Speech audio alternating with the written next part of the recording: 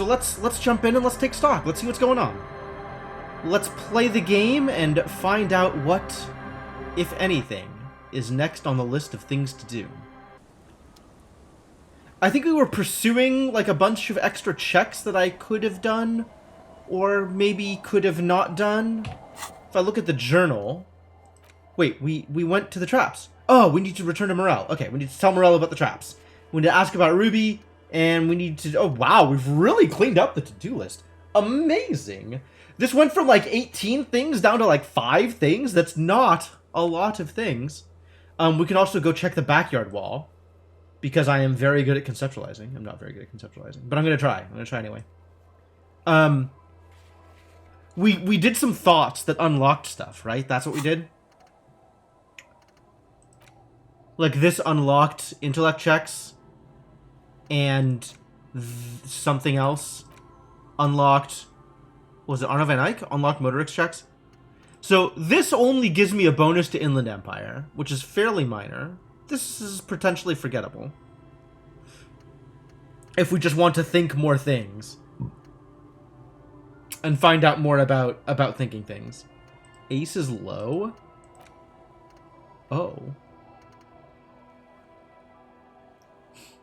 That sounds like another Kim thing. There's so many thoughts. My word. And once they are forgotten, they are irretrievable. Look at all of these things we could be thinking about. Boyadero. Oh, man. What would Call Me Mañana have me thinking about? Cop of the Apocalypse. Oh, yeah, regular law official. If I just wanted to be a boring cop. I don't want to be a boring cop. Not that I necessarily want to be a sorry cop either. I think we forgot about being a sorry cop. I'm pretty sure Ruby is the pale driver. Yeah. If she's also trying to create pale, that's definitely something. Pretty excited about Ruby potentially trying to end the world. That's kind of cool. That is a neat idea. In addition to all of the other things that she's doing. Like, driving the entirety of the drug trade in Martinez. I think I want to keep the Arno van Eyck thing. Revealing Arno van Eyck gig posters in the world is pretty sweet. Anti-Object Task Force, I'm actually, like, not super excited about. But it does have some benefits to it. And I am 100% keeping the Homosexual Underground forever. This is just, like, generally +1 psyche. This is really strong. And then there's, like, the ones that give me EXP for things. Like, that's also fantastic. Definitely leaving those around. And this is so many points. Look at all of these points for cleaning out the rooms. What a deal. So I guess the thing that I am most okay with getting rid of, if we want to think about being some kind of superstar, is Motorway South. Because all it's doing now is giving me that 1+ to Inland Empire. Lonesome Long Way Home. We are still using speed for the psi gain on a relatively frequent basis. So I kind of like leaving that around.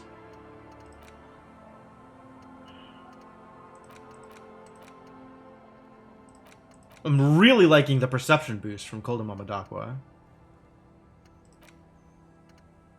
It's like also this is like net 2 points, whereas this is net 1 point, and I think the intellect checks unlocked has already been utilized, so that's not like an additional bonus. It's just like a one-time, like, alright, well, get access to all these things again, which is definitely worth the skill point I put into this, right?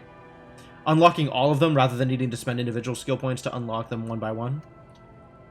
So I think I will, in fact, forget Motorway South and start thinking about being some kind of super cop.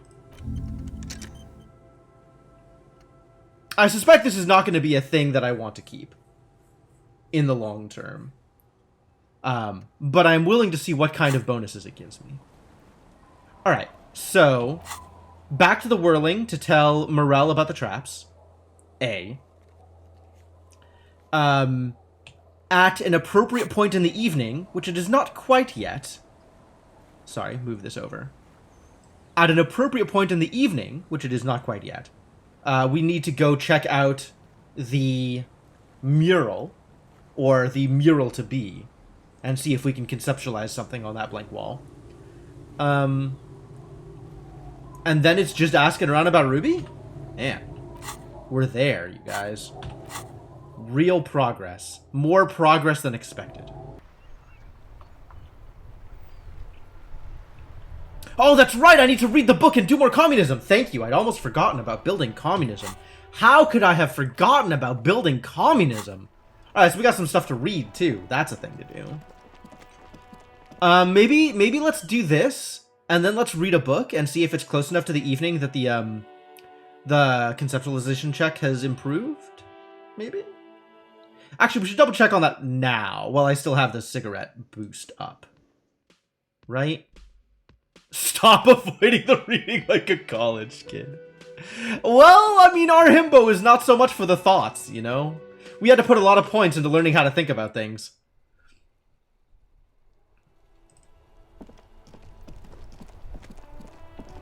Doing the reading feels dangerous. Oh, hello? There was a blue thing. The book is titled Man from Hyandal and the Wild Fire. So many books. Are there any books over here? There are no books over here. Maybe we've already looked at the books over there. Are these different? I feel like I've checked both of these already. This coin-operated viewer is facing south.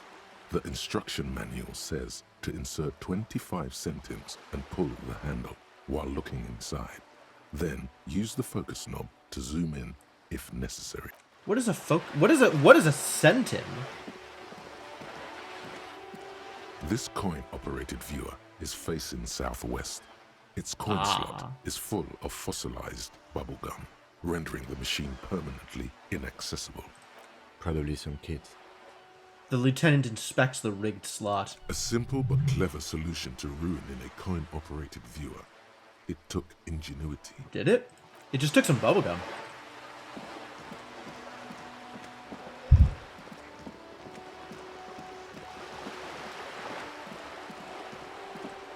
Is 4 p.m. late enough in the day to get bonuses Just here? Just an ordinary wall. Nothing to see. No. But it's 18. So a bonus, a +4 here. And also my clothing. So maybe +6 total? So it's at 4 right now. Yeah, 2 + 2. And I could get I could potentially get it up to 8? Which is okay, that's better odds. I guess it's worth waiting for. Alright, let's go talk to Morel.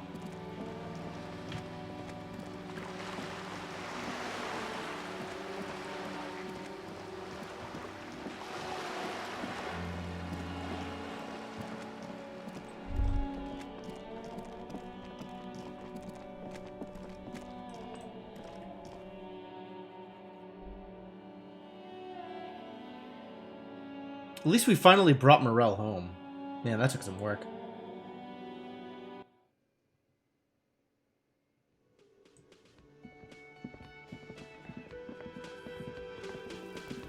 Do we think we can finally talk? Who the hell is this guy? Boy, am I ever so grateful to you, officer. But I'm not the only one who wants to thank you. Wow, that really does not look like this image. This looks like riffraff.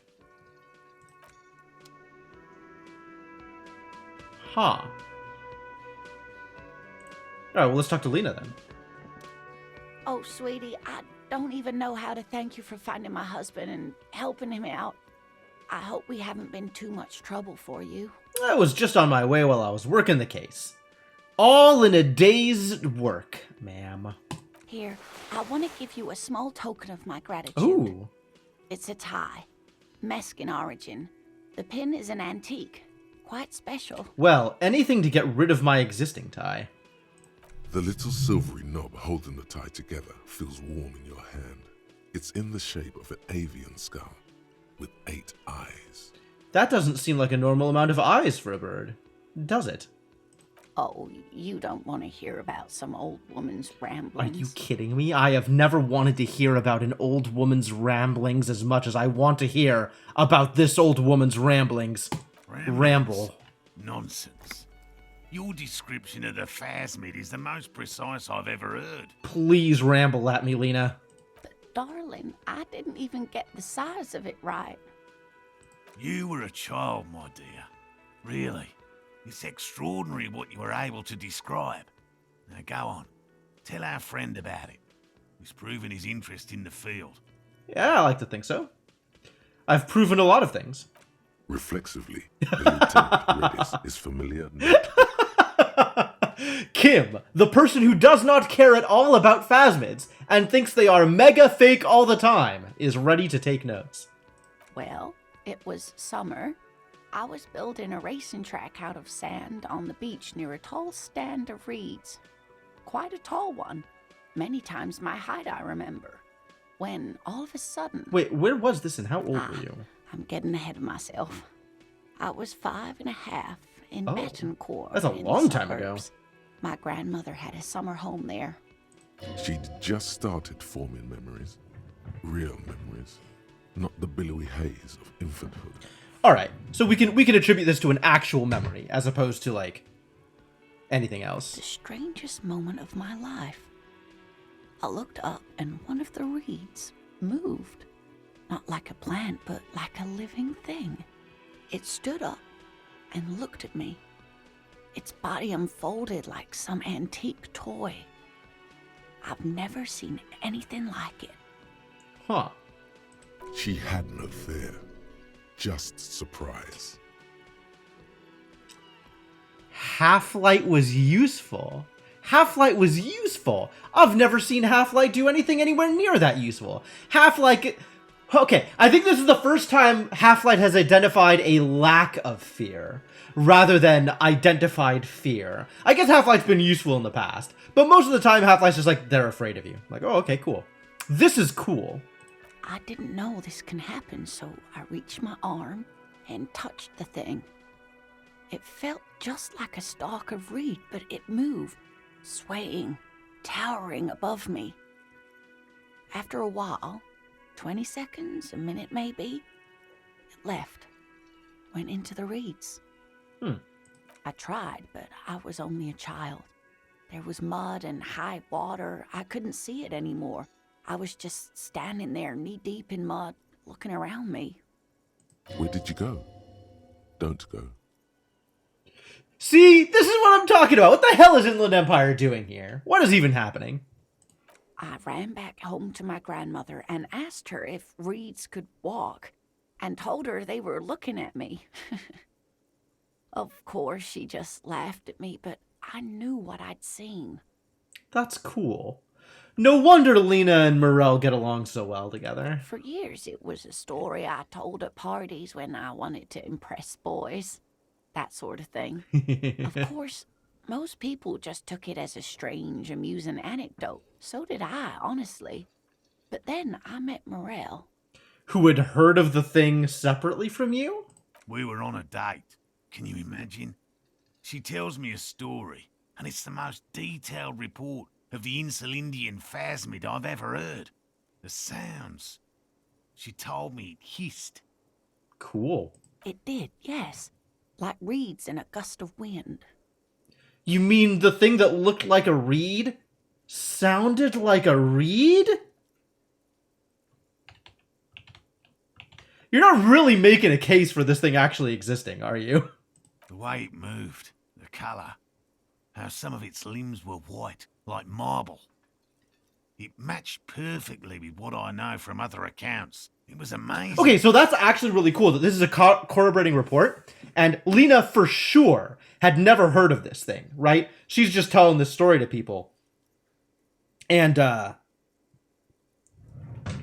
like, read too much. You're fired, Cryptomancer. Never letting you make puns again. Not on my dollar. No, this is cool. That this is actually a case for it existing in the way that Morel thinks it exists, right? Because if she's describing it without having prior knowledge of it existing, and it matches other descriptions of the thing, it's not like, oh, she read a description of the thing and then parroted that. Like, she's a primary source. If it weren't for Lena, I might have given up hope years ago. It's no exaggeration to say that she restored my faith in my profession.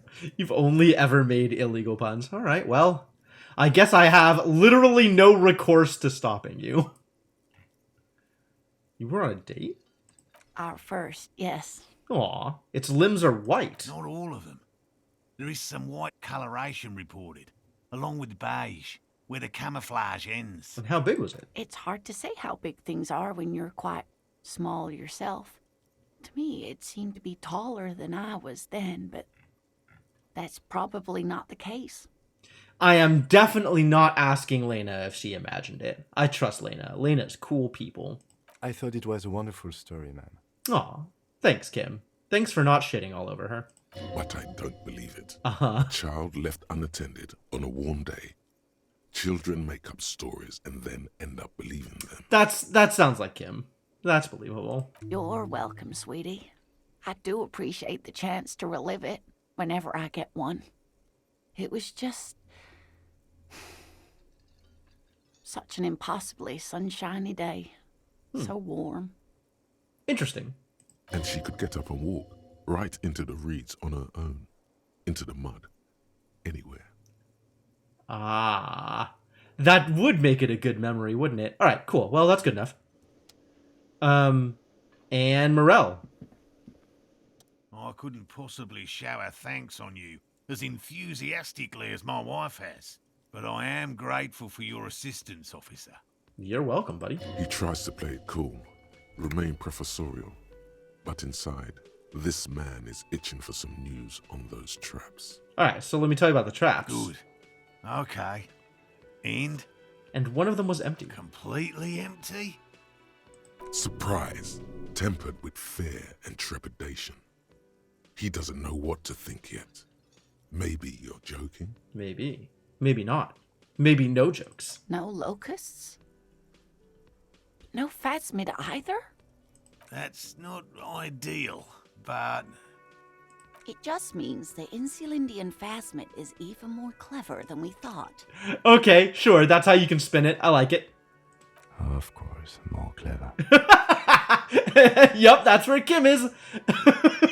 This is such a perfect Kim response, too. Just like, of course. Oh, I adore Kim. Protect Kim. Yes, the Phantasmadeia picked off the locusts and escaped. This is good news, though we'll have to reconsider the design of the traps, make them more secure. Well, I am happy to have given you something to do, Morel. Another trip to the reeds. Yes, that's exactly what it is. What a deft hunter, this phasmid. Of course. Be sarcastic. Oh. Unless you have an alternative hypothesis you'd like to venture, mine stands, okay? Actually, no. Excuse me for getting emotional. This is a big deal for us. You've helped us twice now, and brought That's a lot some of help. great news too.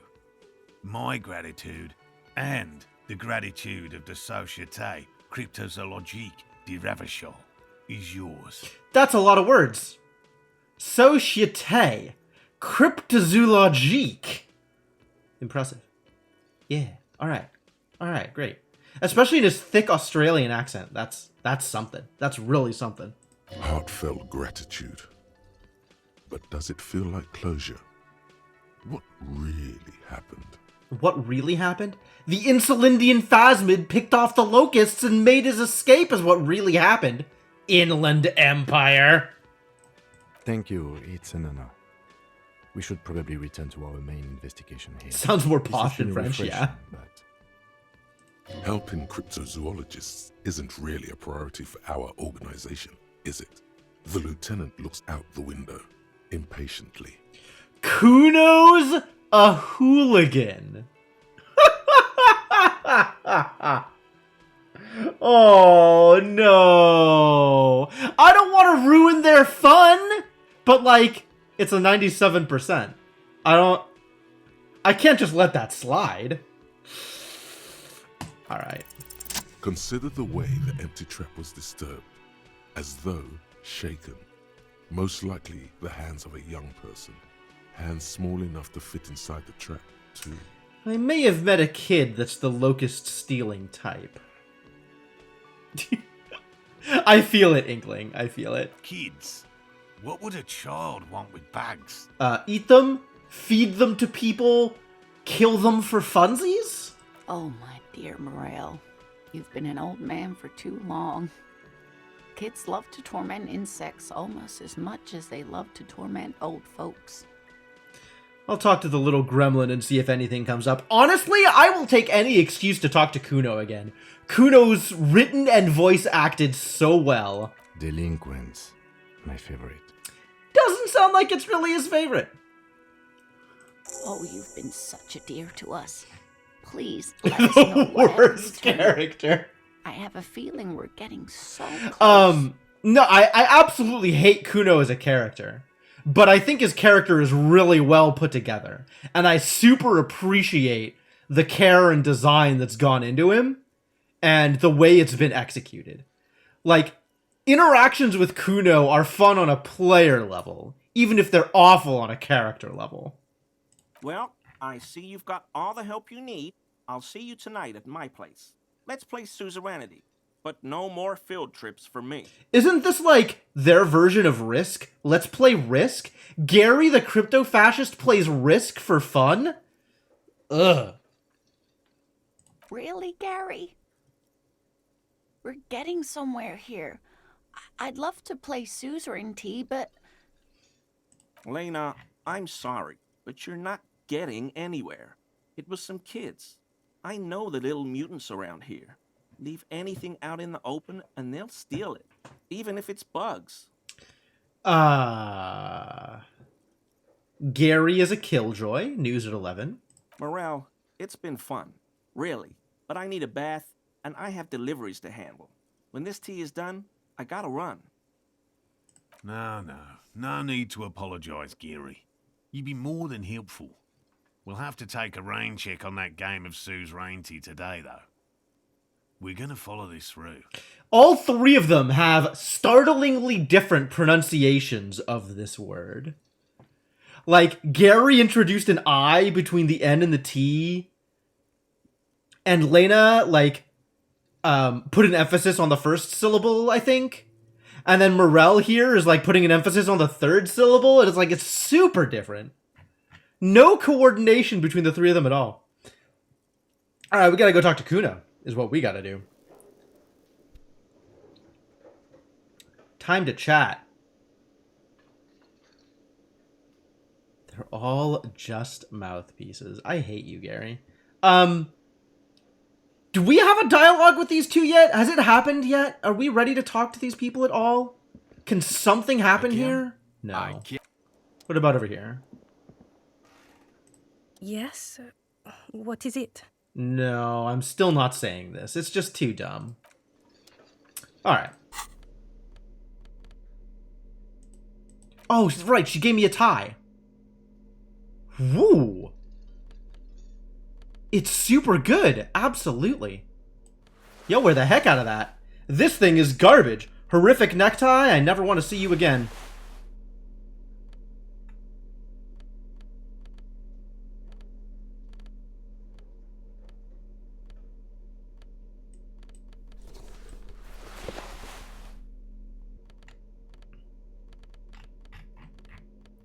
Not enough room here. I hate it. Want to be able to sort my stuff better. Can't get past the fact that everything they wrote in for Kuno is super offensive, even next to the other dialogues. That's fair. Kuno is basically the biggest asshole in this entire game.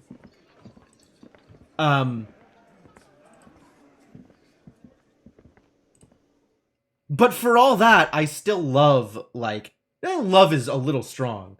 But, like, I just appreciate the uniqueness of the character. Like, I even just like the weird gimmick of constantly referring to himself in third person. Like, there's just so much character in the character, right? Even if he's a terrible person, I still appreciate what they've done with him. Missing insects case. Local kids might know. Might they?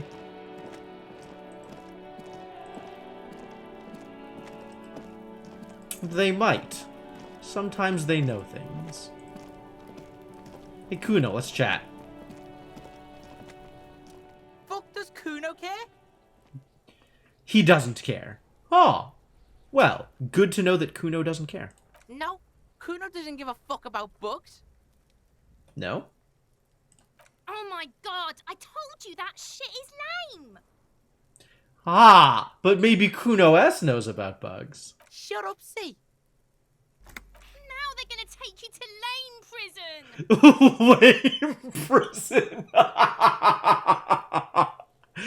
Like you did something that was too uncool, so we're gonna take you away. Oh my god, Kuno S's view of the world. She sounds like she's about to cry, out of disappointment at Kuno's newfound lameness. And no one is lame here. Just tell me what happened. Everything, Kuno. You need to lawyer up. Kuno's not gonna say anything without his lawyer present. There's definitely something going on here. Remember his pig's head shack? You should check it out. Kuno doesn't fucking care. Oh. Is that what Kuno does? Or does not? Alright. Well, oh. There's new bubbles over here. Now that Gary has left or something? Wait. The sound of melting snow dripping off the roof. It's strange. I'm loving that I'm getting new perception bubbles everywhere I go. Like, I'm hearing things that I didn't hear before. Or maybe things that are newly there. It's unclear. Is he gonna have a jar full of locusts?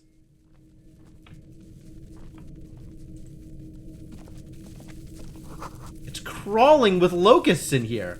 Or did he just let them out in here? He just took the locusts and let them out? Why would you do that? Why would you just let the locusts run free? What is wrong? Okay, wait. No, I know the answer. I actually do know what is wrong with Kuno. But, like, for real, what is wrong with you, Kuno?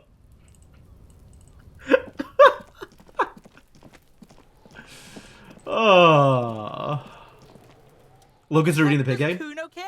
Let's talk about your shack again. What do you want with it? Oh, that. Kuno decapitates pigs. That's just a Kuno demo tape. Alright, cool. Too brutal for you, huh? Kuno, fuck your tongue off. Yes. I think I'm going insane, Kuno. Why are you fucking on yourself in front of Kuno? Talk kingdom to Kuno, or fuck off. Huh. Well, that was not the expected result. I've heard enough of this. Good call, Pigmeister. Don't come and talk to Kuno about his kingdom. Kuno doesn't fucking care. Okay. So, that might actually not matter if we can just tell them what we saw, regardless of talking to Kuno about it.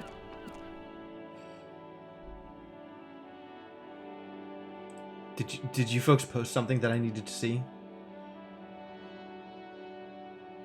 Oh, the thing about Ian Nasir. Yeah, I saw that. Good. Good content. Alright, so I may have found your locusts. Hello, officer. I think I almost have it. A new trap design, that is. I know you're skeptical. Apparently I don't Good have it. feeling Wait a about minute. this. Local kids might know. But I didn't have another dialogue option talking to Kuno. So it's not resolved? But I saw the locusts. Was that not enough?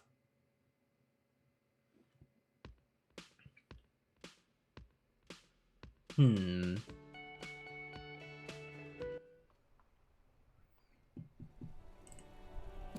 hope I don't have to talk to Kuno S. That's never fun.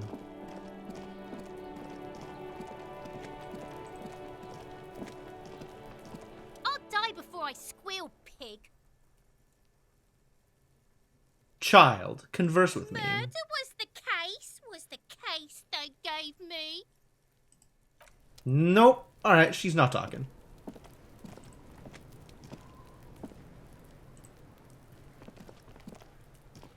Fuck does Kuno care?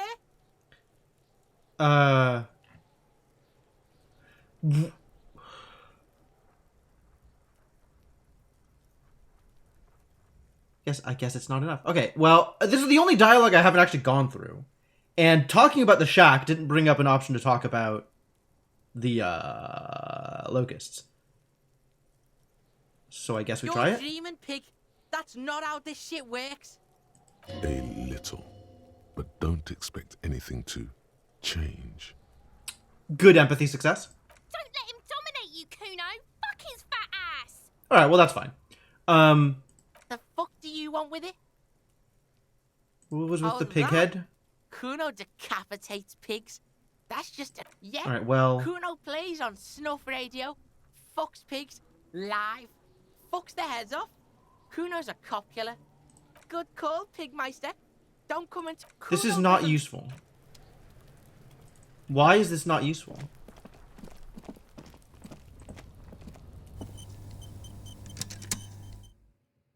What is going on here? I feel like there should be a dialogue somewhere. But I don't appear to be seeing a dialogue anywhere. And there's nothing else to click on here. Well, I definitely hear locusts in here now. Oh yeah, Kuno's awful. The real mystery is how much time I'm gonna spend on this crap.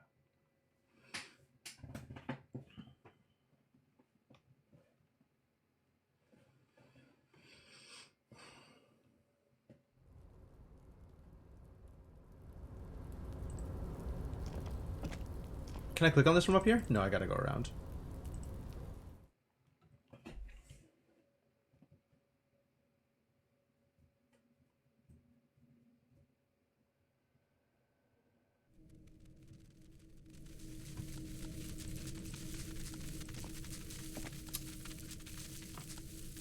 Super not a fan of those insect scrabbling noises. That's pretty ungood. Can I not do anything with this? Listen, Kuno. I know you did something lame. So lame that Kuno S called you out on it being lame. Why is there nothing here? Why? Fuck does Kuno care? The Body? fuck about it? I know he did it. Your That's not... test- Yeah, okay, it's fine. Crime Yeah. scene? The kingdom of Kuno. The fuck do you want with it? Did we not try this? Why did we not ever try this? Look at that fucking shit. You're trying to get Kuno killed. So you would say the ladder is unclimbable. Fuck does Kuno know? Kuno's not a fucking acrobat. Okay.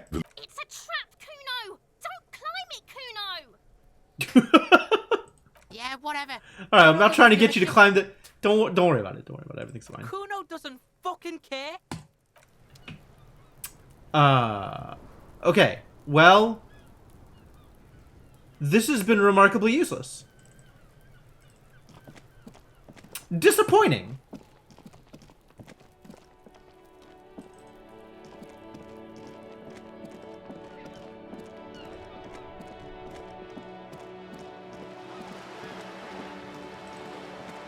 Alright, well, I guess we're just gonna go get the dot on the other thing and move on with our lives. And by move on with our lives, I think I mean read about communism. I think that's the next step in my life.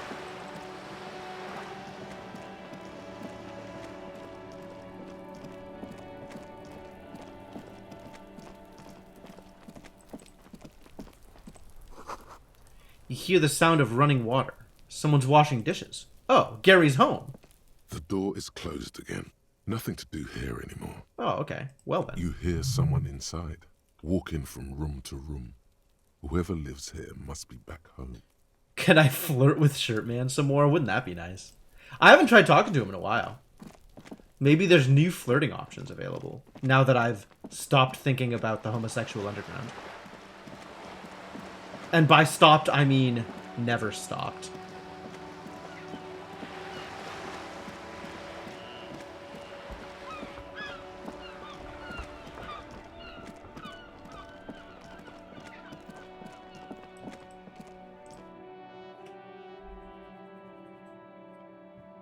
Man, I can't believe Renee just died. It sucks. Even if Renee was a capital C cunt, apparently. You have anything new for me? Hi again, Gendarme. Nope. Bye-bye, Gendarme. That's it. That's what we're getting out of that. Guy is gone. Okay, maybe Lena? Oh, hell. No? Maybe Morel? Hello, officer. What about the Well, traps? The main... Yes. What? Something about the Which is why phasmid? we've been knee-deep in the reeds laying traps for it. Hmm. Very little. Not yet. I know it's real. By which I mean, I've heard enough firsthand. I have to resist the... Encyclopedia failure. Parthenogenesis? The females don't need males to reproduce. Makes it easier for a species to survive. This in arouses adverse no conditions. special feelings in me. And it shouldn't. Nature does not concern herself with ethical propositions. As a scientist, my interest is strictly dispassionate. Oh, happy to hear that. There's nothing dispassionate about the way he talks about Also the true. insect. Okay, let's talk about cryptids some more. Okay. I already did my best to inform you. I don't really know what else I could discuss with a layman. Layman, you always have to prove yourself with this man, which means you have to provide the cryptids. Maybe he'll answer. Interesting. By All right, well, we'll come back to it later. Once we've caught a cryptid in the wild, I guess. I don't know. Weird.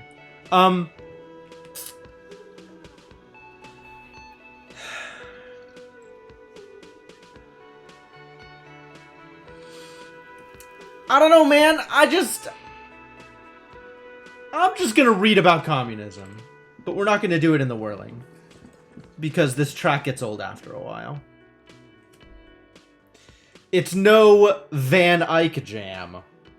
I'll tell you that for free.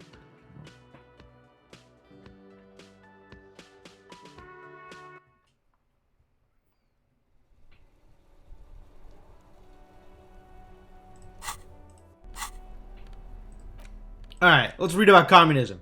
You ready for inframaterialism? This is gonna be some good stuff. The cover of this pocket-sized volume features a swirl of orange, yellow, and green.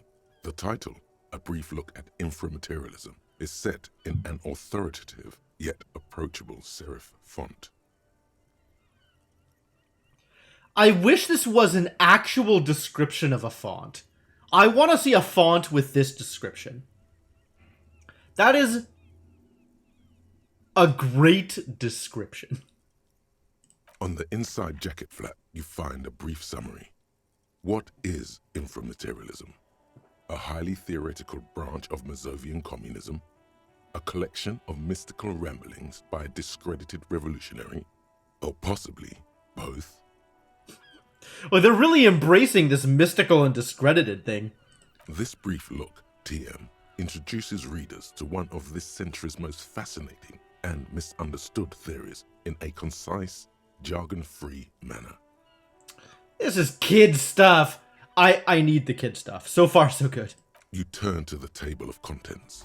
The guide itself is divided into several sections with seemingly esoteric titles like Effects of Plasm on Root Vegetables and Mental Projection and Transference. There's also a brief Excuse me? about the life of Ingus. Mental projection and transference. That's not really a good way to get yourself taken seriously by the scientific community, is all I'm saying. If that's like a core part of your theory, it seems. This is why communist turnips are just, I guess so, yeah.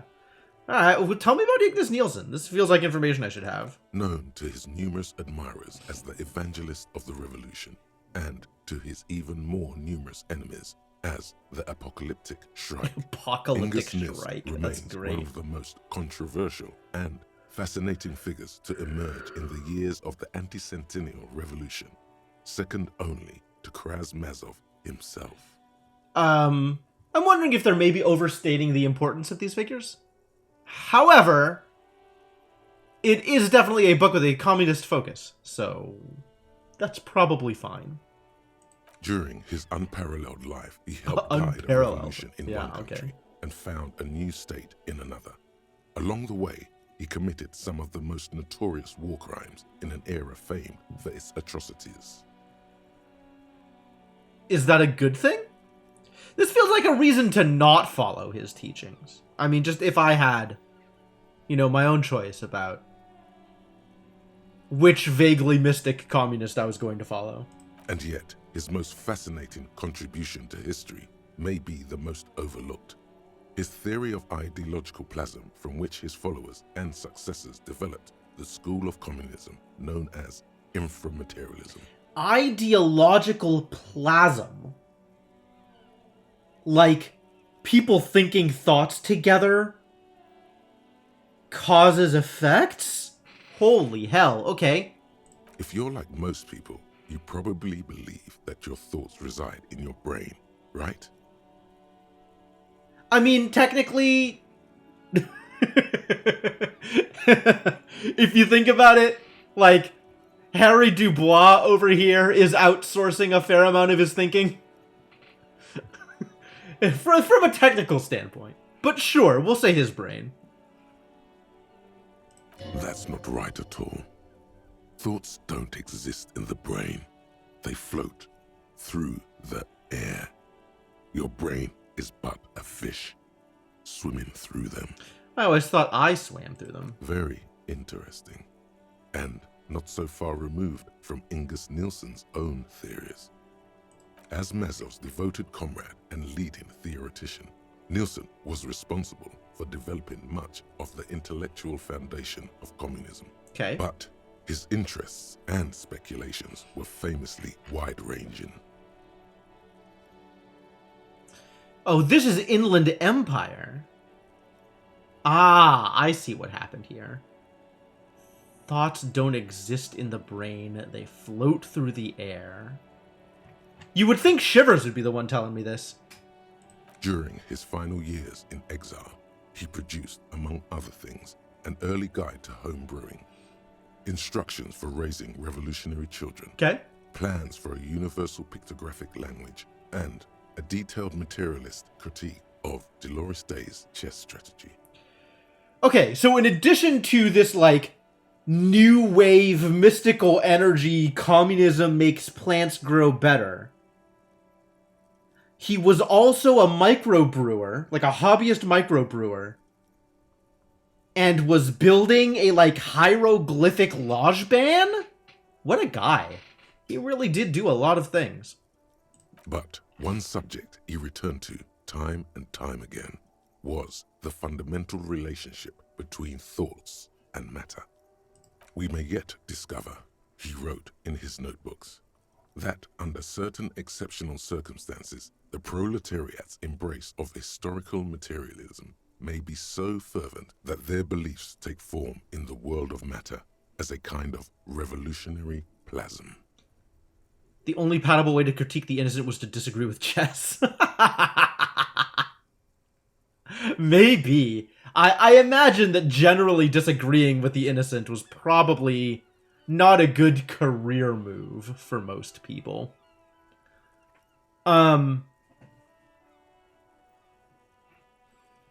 The proletariat's embrace of historical materialism may be so fervent that their beliefs take form in the world of matter as a kind of revolutionary plasm.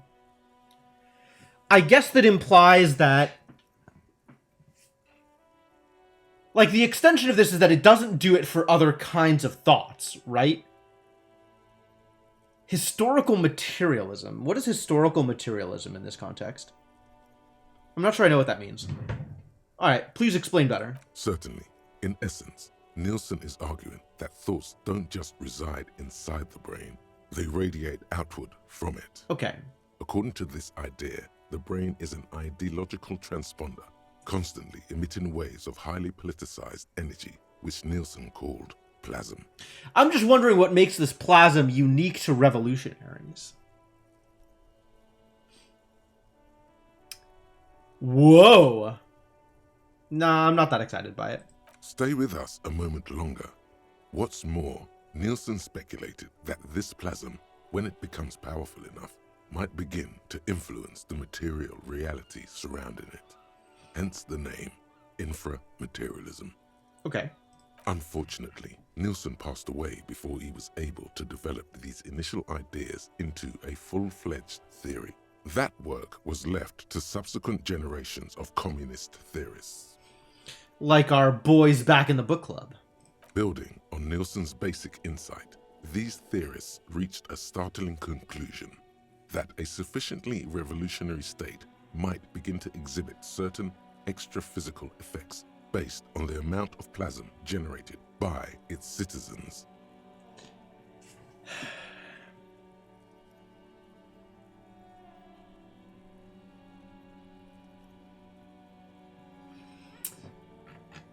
So, but the way the theory goes is plasm is generated by belief? Plasm is generated by thinking about things? Plasm is generated specifically by trying to build communism? This isn't even Nielsen's theory. Correct. Though certain particulars of the theory are commonly attributed to Nielsen himself, the evidentiary basis of those attributions has always been a point of contention between inframaterialists and their critics. So these people are saying that enough people just believe in communism, it will come true? The actual theory is highly technical, but for the purposes of this brief look, TM, that's a fine working definition. I like the TM. Thank you. Thank you. There's probably something wrong with this theory, but you're the kind of person who believes anything they read in a book. So why don't you just roll with it? Boy, this was not a good time to have -2 logic, was it? I should have got my logic clothes on before I started reading about things.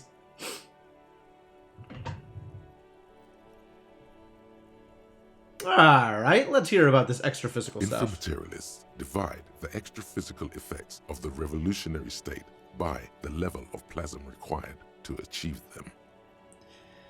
Inframaterialists divide the extra physical... Wait. What is the... I got a 7.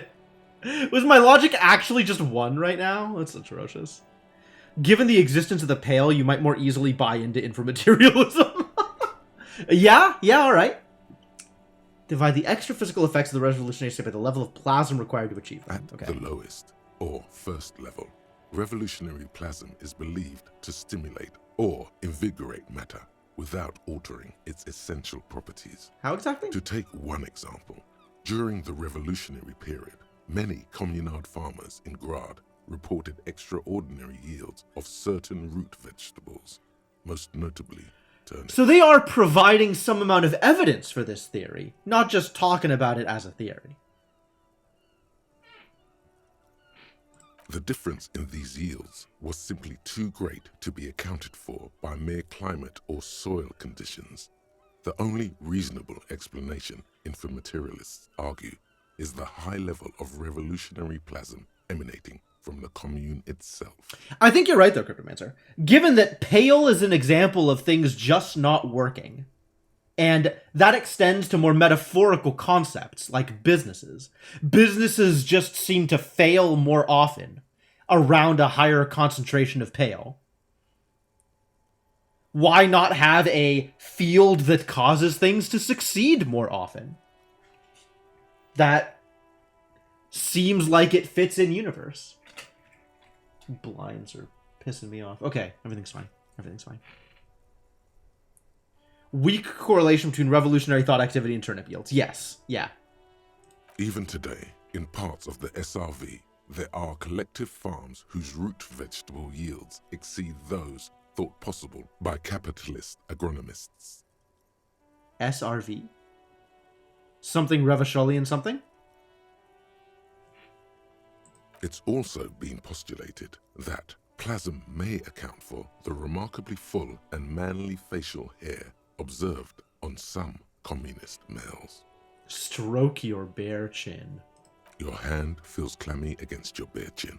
You wipe it along the back of the book and keep reading. We've ruined the book now with our hand clammy sweat.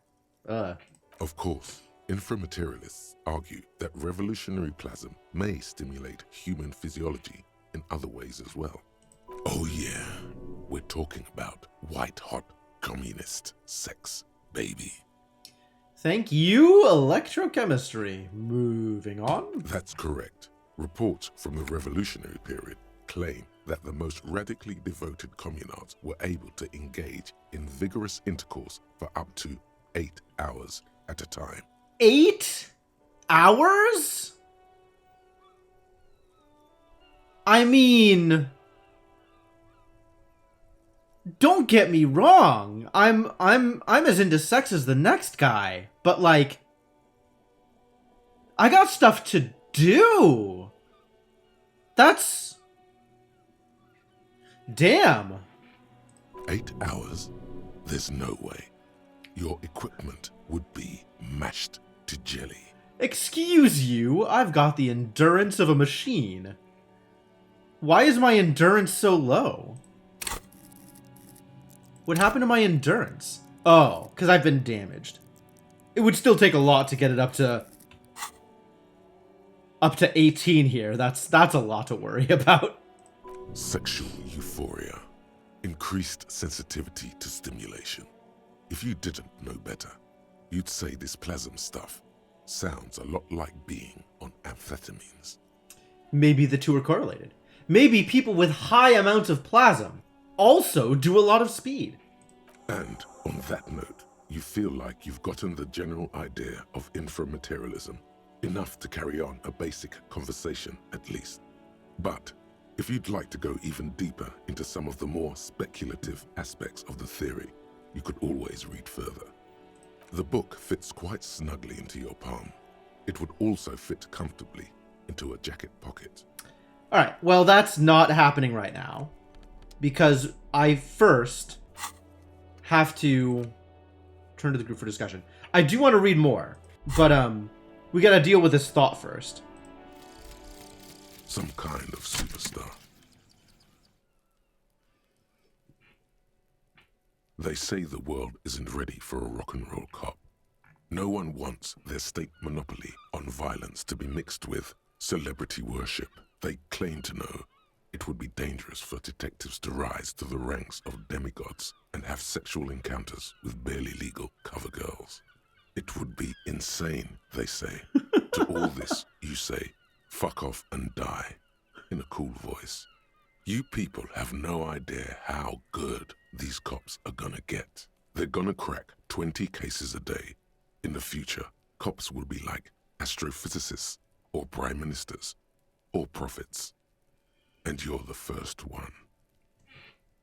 Well then. Alright, so the benefit of this thought is that now I can put lots of points into some specific things that I wouldn't otherwise be able to put lots of points into. Specifically, visual calculus, suggestion, composure, and I think it was electrochemistry? Electrochemistry. Okay. That's cool and all. How much do I care? Do I even want to put that many points into any of these things? I kind of might want to put more points into visual calculus. If I want to put more points into visual calculus, hold. What benefit does that give me? Not a whole lot. I might eventually want to put points into composure, but probably not that many.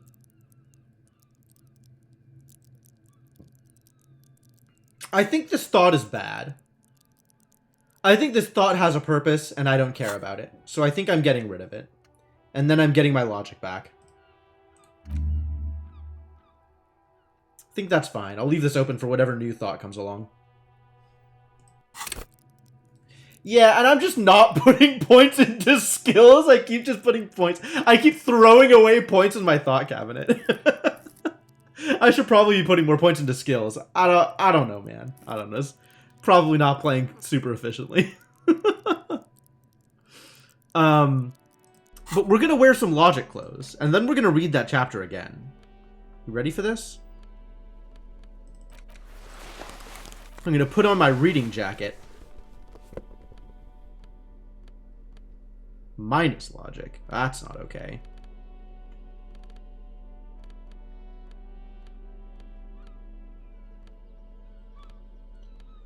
Was there something else here that was like multiple things? No. Okay.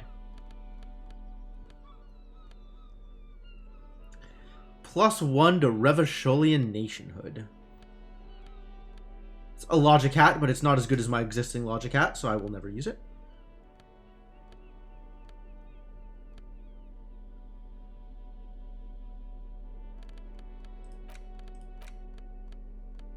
You spend a moment. If you're like most, that's not right at all. Thought wrong, at least according to Ingus Nielsen. As Mazov's devote during his final year. But one subject we may yet discover. He wrote, stay with us a moment long. Unfortunately, Nielsen, building on Nielsen's basic insight, the actual thing. There it is. Okay, so the logic success, which is easy to get here, that's because this is absolute idiocy. Not even worth engaging with, damn. No. There's something here. You can feel it. But Inland Empire fights logic. Okay. Inframaterialists divide the extra-physical effects of the revolutionary state by the level of plasm required to achieve them. At the lowest, or first level, revolution. Yep, that's the business with the turnips. The plasm does more than increase vegetable yields. It may also influence the physiology of revolutionaries themselves. Okay. It's also been postulated. Of course, inframaterialists argue that oh yeah, that's correct. 8 hours, sexual, and on that note, the book fits quite snugly into your palm. Alright, should we keep reading? It will also fit comfortably into a jacket pocket. I guess let's keep reading. I don't got anywhere to be. You flip forward a few pages until you come upon a chapter titled Mental Projection and Transference. When a community has achieved a sufficiently high degree of revolutionary fervor, inframaterialists believe that second-level effects may be observed. Okay. At this second level, certain hyper-revolutionary individuals may even develop the ability to extend their thoughts into material space and vice versa. Tell me more. According to inframaterialist theory, yes. Under suitably revolutionary conditions, that is. Of course, one doesn't need to be a communist to be attuned to the thoughts of your brothers and sisters. We cop and roll hard here. That's good. It's become something of a folk legend that during their final meeting, Nielsen and Mazov didn't speak a single word, preferring to sit in silence with their chamomile tea, reading one another's thoughts. That's probably not what happened. One of the minor tragedies of the late revolutionary period is that few reliable accounts survive. Much of what we know of the communard's activities during this period come from memoirs and second-hand accounts, some only written down decades after the fact, and of dubious authenticity. Hey, Kim, you'd say that we share a pretty special connection, right? I don't know that Kim would say that, actually. I suppose we do work quite well together. You and me, we're on the same wavelength. That's why we're always finishing each other's... Your words hang in the air as the lieutenant scribbles something in his notebook. At some point, he realizes you're waiting for him and looks up with a tightly knit brow. Cigarettes. It's true that you and I do share a similar addiction, but that's hardly remarkable among officers of the RCM. I tried. As we were saying, it's generally believed that these effects are only exhibited by certain hyper-revolutionary individuals, generally less than 0.01% of the revolutionary population. So why is it only hyper-revolutionary? Why is it that only communards make plasm? Because plasm has never been directly observed, the exact mechanism behind these effects remains entirely speculative. It's blue. Looks like I'm thinking about things. In other words, there's no evidence that any of this mind-reading stuff is real. Get out of here, Logic! I'm sorry I put on Logic clothes. Logic is just a bummer. Why are you getting hung up on mechanisms? Open your mind's aperture just a little wider. You're so close to true understanding. Also, why am I getting, like, beeps for Logic? Psst. You know what else lets you feel like you can read minds? Spooky old Pyrrolidon. True. There's no evidence plasm exists. How can the theory be true? Most inframaterialists would argue that the inability of skeptics to detect plasm is simply evidence of their own insufficient revolutionary enthusiasm. Wow. Okay, so inframaterialism is a cult. Got it. Why am I not getting voiceover for Logic? There you have it. A perfectly unfalsifiable loop. The theory is impossible to disprove on its own grounds. I regret wearing Logic clothing. I really do. Meaning it's hardly a theory at all. This should be more than enough for a stimulating discussion. That said, if you're still yearning for more, you must. Everyone knows books save their best parts for the end. Alright, but if we're gonna do that, I need to not be wearing all of this garbage. Because I don't want to think critically about what I'm reading. I just want to live in the moment. You spend a moment contemplating the cover's slightly unnerving swirl of orange, yellow, and green. Get out of here, Logic. There's no place for you in inframaterialism. You breeze through the next several sections until you arrive at the final chapter, titled A Communism Above Reality. When a society's revolutionary fervor reaches the third and highest level, inframaterialist theoreticians have postulated that the laws of physics cease to be laws. More like guidelines, really. More like suggestions, according to some of the SRV's leading inframaterialists. Of course, it's impossible to say what exactly happens under these conditions. No known society has ever achieved the levels of revolutionary enthusiasm the theory seems to require. So this is actually proposing a direct opposite to Pale that is produced by being a revolutionary. I actually am willing to believe that plasm exists in this world. I have my sincere doubts that it is produced by people being communists. That sounds a little too pat.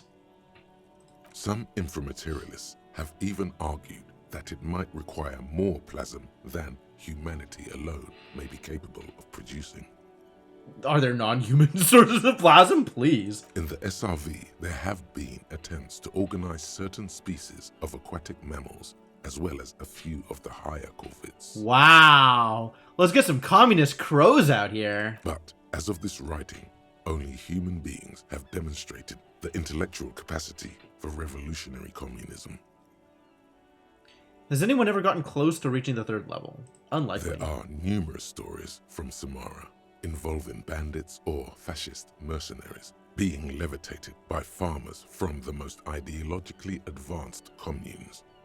Of course, few of these incidents have ever been rigorously investigated or substantiated. Being levitated. Cool powers. Among known attempts to channel third-level capabilities, the most well-documented is the curious case of Coalition warship debutante. What? Alright. It concerns an interesting series of events that took place during the invasion of Revachol. As Coalition forces made landfall, a cadre of Nielsen's most fervent acolytes attempted to compress a Coalition-era static with their collective will. Okay, so they tried to think revolutionary thoughts at the gunship. According to Communard law, these acolytes positioned themselves at the top of a redoubt just over the bay of Revachol. From that vantage, they proceeded to visualize pinching Coalition warship debutante between their fingers a gesture believed to assist in the extra-physical materialization of their thoughts. Well, this is just straight up from a Kids in the Hall sketch, right? Just standing on the cliff being, I crushing your warship. Crush, crush, crush. Like, what? Amazing. Amazing. Yes, please, please tell me if this worked. I need to know. The acolytes, along with the redoubt, were vaporized in an artillery strike before the process could be completed. I guess we'll never know if it could have worked. Who's to say?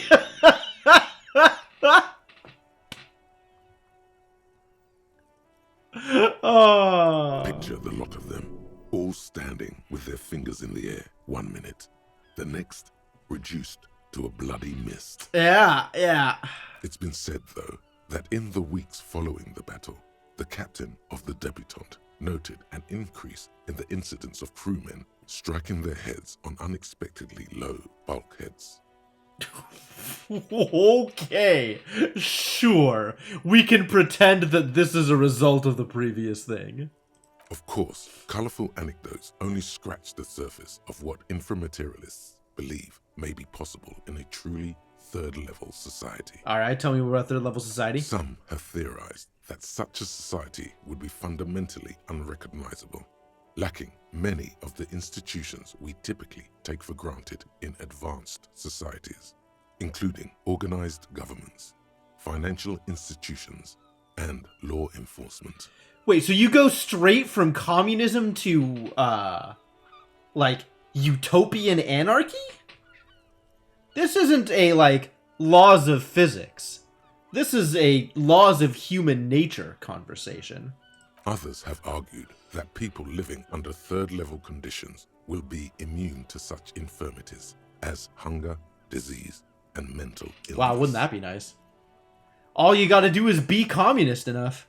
In some of his later writings, Nielsen himself speculated about the potential for an extra-physical architecture that disregards the laws of bourgeois physics and bourgeois relies physics on the revolutionary faith of the people for structural bourgeois physics.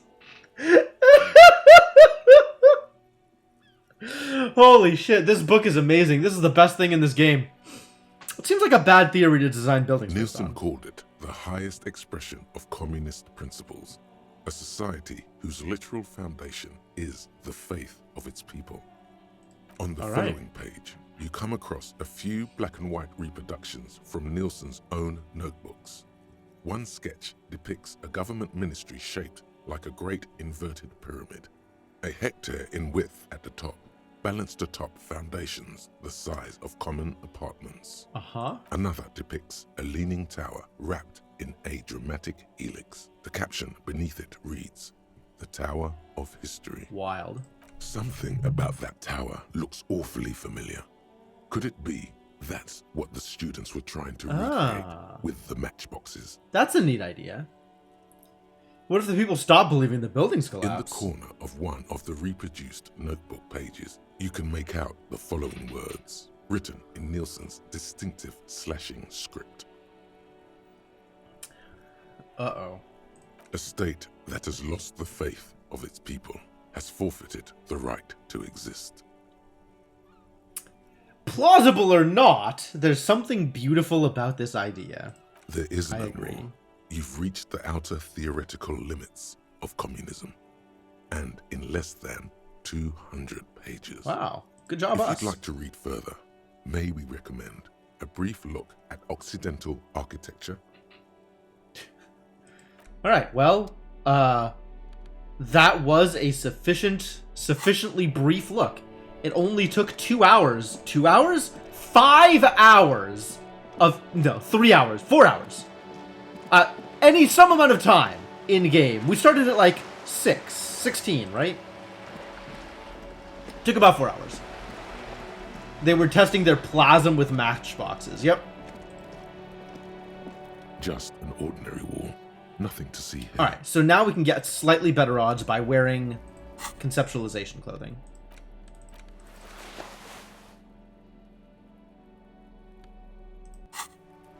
Just an ordinary wall. Nothing to see here.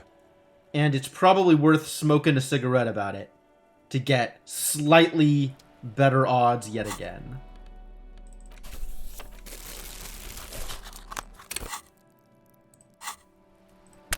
And now we're out of cigarettes. I've smoked all of my cigs. There are no more cigs to be smoked. Just an ordinary wall. Here we go, 17%. Yeah. Yeah, all right. Why? It's a wall. An ordinary wall. Why must we stop to look at this wall every time we pass by? We have business to attend to. Alright, is this worth putting a point into? Do I want to try to conceptualize even harder? That would let me go back to Tommy Laham and try my poetry again. Maybe this time with better poetry.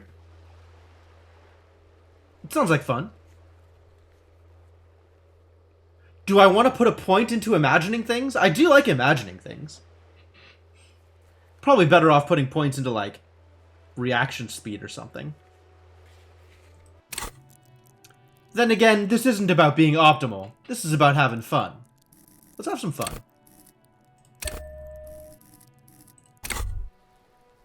Why does art inspire you so much? There's a Measurehead check for conceptualization. Yeah, but we're not conceptualizing ourselves into Measurehead's weird frame of mind. It does, yes. But what is art?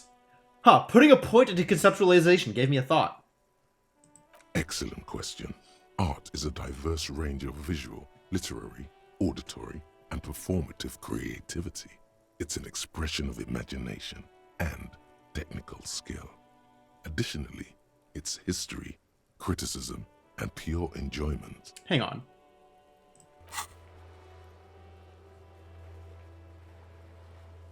Good Cop, Bad Cop 21. Honor 5? Fascinating. In short, art is the highest form of human communication, representation, narrative, emotion, and agency intertwined. Wow, putting a point into conceptualization gave me the ability to think about being an artist? Have you looked in the mirror lately? To be honest, you have the exact features of the modern artist, with that wild hair. Oh, I don't know that I have that. Perhaps you should try to write poetry someday, and critique architecture. Is architecture art? Of course not. It's autism. Whoa. Box drawing.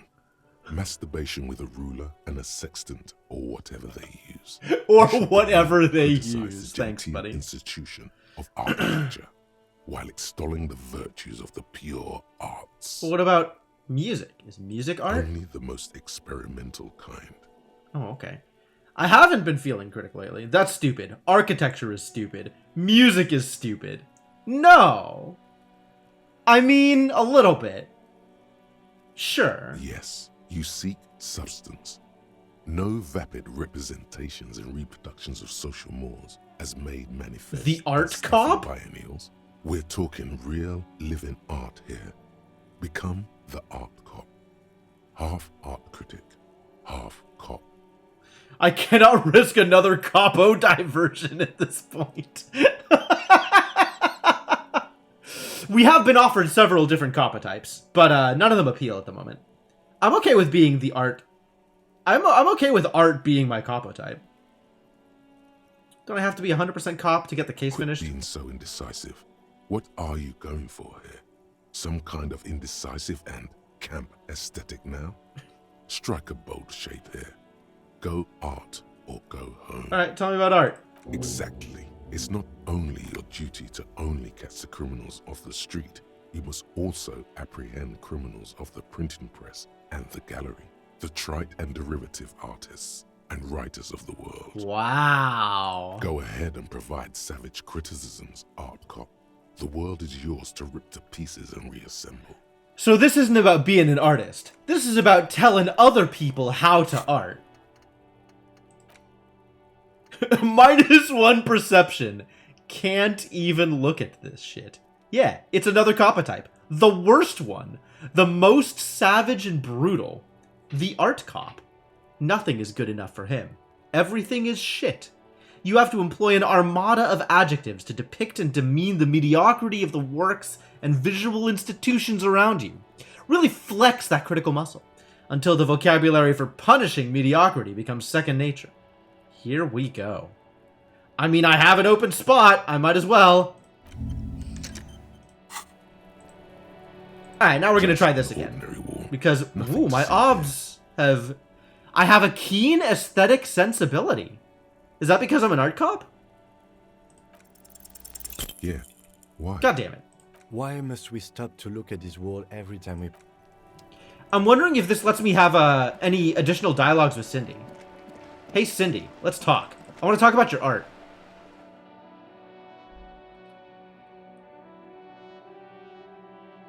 And by talk about your art, I mean criticize your art. Your art's bad. This is the only interaction I can have with art. Telling people that it's bad.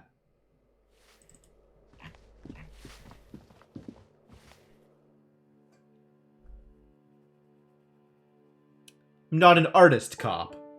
I am an art cop. Maybe that means that I, as a cop, am a work of art. Had you ever considered? It's a possibility, for sure. Hey, Cindy. Hello again, officers. I guess I'm not enough Have you art come cop to admire criticize her my art. aura? If by admire you mean criticize, then absolutely. What does this say here? Mount Mazov. Merde. Yeah, okay.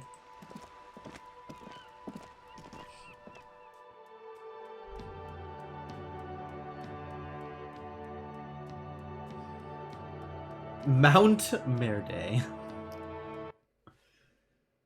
Yeah, all this Mazov stuff is a pile of shit. Glad you've correctly identified that. Alright, let's go talk to Tommy. Maybe now I can think about art enough to tell Tommy about art.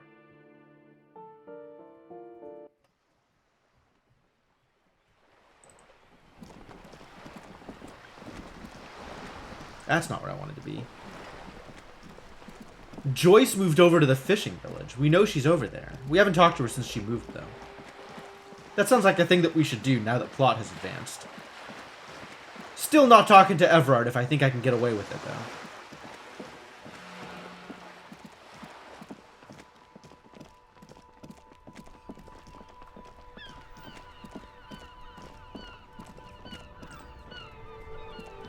Now it's turning into a kind of a snow limbo, man. What's on your mind? Here we go. We're trying again. Art is everywhere. Oh, that's new.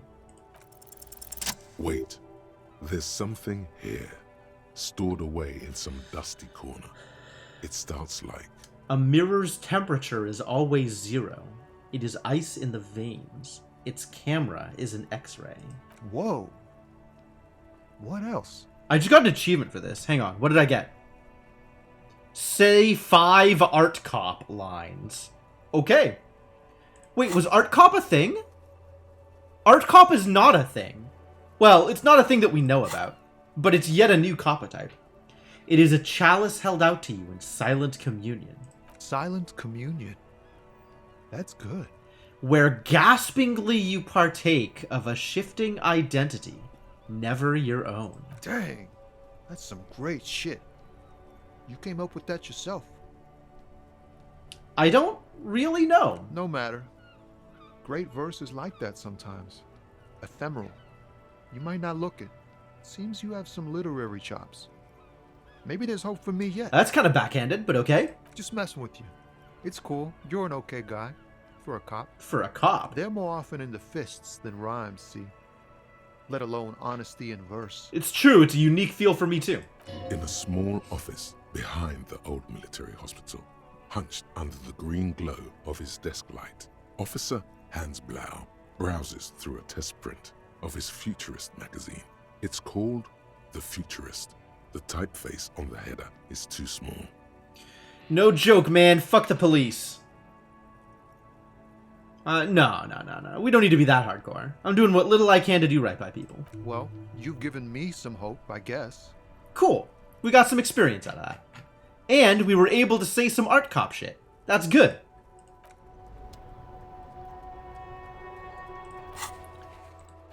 I don't know that that accomplished anything, but I'll take a success. in whatever form it comes.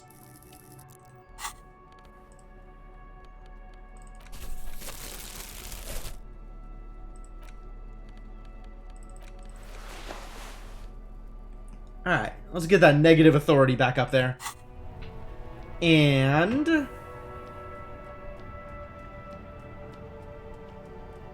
head down to the fishing village? Is it fishing village time? Might be fishing village time.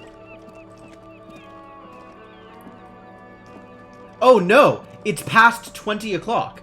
That means it's communists' time, right? Or are they 22 only? When do the communists come back? After 22. So we got 2 more hours.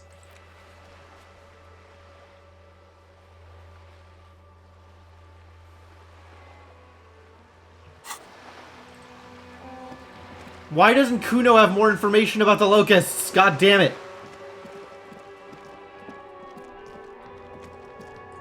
What am I doing? What am I doing? Where am I going? Kuno's been useless, but maybe Kuno S knows. There's still options with Kuno S that we haven't pursued. But mostly she just doesn't want to talk to us, I think. Which, I mean, that seems fair. I'll die before I squeal, pig. Hey, kid. What's this kid shit? Fucking mind games. I'd rather die than squeal. You're like 9. Get the fuck out of here, face. You got done. Talk to me. So it's a girl. Interesting. I guess we weren't sure. I guess we didn't know.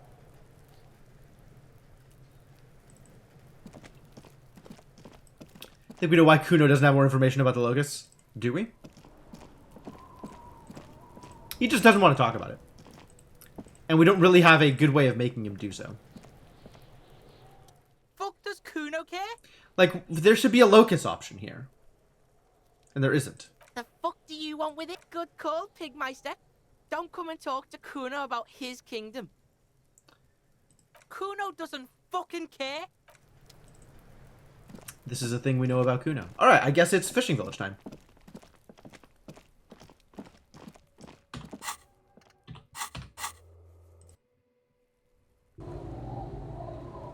Let's go see if we can talk to Joyce.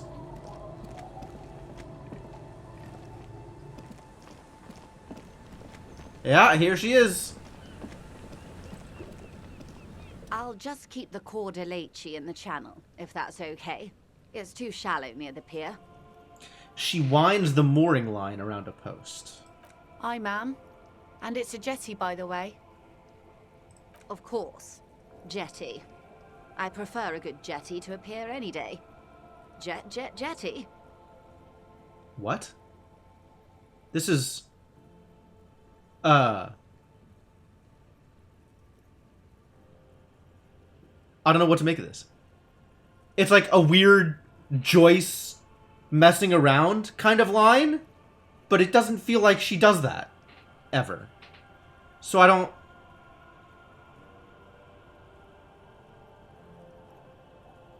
This almost feels like she should be like humming to herself or something. I don't know, it's a weird line. Hello, detectives. She fastens the end of the line around the post and straightens her back. It's good to see Posture you check. here. I only just arrived myself. Yeah, we got your note. What brings you here, madame? Nothing, really. I've had my eye on this jetty for weeks now, so I decided to investigate it personally. This cluster of buildings isn't on any of the official maps, as far as I can tell. And what do you think? How do I like it? She casts her gaze toward the village, slush melting on the cinder blocks, construction work left half-finished 10 years ago. Water drips down eaves of Eternite. The jetty below her feet creaks to the tune. The smell of salt and dog shit in the background. It's pornographically poor. The streets Wow! are raining, all the men What are an dead adjective. or missing. And is that the carcass of a motor carriage over there? Do not look at the carcass of the motor carriage. Avert your eyes. I'm surprised that woman hasn't put me to the sword yet. Maybe she will. You should ask your questions while you can.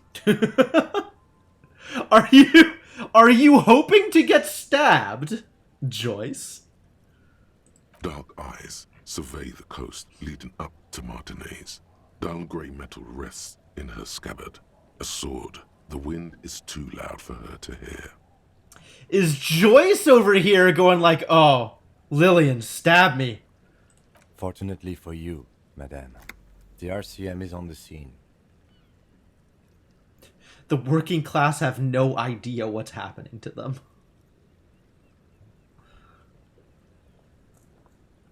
Is this leftist? I can't even tell if this is leftist or fascist. I'm going to click on it anyway, just in case. That they don't. She leans against the railing, looking up at the grey sky. Above you, there forms a quilt of alto-cumulus clouds, shivers. twisting into each other. The wind tugs and stretches them over the bay. I wonder how many shivers checks we've missed. Their cloud shadows slide over the ruins of Revachol West. Wherever they pass, the temperature drops slightly, but perceptibly. It's early spring, and the rains are coming. An officer enters a low hut of stone and wood. Inside, weapons are piled against the walls. Rifles with splintering stocks, and swords. Tens, if not hundreds. Dope. What are the cops doing? The ruins of Revachol West. Are we gearing up for war? What is happening here? They're antiques, says Lieutenant John, the archetype McCoy, to his partner. They're digging them up from the catacombs now, fixing them. Old caches from the revolution. Huh. The children carry them up. Come May, the streets will be flooded. Outside, the wind rattles the loose hatches, flooded with cheap weapons in angry hands. They're gonna do a second revolution. And the cops are supporting this? Have I told you how they discovered this place? This island? No, the Insulindian Isola. No. Well, your condition has left you no worse off than most of these people. The literacy rate is around 45% west of the river. 50 years of occupation have left these people in an oblivion of poverty. 45% is around where I operate. Things are getting better, though. I knew you would sympathize. Most Revacholians will never know what this place means. Our home. This island of matter. Or why they were ferried over in the first place. Ferried over? Implying that the Insulindian Isola was colonized at some point in the distant forgotten past? Remind me to tell you one day. For now, how can I assist you in this new I mean, I got 2 hours to kill before we gotta go talk to communists. Tell me now. Do we? He glances at his watch. It doesn't look like he does. I hear you have singled out a suspect and are in pursuit. This is cause for cautious optimism. I would not want to delay you. This story, she will tell it only before she leaves Martinez. Got it. At the very end of her stay. Well, I guess we don't have time now. Maybe there is something else I can assist you with while you're hot in pursuit. No, I think that's good. Alright. Well, I guess it's time to be hot in pursuit. Alright, Lillian the Stabber, what do you know about Ruby? Aye, the sea's gonna calm down soon, I can feel it. The wind is turning southeast. What's on your mind, officer? Looking for someone else, actually. Oh? Who? Looking for a suspect who might have stayed in this neighborhood. Okay. When did this person stay here? Very recently, over the past few days. She might have arrived on Friday. Oh. I've been out on the sea for most of the past week. The weather's been good for fishing, so I usually start at 4 in the morning. Well, that's really early. I've mostly just seen you lounging around on this dock, but, maybe I don't have a full picture of things. Yes, that's the optimal time. Got to make the most of the calm. I've been sleeping like a corpse after. The sea really takes its toll. Now I'm just waiting for the wind to settle to get out there again. Sorry I couldn't help you out. Maybe I can help you find someone else. Can you? Not looking for anyone else right now. Well, how can I assist you then, officer? Alright, I am still not telling her she needs to date me. So I guess we're done here.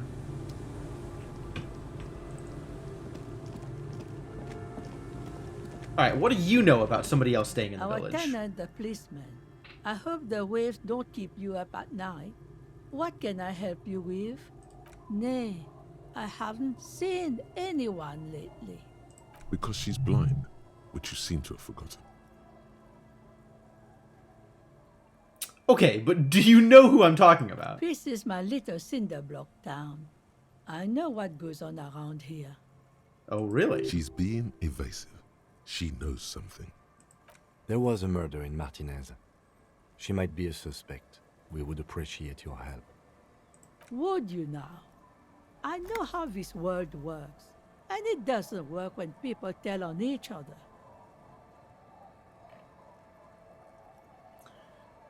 This isn't about the Union, you know. Do I think she's afraid of the Union? I don't think she's afraid of anything. This is like when the man locked... I think we need to appeal to her sense of, like, bettering humankind or whatever. Possible Proto-West Germanic Old English equivalent of dude could be. And what did you come up with? No, it's not like that, man. With him, we called you.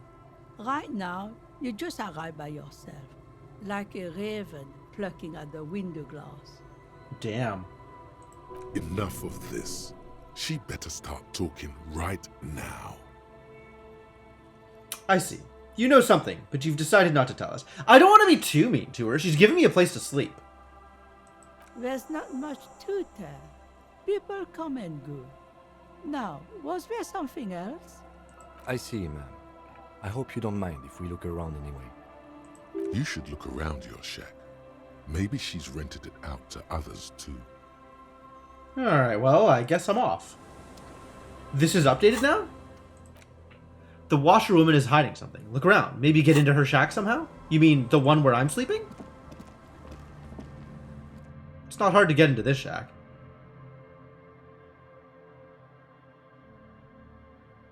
But if this was where Ruby was staying, Ruby's long gone. Oh, we're supposed to look under the floorboards. Shivers said so. As you look at the floorboards in this corner of the shack, it's clear one of them isn't quite... So this is what we needed to do in order to be able to look under the floorboards. The edge of a floorboard next to it looks scratched. Hollow space underneath the floorboards is dark and damp. You can barely make out the mixture of sand and sawdust below. Dudelt. What is the ELTE ending that you have there? What does that mean? Or where does that come from? Nothing particular catches your eye. Looks like more reeds. There might be something hidden inside the sand, though. There's definitely something here. Something bad. Someone's night thoughts. A last resort. A bad idea. She bought my gun and buried it so nobody would find it? Is this my gun? This is probably my gun. You stick your hand in and start combing through the sand. Dry, not like outside. Fine dust. And then something hard wrapped in paper. A small cylindrical object. You pull it out. A bullet. Just a bullet, not the gun. The floorboard doesn't care. But maybe the washerwoman does. You have enough to confront her with. Holding the bullet, you get the feeling this isn't ammunition against you. It's for herself. In the end, Ruby wants to be able to choose the manner of her own going. That's really it? When am I gonna find my gun?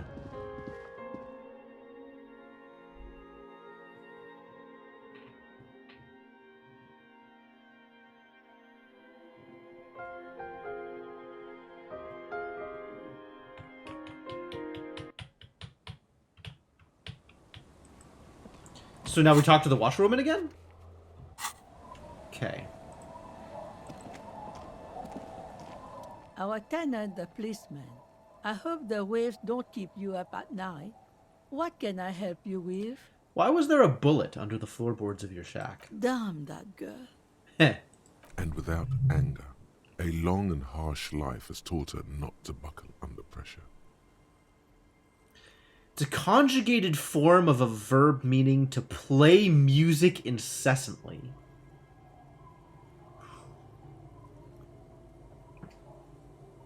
Okay. Okay. I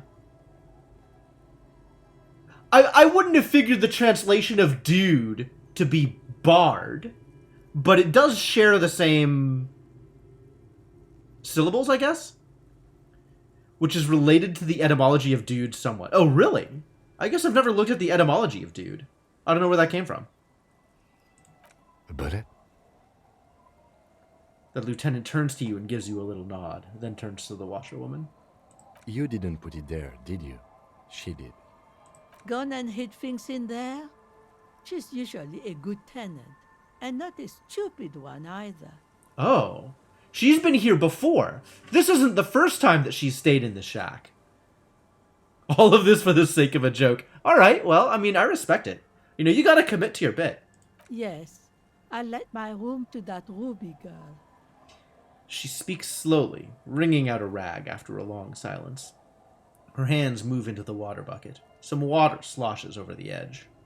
As I've done before when she's been in trouble or just looking for solitude. I've made it clear. We welcome all kinds of people. See it later? Alright. I respect it. She came last Friday, left on Monday in a hurry. What has she gotten herself into, that girl? Other than the drug trade? She seems genuinely worried about her previous tenant. She's seen her hiding out from trouble before. But this seems different. Okay. That's for the police to find out. Right then. Please answer each question to the best of your ability. I'm sure we have a few. What is she like, Ruby? She's good company. Knows how to talk to an old woman. At my age, you don't get a lot of quality conversation. So I really appreciate that about her. It's fair. Did she talk to you much during her last stay? No, she was mostly silent this time. Kept to herself. And that's unusual. She tried not to let it show, but I could tell she hadn't come to fish. Oh. Usually she likes to cast a few lines, but this time she mostly stayed in her room. You said she left on Monday. Yes, early with the dogs. Around Dogs? 8 o'clock, I think. Is the room exactly as she left it? I cleaned it, like I always do. And was there anything else there? No. Okay. I heard she was a heavy drinker with anger issues. You ever witnessed that kind of behavior? Nothing of the sort. Sure, she was no stranger to the bottle. She fit in that way. But I only knew her to have a beer on the beach while watching the sunset. So a, nostalgic drunk as opposed to a violent drunk. The sun sets for everyone. Okay. She isn't what you'd call a drunk. Even offered me some from time to time. Said it was part of the communal life. But I never saw her lose control of herself the way some people do. That is a fair response, given the three amigos just south of us. Why do you think she left the bullet there? How would I know? She's a gruff one, but not violent. She doesn't go around toting a gun. Presumably she does now. You could ask her about your hunch, that it was a desperate measure. See if she thinks Ruby fits the bill. I have a possible explanation in my mind. Aye. Do tell. It's an exit. A seagull flies overhead. Obviously, a bad omen. Am I an augur now? Can I study the flight paths of birds? It's an exit plan. Exit from what? The world. The lieutenant stops writing for a moment. He looks at you, then at the old woman. No, she's a fighter. Not a quitter. Like you sometimes get, son. This is maybe projection. Yeah. This is Inland Empire going, what if everybody else is also like me? Did she have any technical equipment with her, like radio stuff? Not that I knew of, though she was into nice music. She once showed me a few mixtape milieux she'd made. She brushes her forehead with the back of her hand. Water drips to the ground. Although I guess she was pretty handy with mechanical and technical stuff. Even fixed the heater in the shack. You should be thankful for that. Alright, I can be thankful for that. Where'd she go? I don't know. Further up the coast. She tried to leave quietly, but the hinges on that door screeched like a cat in heat. Woke me up. I heard her rushing in those heavy boots, heading up north. Up north, huh? There's not so many places she could have gone. It's a peninsula. She might be trapped. You'll never find her, you know. She knows the coast like the back of her hand. You only just arrived. Fair. I wouldn't worry about that, ma'am. We are persistent. We really are! Ah, man, I was really hoping she'd be hiding in this village. Yes, it's going to be too much work for you to find her. Ha! Better for you to stay here, get a nice cozy fire going in the heater. The Feld Electric Mural. You feel like you should go look at it again. Step closer this time. Alright, I like hunches. Hunches tell me where to go. That's good. What more do you want to know about that poor girl? No, I think we're good, actually. Yes, let's hear those other questions. One thing, officer. If you do find her, please go easy on her. She really means it. It's an honest plea. She's a good girl. Whatever she's gotten herself mixed up in. Is she, though? I mean, it makes sense that old lady would say that, but I'm not sure that I am convinced.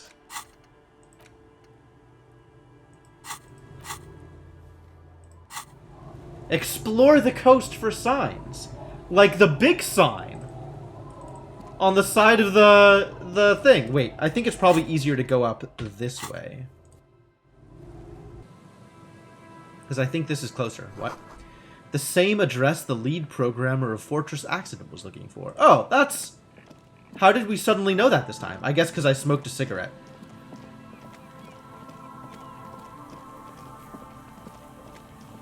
Cigarettes are very powerful.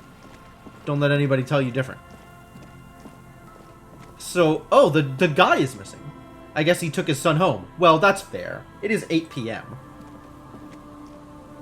You see a once bright mural towering above you. The signage has peeled off over the years, but you can still make out Feld Electrical R&D. A slogan used to intertwine with the loops a long time ago. Now, only a shadow of peeled letters remains. It says, tomorrow is just a whisper away. I like that line. Tomorrow never came. Above the mural, a collapsed roof, broken windows set in walls that are cracking and will soon also fall, and the coastal breeze rustling and sighing in the remains of the edifice. There's something in the wind. Sometimes the only way to go forward is to fail first. Neat. Why do I feel like I know this place? Indeed.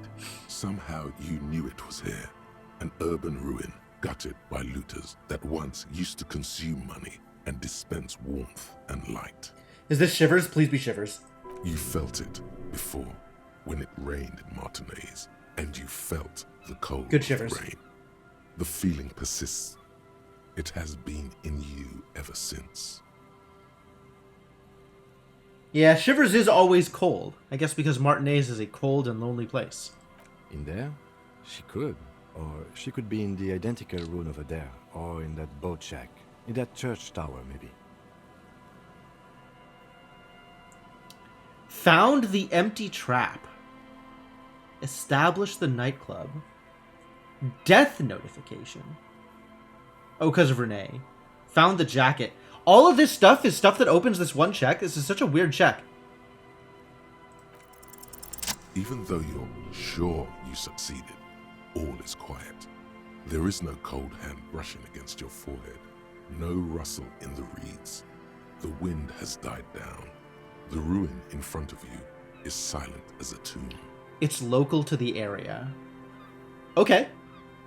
I mean, Shivers is all about regional things, right? So having done things means that I am better at Shivers in the area? That's fair. What was I even attempting to do here? Trying to talk to the wind, the city. Whatever you thought would happen did not. And now you're just standing there in the dusk hour with your hands fallen to your side. Disappointing. The prayer of sorts to Revachol. I feel like I have given a lot to Revachol. Maybe Revachol could give back. I'm not sure if that's true. I don't know how much I've given to Revachol. She could be anywhere. How do we find her? Do we? I was really hoping she'd be in the village. Yeah, me too. Okay. She's probably north of the village, and this place is a peninsula.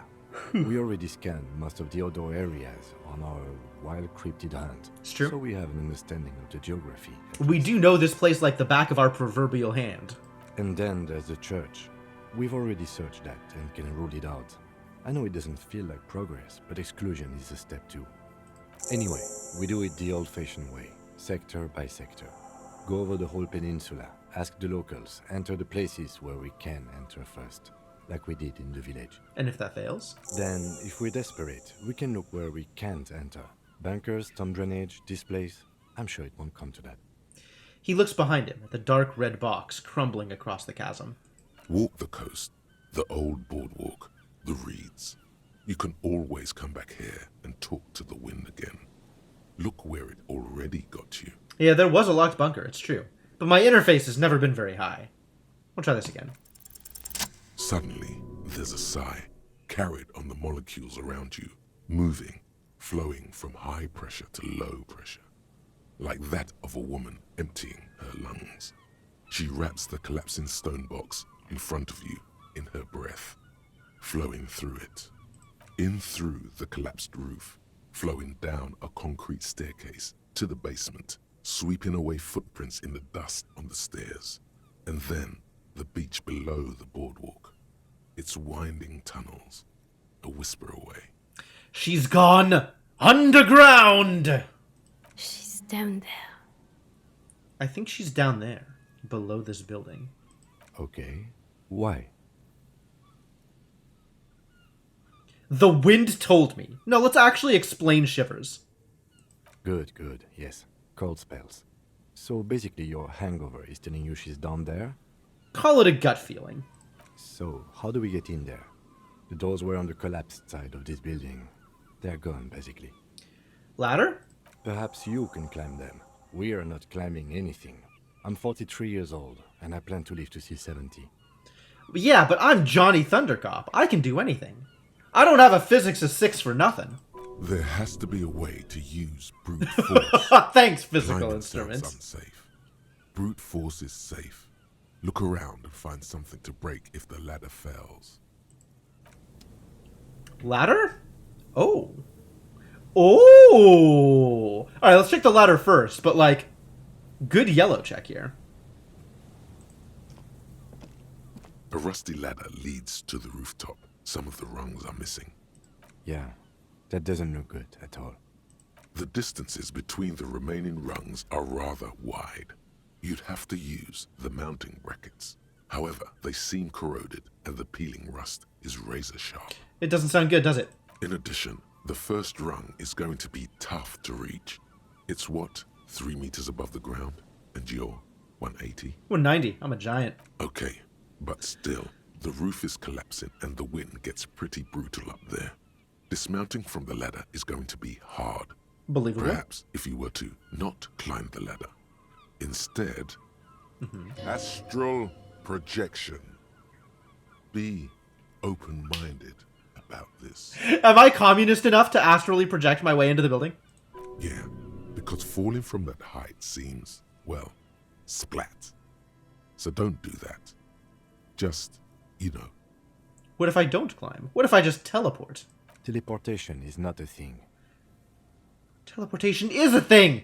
Just needs a bit of concentration. Okay, let's say teleportation is a thing. Wouldn't you need some kind of scientific apparatus to create a teleportation field? You can't just do it without apparatus. I can if I'm enough of a revolutionary! Oh yes, it could hurt. A lot. I can increase my savoir-faire. We're gonna try this one. Alright, shoes off.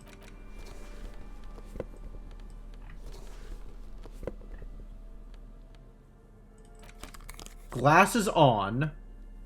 That might be all of my savoir-faire.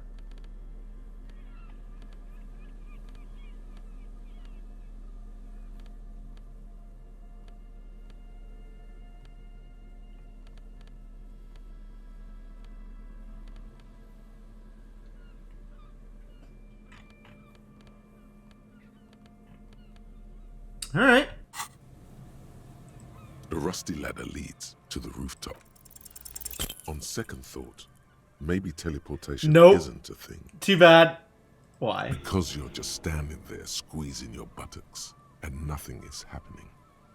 Kim, do you know where I could get that teleportation apparatus? Teleportation apparatus? I don't remember mentioning anything about teleportation apparatus. Please, don't try to climb the building. We'll get in another way. Alright. But, like, I want to try this again. The rusty ladder leads. I want to try this again. I want this to be better. Oh, I should have done some speed first. That would have helped. Where's the speed when you need it?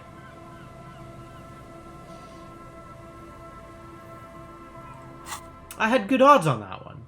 Man. Could have save scummed and gotten a success. Nah, I don't like the idea of save scumming. Like, I only did it the one time before because it was a thing I knew I had a success on before, like, I lost progress. But I guess we can just go in through the sewer. That's fine, I suppose.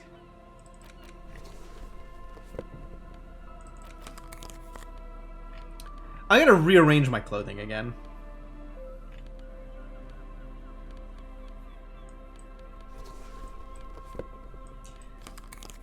Strict purples. This is combos. This is strict red.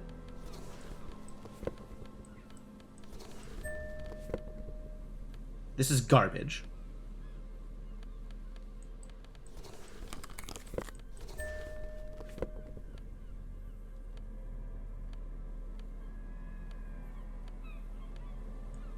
Red.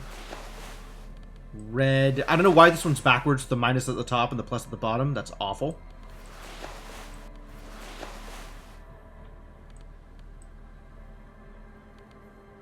Huh. I could just have more shivers. Interesting. That might be worth it.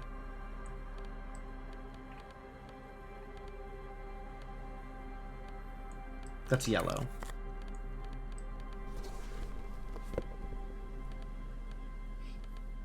Alright, and then these are combination things. Red and purple. Yellow and purple.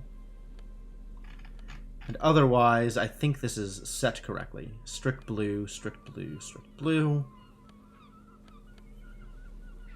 Blue and purple. Okay, so this needs to... Does this need to...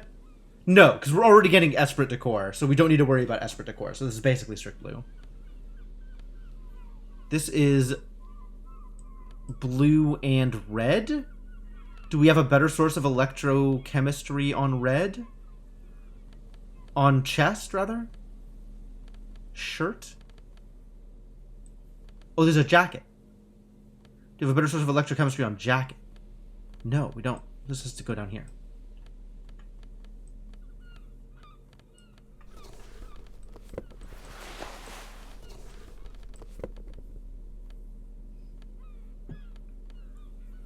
Alright, so the blue is actually organized pretty logically.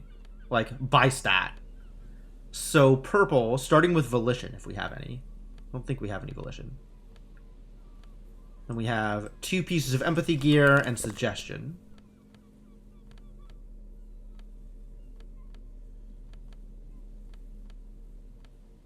Where do I have empathy from? The ledger. Oh, okay. Now we have red gear.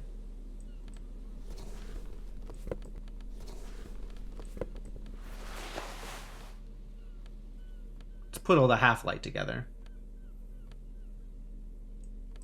And then pain threshold. And then endurance, and then electrochemistry, and then shivers, and then yellow. Of which I have not that much. Okay, good.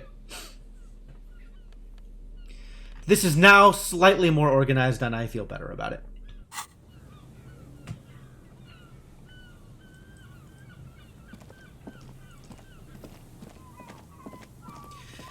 Alright, Kim, we're going in through the sewer. An old pipe peeks out from beneath the rotten boards of the boardwalk. Could this be an alternative path into the fell building? A building like this must have multiple doors serving various functions. Perhaps a basement access. Your eyes slowly begin to adjust to the darkness inside the drainage pipe. I have a flashlight for this. The lieutenant looks over your shoulder. At first, you can't make anything out in the darkness at all. Unfortunate. As your eyes adjust, you see some trash. Crumpled up newspapers, cigarette butts. Someone has half-heartedly spray-painted skulls on the right side. Skulls have been here, yep. Half-heartedly spray-painted. Think I know who that is. And nothing. Broken glass from bottles thrown against the walls of the pipe. A syringe. Can we get into the fell building through this pipe? Given that this isn't a martial arts thriller, it's highly unlikely, and not without risk to our health either. That's a fair point. There's a bunch of broken glass and stuff in there. However, the pipe suggests there may be an entrance to the basement around. The lieutenant pushes aside the reeds and looks around. Oh, duh. Why didn't you think of that? Because logic is not my strong suit. Get out of here, logic failures! And it's right here. A maintenance door. Well, I am a quite the physical instrument, but let me get set up with better physical instruments, shall I? This is, I sorted all of this stuff for a reason.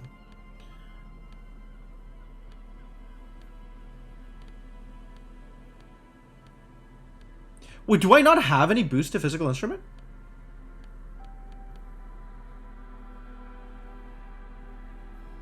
Why?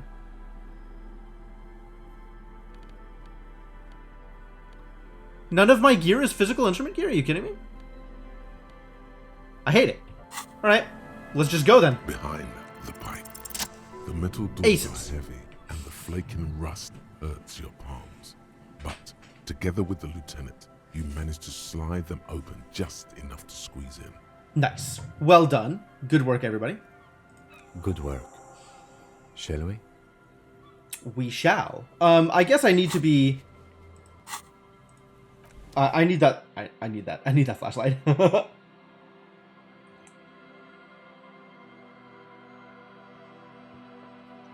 It is absolutely time for a flashlight.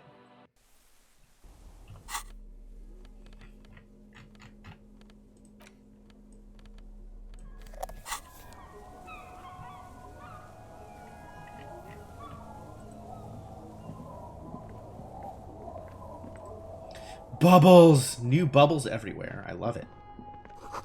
This overturned table is covered in orange mildew, crawling with something.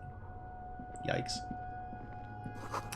This collapse nearly sealed the basement. One can barely squeeze by. Not going to try and squeeze by yet. We'll do other things first. Antiquated office furniture. Last century, maybe? Brought down and forgotten so long ago.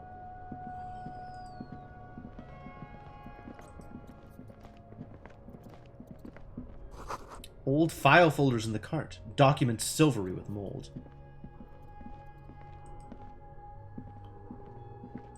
Alright, now let's check this thing up here first.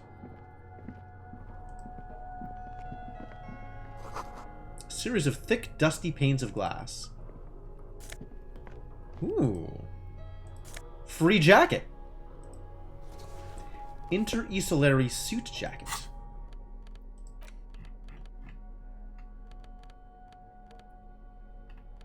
It's purple. I gotta rearrange things again. Goddamn. Wait, it's suggestion, right? And it's jacket slot. Just like this is suggestion and also jacket slot. So this is garbage, and I never want to look at it again. And this is much better.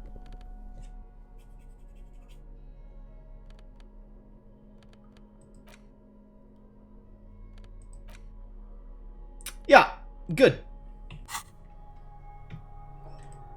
And then there's this, huh? Man.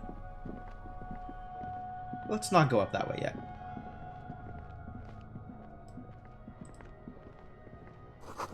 The beam of the flashlight. A crevice in the wall. Yo! Good job, flashlight.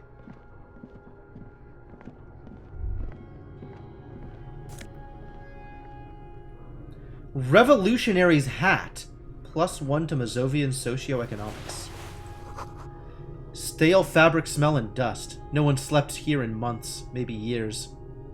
But they sure do like Mazov. A mustachioed and mutton-chopped man, amateurishly depicted, gazes at you with sad eyes.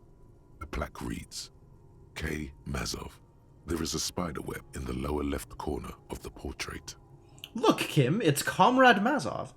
So, some revolutionary lived here for a while. Yes, I can see that. Looks like some communists were hiding out here. They left a long time ago. A long time ago? How long? Half a century. This was probably part of the network of defense posts the communards built against the amphibious landing. Neat. I think the purpose of this bunker was to produce propaganda. It would have had radio equipment back then, but that's all been looted. Maybe I should move in here. Seems cozy. I won't stand in your way, but only after we're through with this case. Oh, okay. Could it be connected to the Mazov bus we found in the students' room? You mean, could the communists all be connected to each other? That's a little bit, it's like, do all bald people know each other? No. Why would all communists know each other? But maybe. Millions of depictions of Mazov have been produced. They're not all connected. Besides, that looked like some student. The youths always go for this kind of stuff. Tell me more about history, Kim. We have found a lot of those lately. You're not feeling the I guess plasm what most people between think the of as history tends to linger in rundown neighborhoods. No one has gone through the trouble of cleaning out the old bunkers. Could someone have stopped it here recently? You mean like Ruby? No. I think we've stumbled on a piece of history. He looks at the dust. Well. Years' worth of dust is shaken off. The full head of hair, matched by an ample moustache and sideburns, look a bit silly. Someone crouches, heels digging into wet sand. Hands sweep across the sand. Grains stick into the frayed skin of the fingertips. An old man sits on a slab of concrete and taps his fingers against the glass of a scope. You shudder. The person who was here before? Or old Mazov?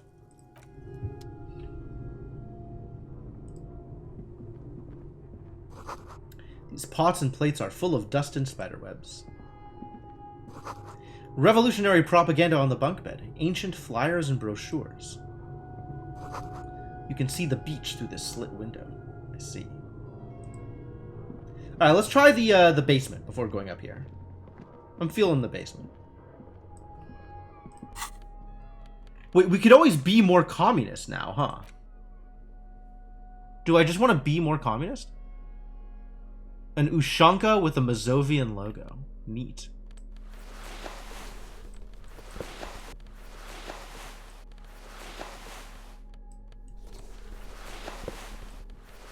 If I want to be more communist, that's how I be more communist.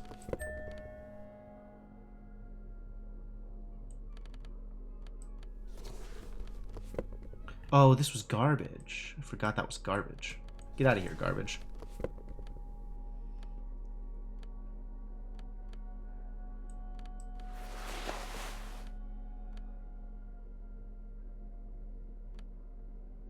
+1 to Mazovian socioeconomics. What does that mean?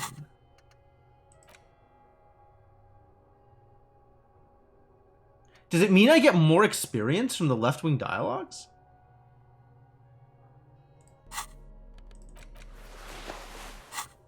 Is there any indication here that, like, the thing is better or worse?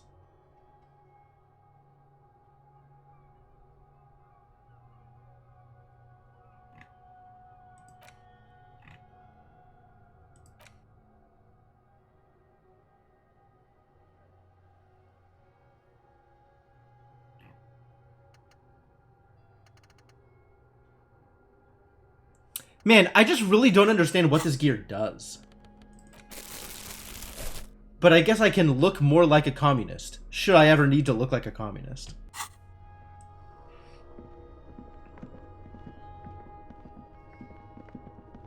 Maybe if we go to the book club, we can dress like a communist. And they'll like us more or something. Not feeling the plasm. Man. We definitely need more plasm here. We're pretty plasmless. Not revolutionary enough.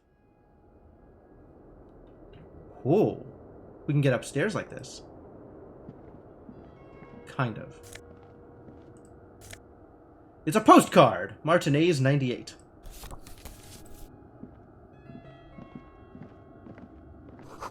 The glass is covered with grime and dust. You can barely see out. Alright, I'm not ready to go upstairs yet. I changed my mind. We're going the other way first.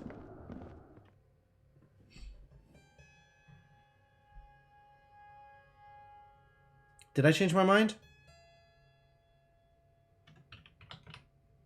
I have unchanged my mind. We're going upstairs first. Hello? That was a noise. Why was there a noise? Weird. Who's here? Ruby? Scary.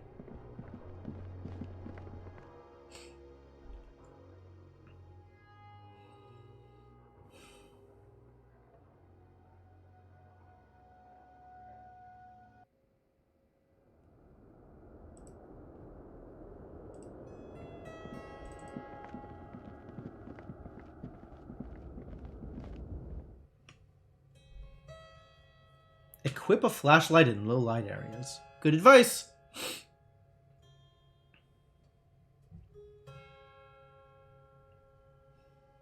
Good advice from local menu tooltips. Whoa. Stones fall. It's a long way down. This is the roof. I was not expecting this to be the roof. I guess if we teleported up to the roof, then that's how we would get down. The gusts of wind, the height feels dizzying. The central support beam has been destroyed by artillery fire. Aw, neat.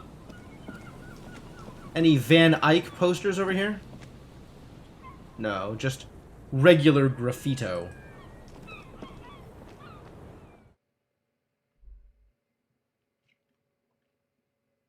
Alright. I feel good about checking that first. Because Shivers told me that she was underground. So we decided to check the other thing first. That's how this works. What is going on in here? Items. Oh, the postcard. A faded picture postcard from the end of the last century shows Martinez as it was before the revolution. It's the height of summer. Rue de Saint-Ghislain is teeming with parasol-wielding bourgeoisie, and wild pines flags buttress the walkway. Nothing is written on the back. Okay.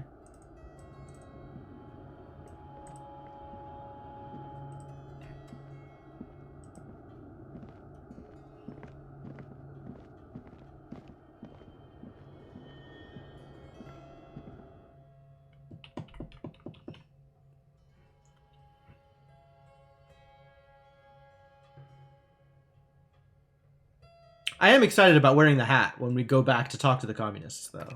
That seems like it'd be fun. Wow, again with a random cracking just as we walk out?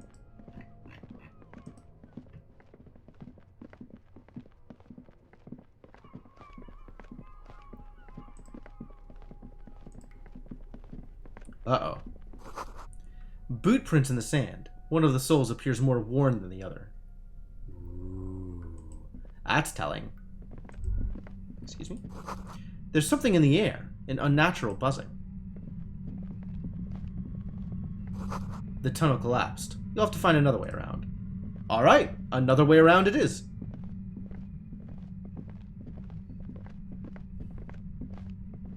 Is the buzzing from radio equipment? It's getting louder, the buzzing sound. It is. I just heard it. It got louder. There it is again. Like a swarm of hornets buzzing under your scalp. A strange tingling you can almost smell. What? Lieutenant, do you feel something? No. What do you mean? A pain, a strange tingling. I don't feel it, but we should still be careful. There were footprints back there, and I'm pretty sure they were fresh. Hold on, you really don't feel anything? But you are the sensitive one. I guess that's fair. Alright, I did see the footprint. Looks like our suspect. If she's in here, we need to plan our next step carefully. What do you mean? Once we detain a credible suspect, who knows what the Union and the Wild Pines will do? We'll set in motion events we have no control over. Keep calm. Go over the whole situation in detail.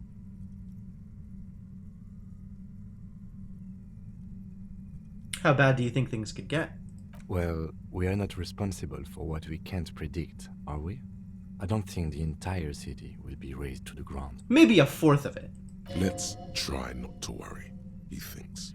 Ooh, do you think whatever happens will affect our cryptozoologists? Morel? I don't see how cryptozoology and the murder investigation are connected.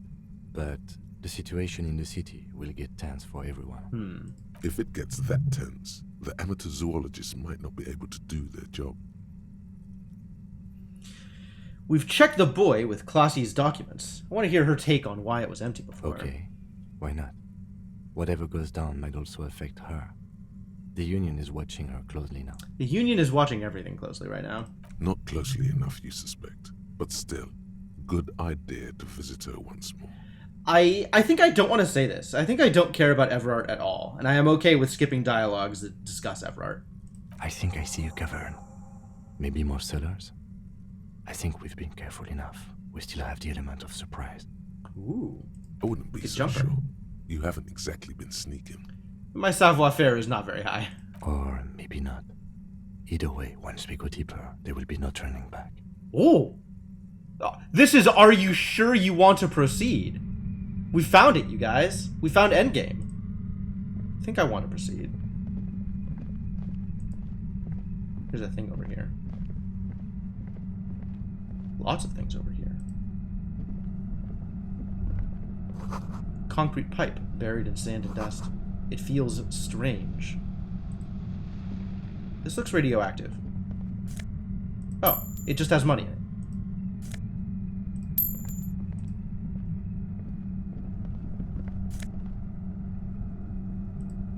Plus composure plus shivers. That is some clothing. Do I like that better than Ashpert and shivers? It's real active. I know I shouldn't laugh. I'm just enabling you. But that was pretty funny.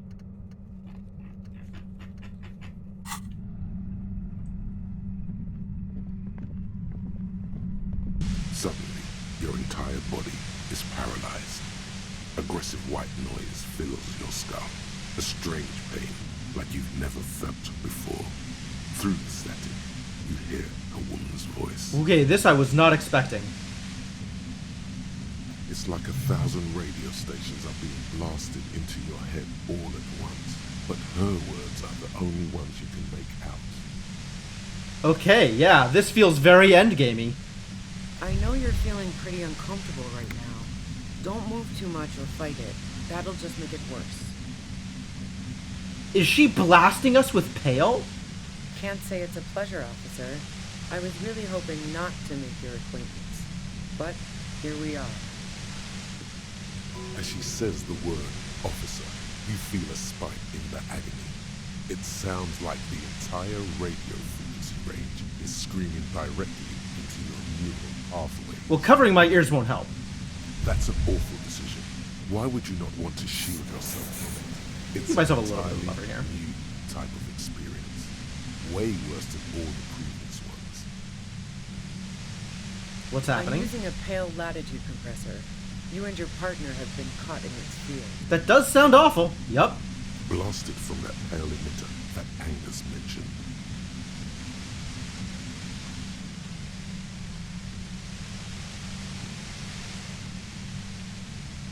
I saw your equations. It's the Ulan frequency. Saw my equations?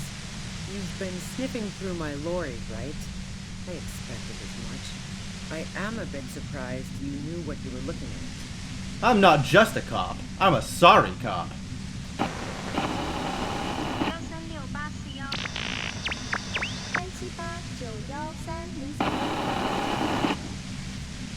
Was that Chinese?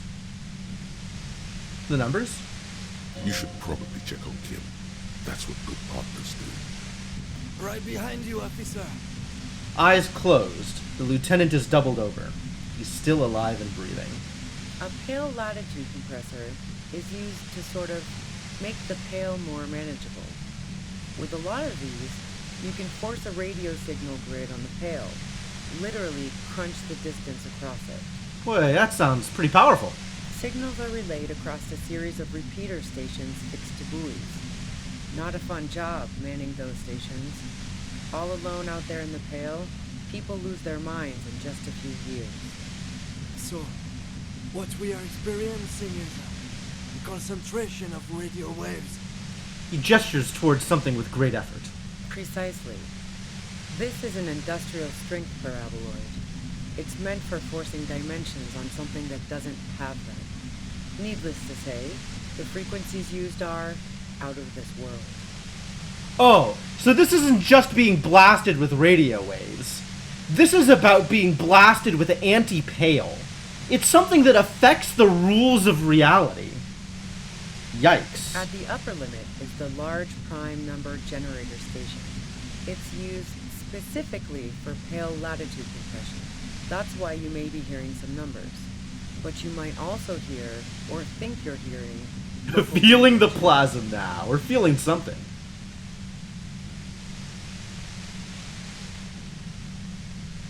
Why are you doing this, Ruby? I mean, you have us at a bit of a disadvantage now, freely admitted. But do I think we could just talk? Really? Yeah, let's not talk about that shit. You were hunting me and fell into my trap instead. That's all there is to say about it. How did you get your hands on this I built thing? it myself. Ah. That's illegal. I'm guessing it's patented. But we are beyond that, aren't we? Oh yeah. Way beyond. She studies her death ray and the law officials trapped in it. Yeah, I stuck my head in there before using it on you. It seemed like the ethical thing to do. Can't say that I enjoyed it. The field was weaker, but I can imagine what you're going through. Man, this is a lot. No. Once I shut down the compressor, the pain will end. It may take a few minutes for you to steady yourself, though. It's a bit like waking out of a very confusing dream.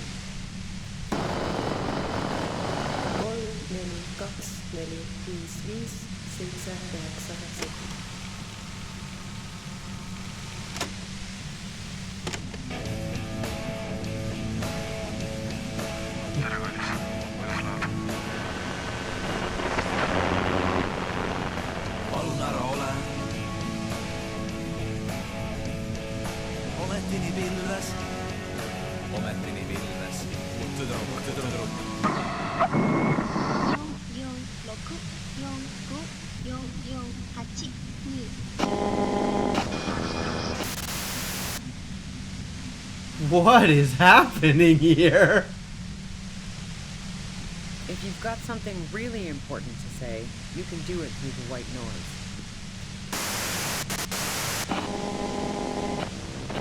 2, 3, 6, 1, 8, 9, 2, 8, 1. You're looking for a deal on mattress.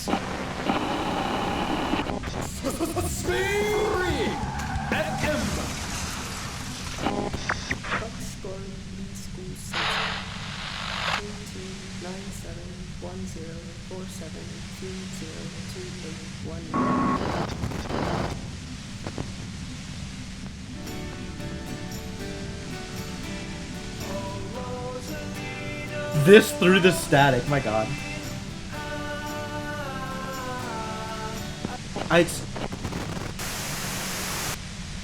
Wow.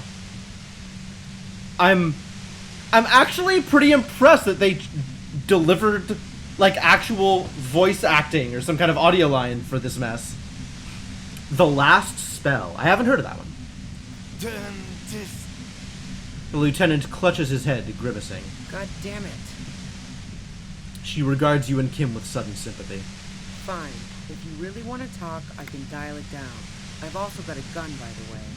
She steps reluctantly out of the shadows. The pain lessens. She's carrying a 2-barreled front loader. Remain careful. Well, it doesn't feel much better, but you can form sentences now. Thinking doesn't seem to hurt as much. Did you shoot Lily? No, I didn't do it. I only helped stage the lynching, though I doubt that makes much of a difference to you. It turns out it does, by the way. Who ratted me out, by the way?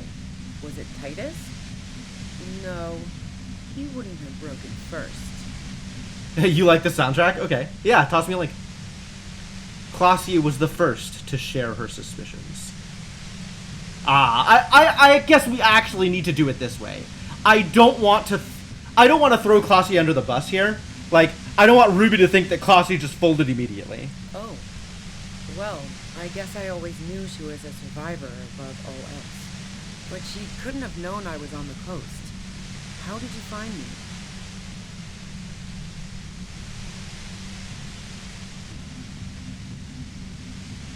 Your first guess wasn't entirely off. Titus and his boys, man.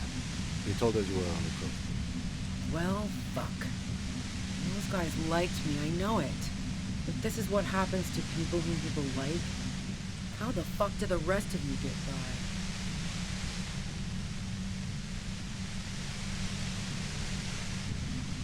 Wasn't it you who called me the human can opener? I do like the callback to the can opener thing. I did, didn't I? Now you've come for me. Fuck them all the same. That did make her forgive them. A little. Honestly, I don't know how I do it. I just stumbled in here. Can you please explain this shit to me? What shit? I told you I didn't do it. Sounds pretty simple to me. You have a gun. And where did you get it? the gun store. Gun Trigger store. Happy Jacks. Doesn't sound like the name of a real store. What did you think? That I'm going to squeal on my gun supplier? Sorry, I'm not that kind of gal. It's a front loader. Do you have another gun somewhere? Sure don't. A breech loader? No. This is such a wipeout. A knocked-away 80 front loader. 2-barreled. Not really what you were looking for, I'm guessing. No, you're supposed to have my gun. Where's my gun? Yeah. Evidence.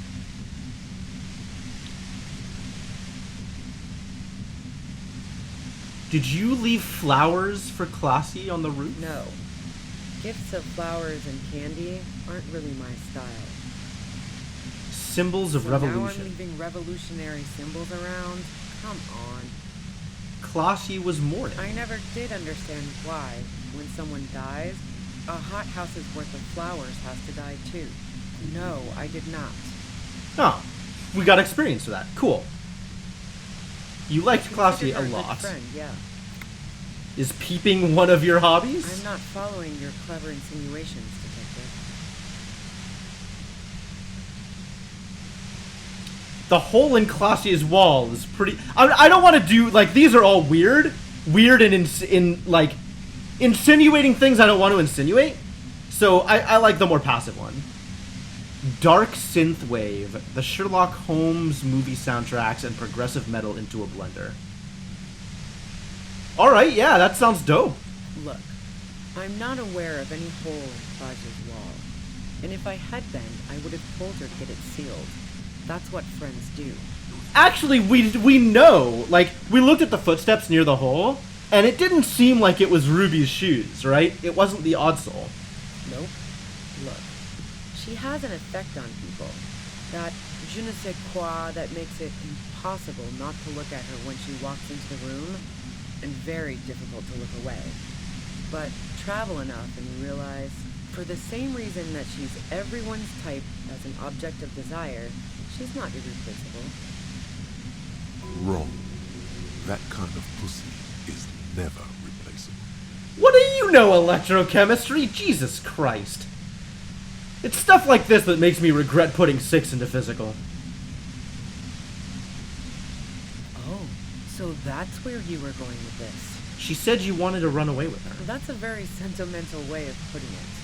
We both had pasts we didn't want to catch up with us, and we enjoyed listening to music together. Why not go on a road trip? The lieutenant watches her expectantly, occasionally shaking from the pain. Okay, fine. I was into her. Claudia was into me too for a time, Yep. I know it. We even fooled around once. And yeah, after that I thought maybe we could make a go of it. She touched that radiant beauty, that silver wellspring of desire. I'm not... Whatever. Classie's bi. She rejected me with some wishy-washy bullshit about how she was confused because she felt so close to me, and valued my friendship so much, and how guilty she felt for leaving me on. Wow. I knew that wasn't the whole story, but thought, fine, I'll take it, move on. No ill will then. It wasn't a problem for her.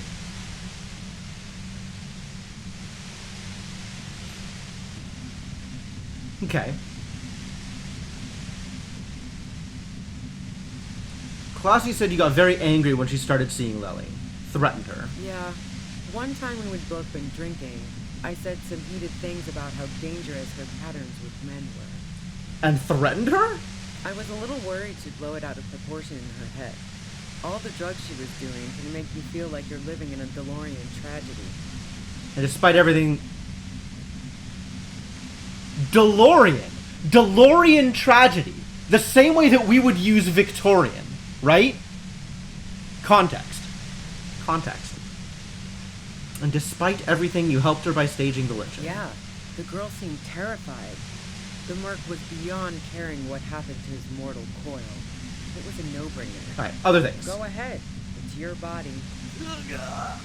And mine too, he thinks. But keep on. This must be done. Let's take a step back. Where? More questions before doing anything. More questions before doing anything? But like, I wanna... Okay. It seems likely that this is going to end the conversation if I destroy the machine. So yeah, alright, more questions. I'm listening. You're running drugs. So, Heart of Gold Tommy fucked me over too. Never trust a musician. That really comes as a blow to her. No, he didn't. I found my own way in. Okay, great. You got into my lorry on your own. What now? You're going to arrest me for drug trafficking? Beneath it, she's relieved Tommy didn't betray her. You're a criminal. I can't trust anything. You had a... Oh, okay, yeah. I'm not gonna... Like, what value do I get out of saying this? No. Gifts of flowers and candy aren't really my style. Wrong voice line, but okay. It's to get away from all that murderous shit that I left at Jamrock, my previous employer, for the Union. The lieutenant is unable to articulate this question. I got lucky being a dispatcher. Never had to do any of the really dirty work myself. This gun has only been used for self-defense against serious scum. She turns the knob down just a millimeter. Poor Kim. There. It's going to be easier to reach the machine now. Wish I had my gun right now. Not for a moment do I believe that you came here unarmed. There's a sinister note in her voice. Even with the gun and the compressor, she's afraid of you. Damn. She's not letting her guard down. Would you say that Lely was a likable I person? didn't like him. Hardened mercenaries aren't particularly likable types. There's nothing more personal yet against him. Perhaps his way You with think I women. was envious of his conquests? Look, pussy's not a problem for me. And definitely not a reason to off someone. I wouldn't phrase it that way, but okay. See her confident gaze, her toned arms. Yeah, she wouldn't have had much trouble in the intimacy department. Do you feel protective of the Yeah, Union? sure. And I didn't like Wild Pines sending in those foreign hirelings. Me and a fuck ton of other people around here. She didn't hate it, okay? I'm listening. Who doesn't? Oh, you probably mean Claudia's rooftop. Sure, I've hung out there. She's got this great antenna. That's the only reason you hung out on the It's roof? pretty bomb, too. But you might say the antenna was the main attraction there, yeah. Along with Claudia. What's so great about her antenna? It's very powerful. I used it to tune into RCM frequencies. Ah. That's how I knew to be prepared for your arrival. Right, yes. Radio wizard.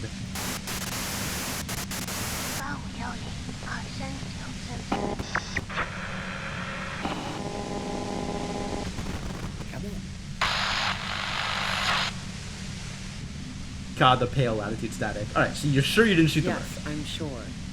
In fact, the shot couldn't have possibly come from the roof.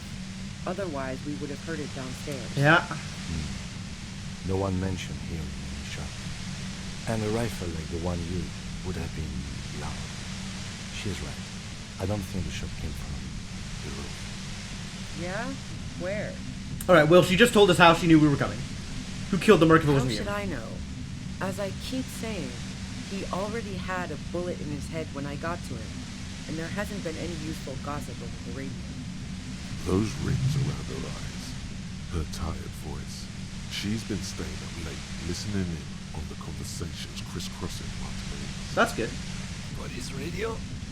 You've been following the case? Who hasn't? You know, I can still see him there, in Claus's room, lying on his side. He was still warm, but the bluish light coming through the broken window made him look as though he'd been dead for a good long while. Claudia didn't want to turn the lamp on. She was afraid of another shot. It's true. She eyes you warily, as though gauging your sincerity. It's okay. We just want to... He struggles to finish the sentence. Poor Kim. All right, don't kill yourself over it. I was shooting the shit with Hardy and the boys over a few beers, like always. Then Klasia comes in, all pale and shuddering. She sits down with a drink, trying to steady her nerves.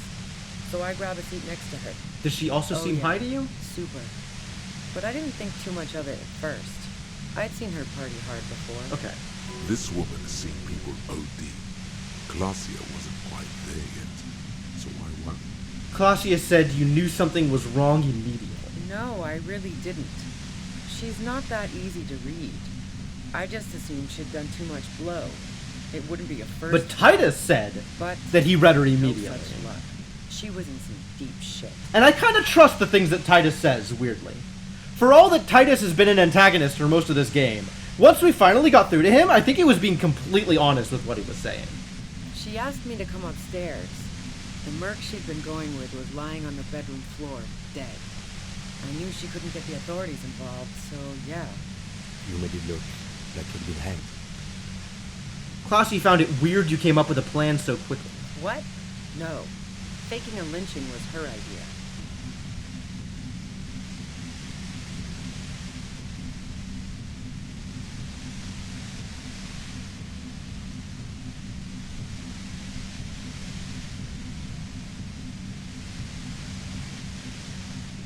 What?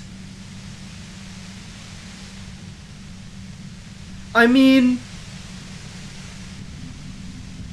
that Claudia has still been playing us the whole time is pretty believable. But like, for Claudia to have been playing us at this level means that Claudia was responsible for the kill, or paid somebody else to kill him, or something. Like, maybe the context was pretty traumatizing, like having a dude die in front of you is... Whew. She looks shaken. She wasn't surprised to be ratted out, but framed. Her idea. Yeah, in cold blood. It really surprised me how quickly she was able to get a hold of herself once we got up there. It was like she was another person. The party girl was gone. I guess that conclusion is dependent on me being able to trust Ruby. But like, I kind of feel like I'm able to trust Ruby here. I don't know, maybe that's wrong. She asked me to help her drag him into the shower so she could wind the shower head around his neck to fake lividity. Then she dressed him while I went to get the Hardy Boys. That's bad that she'd be so calm. Yeah. I wasn't sure whether to admire her or be disturbed. Do you think she killed Lely herself? As I keep telling you cops, we didn't hear anything downstairs. No gunshot, nothing. But even if this is true, weren't you worried the lynching might lead to... War? The thought crossed my mind. But the mercenary's death is going to have repercussions either way. Although the way things are going... fuck it. I'm not responsible for these people after what they did to me. What did they do to you? Her grip on the gun is tight, her arms toned, her posture solid. Martinez lost a valiant defender. If you didn't kill him, why I hide? saw you roll into town. I wasn't about to stick around for questioning by a goddamn La Puta Madre agent. So this is what she was scared to tell Titus. This cop. That strange, distant fear is getting close now. It's a fear of yourself. Is La Puta Madre was the gang? Yes, you.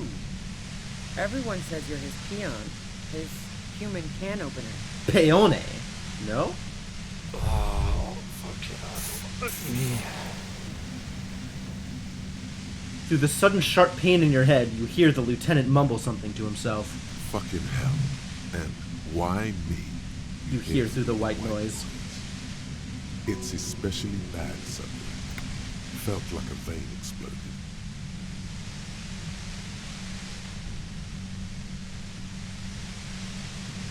Who's everyone? How do you know this? Everyone in Jamrock. The cops, the criminals. Why do you think I'm holed up in here with a goddamn death ray waiting for you? La Puta Madre. I've heard of La Puta Madre. He's dangerous, right? Is that a joke or a threat? I'm guessing both. No, that was a Yeah, real sure. question. I'm sure La Puta Madre himself will explain it all to you soon enough. A man in a white suit walks through a garden coaxed from soil that had once been covered in asphalt. A city block closed off from the rest of the city by dark buildings. Is this why my success rate as a cop is so high? I'm actually just doing the, like, dirty work for one of the criminal organizations? Am I their enforcer? Yikes. Rows and rows of poppies, most of which have lost their pink bloom, flank his steps. The man looks around, then up at the sky, sighs. But I only have 3 kills to my name. You'd think it'd be higher if I was on the take like that. Cop on the take of the Yakuza equivalent. Yeah, something like that, maybe. Taking out a knife, he crouches at the end of one flower bed. He scores a seapot, very gently. Milky sap begins to ooze out. The pain comes over you again. What did you do to this Madre anyway? You've been to my lorry. You think the biggest player in Jamrock appreciates competition? Now I have Harry Can Opener in my lair. Fucking Titus. She's not going to change her mind that easily. She still perceives you as a threat. Alright, well I can't take this BS anymore.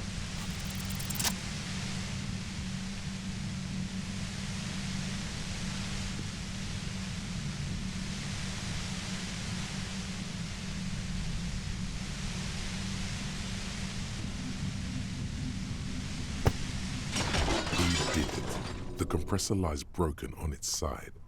It's quiet in your head again. It still hurts like hell, but...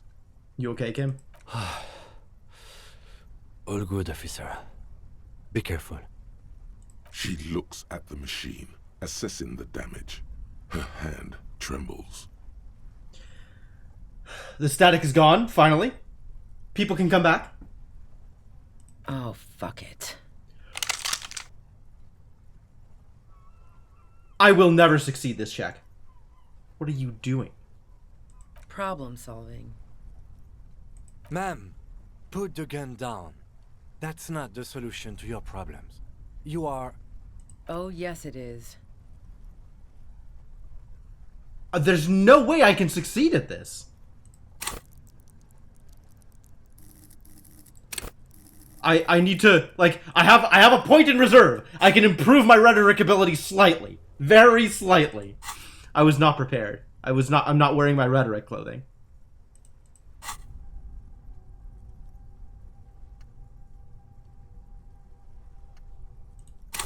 Alright, well, I mean, where else am I going to use these points, right? Here we go. You should know the words to say. You've been here yourself. So why is it not coming to you? Why am I standing here like an idiot? You've been going around pointing a gun at yourself, trying to answer the same question in vain. Her finger squeezes the trigger now. But she doesn't deserve to die like this. No, wait. Finally, Been let down by women too. What the balls? If this is the best I can do, then she's just gonna die. she flashes you an incredulous grin. Then she exhales sharply, shakes her head, and pulls the trigger. Shit. You watch as her brains trickle out through her neon hair. Lieutenant Yefreitor Dubois, control your emotions. This is not We did good. our job. This won't be the worst thing that happens on this case, believe me. You can't let this break you. There is no coming back from this one. It will stay Aww. in nightmares. I'm not doing this anymore? No, no, no, no, no. I can handle this. We still need to solve the case. We clean up. It may take days for processing to pick up her body. We need to move it somewhere. That tent there. Task updated. Well, we found Ruby, didn't we?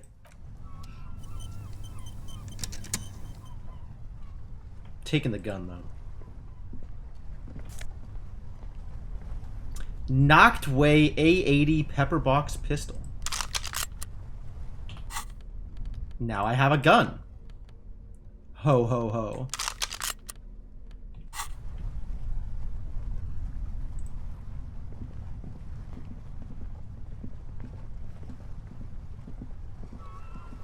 And we're on the beach under the ground here. Cool. Ooh, that's helpful. Dark water trails into the distance. There is no way out. Cooking utensils. She's prepared herself porridge with bananas. Taking her money.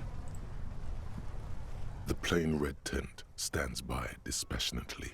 You see a rolled up sleeping bag and personal belongings. We should put her in the sleeping bag, so the rats don't get to her.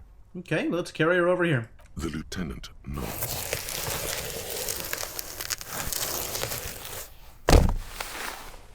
There's some wet noises. Yikes. There she lies, cocooned in the sleeping bag, surrounded by empty cigarette packs, books, and half-read magazines. What did we Assorted find? soft covers, mostly pulp horror. Sure. A motor carriage lies buried in the snow on one cover. On another, a ghost airship. You also see a collection of radio enthusiast magazines. See anything? Rager Monthly, Journal of Material Science. More Technological Digest. One of the magazines doesn't have images on the cover. It's not a magazine. It's a leather notebook. A notebook. You pocket the worn brown leather journal. She watches by, motionless. Inland Empire, please stop being creepy. We should read this immediately, like right now. Yeah, we really should. Hey, Kim. Yes? Did you know that I worked for La Puta Madre? Were you aware of this? I was not aware of this.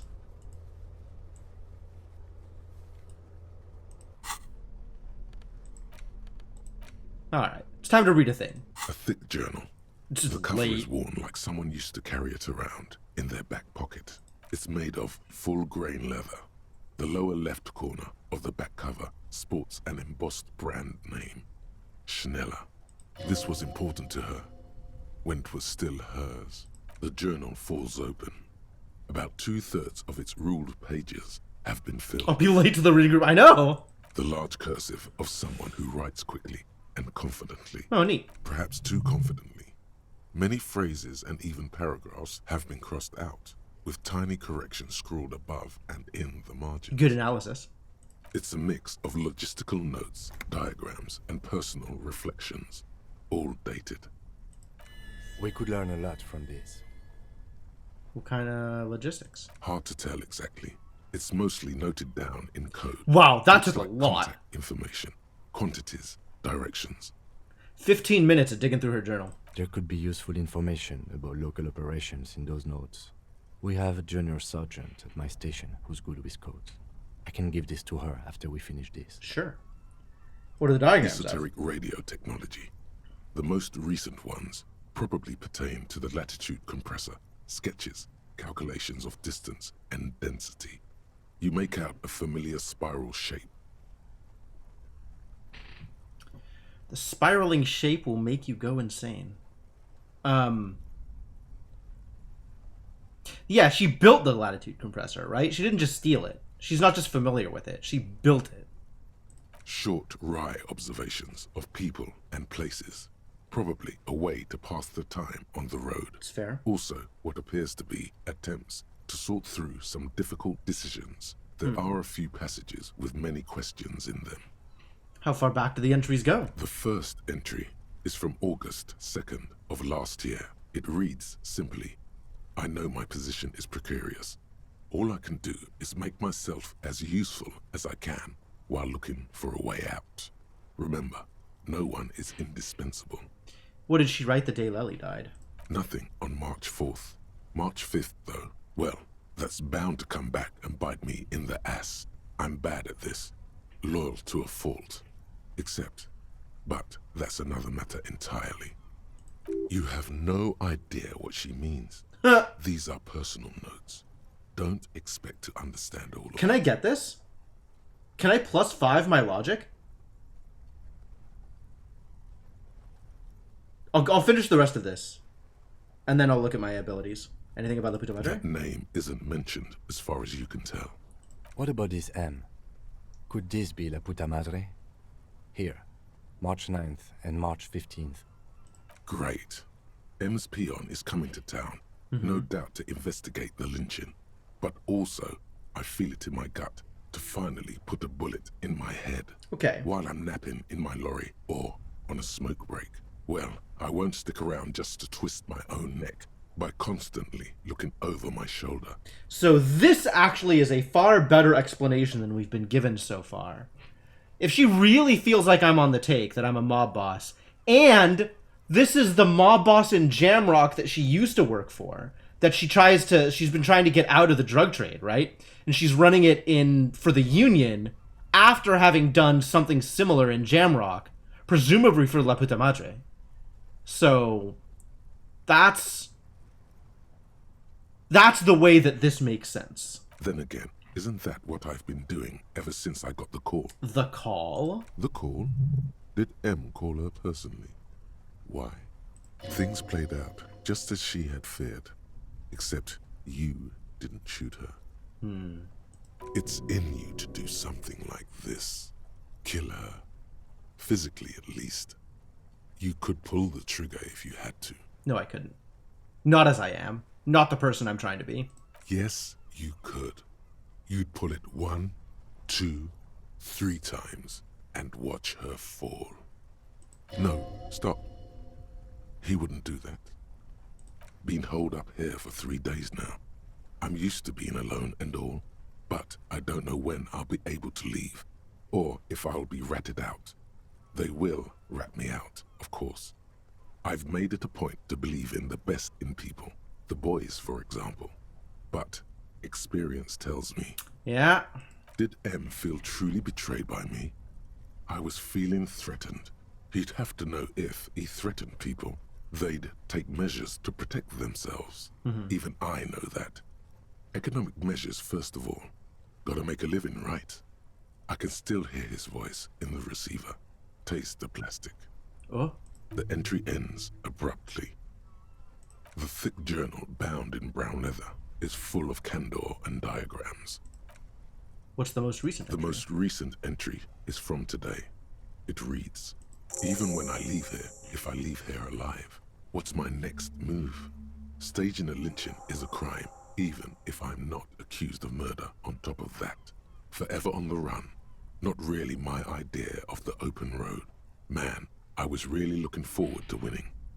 Aww. I don't think she killed a mercenary. It looks like she might have been framed. It looks like she's been framed by Classier. Which, this wow. whole thing was a detour, and a fatal one, he thinks. Okay, what do you mean framed? By the Hardy Boys? By Classier?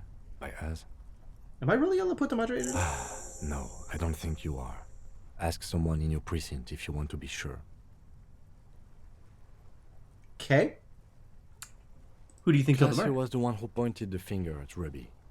Perhaps she was trying to steer us away from herself, or... It seems plausible. Either way, we need to keep an eye on her. One thing is for certain. We have business back in the whirling and rags. Questions to ask. We really do. We should get to it. Alright. Hello? Actual art degree. Oh yeah, art cop. That's a tonal shift. Trite. Contrived. Mediocre. Milquetoast. Whoa. Amateurish. Infantile. Cliche and gonorrhea-ridden peon to conformism. I fucked me. Affront to humanity. War crime. Should literally be tried for war crimes. Resolutely shit. Lacking in imagination. Uninformed reimagining of. Lip-wristed. Premature. Ill-informed attempt at. Talentless fuckfest. Wow, this just goes on. Recidivistic shit peddler. Pedantic. Listless. Savagely boring. Just one repulsive laugh after another. Minus on hand-eye coordination. Hands shake from anger how shit it all is. Wow. Apparently being an art cop means I hate art. But conceptualization passives giving me XP is amazing. Too bad I never get conceptualization passives. I'd have to, swap some gear around to make that happen. I'd be losing out on shivers in order to get more composure. Or, conceptualization. Man, that blows. It's not worth it. Shivers for life. I guess I could just put a point into conceptualization. More points in conceptualization.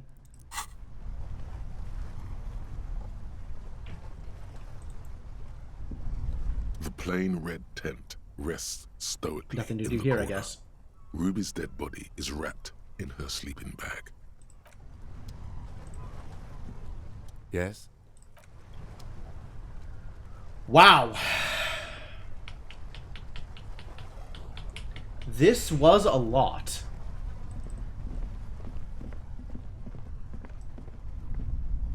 Nothing we can do with the machine.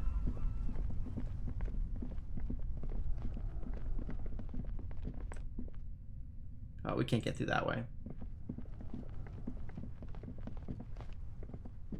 I wonder if the reading group is still going. That was the next step, but, like, plot.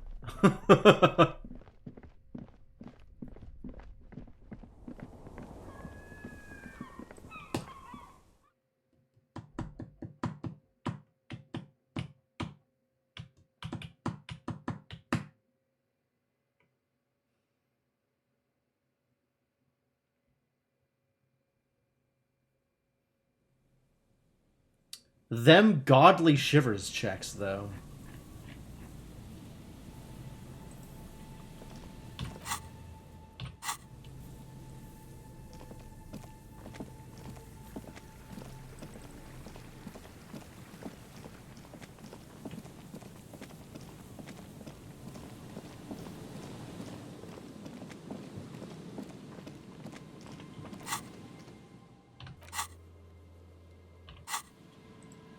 I'm literally right in front of the church. Why can't I fast travel?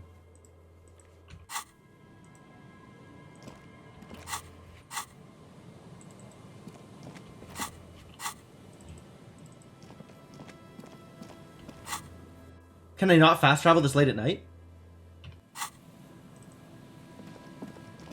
Is the water lock opened? Or closed again or something?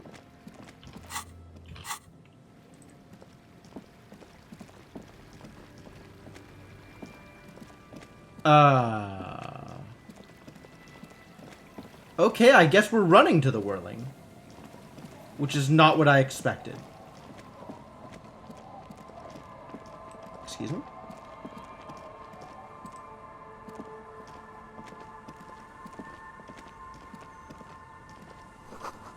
The door's closed for today. Time to put the kids to sleep. Hey, bad news. The old woman still sits in her chair, continuing with her chores. As she does so, she quietly hums to herself. The buzz of electric lights blends together with the slow rumble of the ocean waves at night. You're still up? Yes, I can't really sleep anymore. Only a few hours a night. It happens when you grow older. Okay. My suggestion is don't.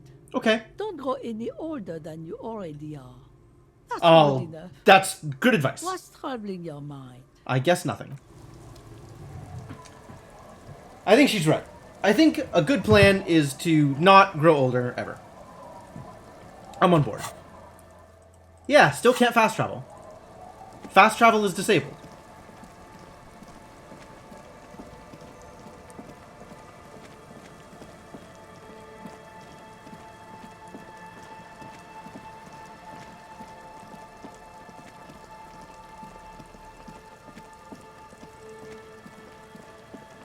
No, the lock is still closed. Like, there's still cross here. Interesting. I wonder why we couldn't fast travel. Hello? Stop. Now. It is time. Sounds ominous. It is. What am I supposed to do? Be prepared. Wield Ruby's double-barreled pistol. I'm not sure I feel ready for what lies ahead. Then you'd better get ready. Whatever happens, I've got your back. Alright, I guess I'll try and trust Inland Empire. That's not unreasonable. Ah, this is why fast travel is disabled. Shits to give, loincloth. Welcome to the It's Cordy. reckoning. Okay. Put your damn gun down. People are gonna get hurt. We need to talk this through. All right? Shut up. Not gonna talk yourself out of this, loincloth shit fuck. What a way with words Cordy has. This is the scab leader. His chest rises and falls under the ceramic breastplate. His fingers reach for the button. He's one of the mercs. Okay, that makes sense. There's something very wrong with him.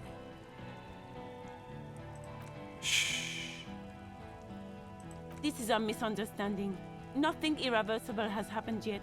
You can just return to your unit and forget all about this. The Kipt is merciful, willing to spare us if we just forget about our murdered and humiliated commander. I think we should just kill everyone, Corty. Who the hell is DePaul? This is not someone we've run into before. You are all drunk. Come to your senses. You won't gun down 7 people in the middle of the street. This isn't a frontier town or a jungle outpost. Easy, Lizzie. Let me handle it. I know guys like this. I'm sure we can come to a peaceful agreement. Ain't that right, fellas? Peaceful. Rude Honklowen. Who the hell is this guy?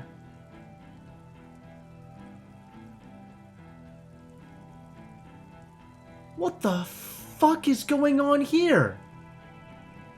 Is this the corpse? Is this Lely? Nest in your abdominal cavity like a little wild mouse. The masked man's words are barely intelligible, but you can hear them. Who the hell is that? So this is Cordy. This is DePaul. Who the hell is Rude Honklowen? And where is he? But there's only supposed to be 3 mercs total, including the dead guy, right? Is that a 4th merc? Also, where is he on the screen? There's only the 2 people down here. Fuck, there's a 3rd one. How did we miss something like this? The lieutenant points to the helmeted figure. The lieutenant is genuinely worried for his life. You should consult him before getting in there. Leaning against the wall to the left. Oh, really? It was really not obvious to me. The big one is the damn scab leader. If this turns into a firefight, we should take him out first. What do we My do? plan is not to get killed, but we have to intervene. Alright, well, then we're intervening. Oh, here! That's a person! Comedian. Okay, okay. You cops had your chance. Now it's fucking time for some justice. He licks his lips, waving his gun at the crowd. Losing his balance for a moment, he staggers backward. Wow, he really is drunk off his ass. Pig, fuck! I can see you're drunk. Yeah. Welcome to the fucking party. You're probably gonna get killed too. I don't give a shit if you're cops. No one is going to kill anyone. Let's just put the guns down and talk like civilized human beings. With a wordless gurgle, the killer loads his long rifle. The leader gives a small nod to the helmeted man. Suddenly, your fingers holding the grip of a gun that has just taken a life tingle. Go for it, it seems to say. Oh no. Yes, yes. Just shoot him. I'm barely keeping you together here. No time to talk. He will only rattle you. Peace. Always peace. It has worked thus far. Start with the first idea you have, then move down from that. Please. Stand there quietly, hope nothing bad happens. Alright, well, I'm not very good at this one. I might be okay at this one.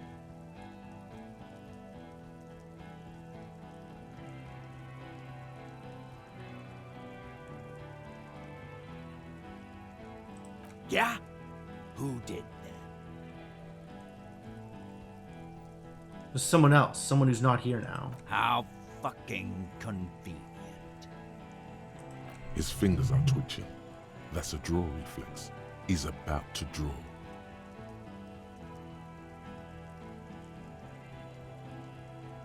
It was one of you? I guess who else would have the weaponry for it, right? It probably wasn't Cordy. But like...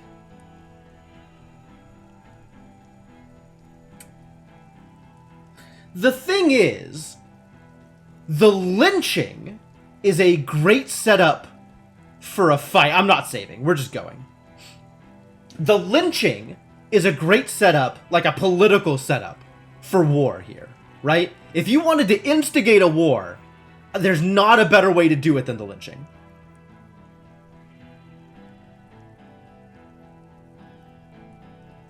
Just shooting him on its own would not be a good setup, right? If the dude had died and she just called the cops like somebody shot him from somewhere, then like they don't have an object to turn their attention to.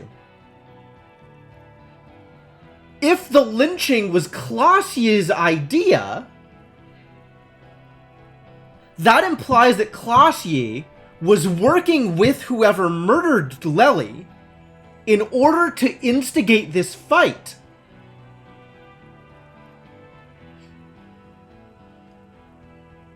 So where does that put Clausia's motivations at? We know that Clausia is ostensibly running away from her corporate espionage stuff. But we also don't know like what she's doing with herself, how she's getting her money. So this could be a third party setting them up to pit Wild Pines against the Union. This could be Wild Pines setting up the mercenaries to start a fight just to cause some casualties because they don't care about PR anymore or whatever.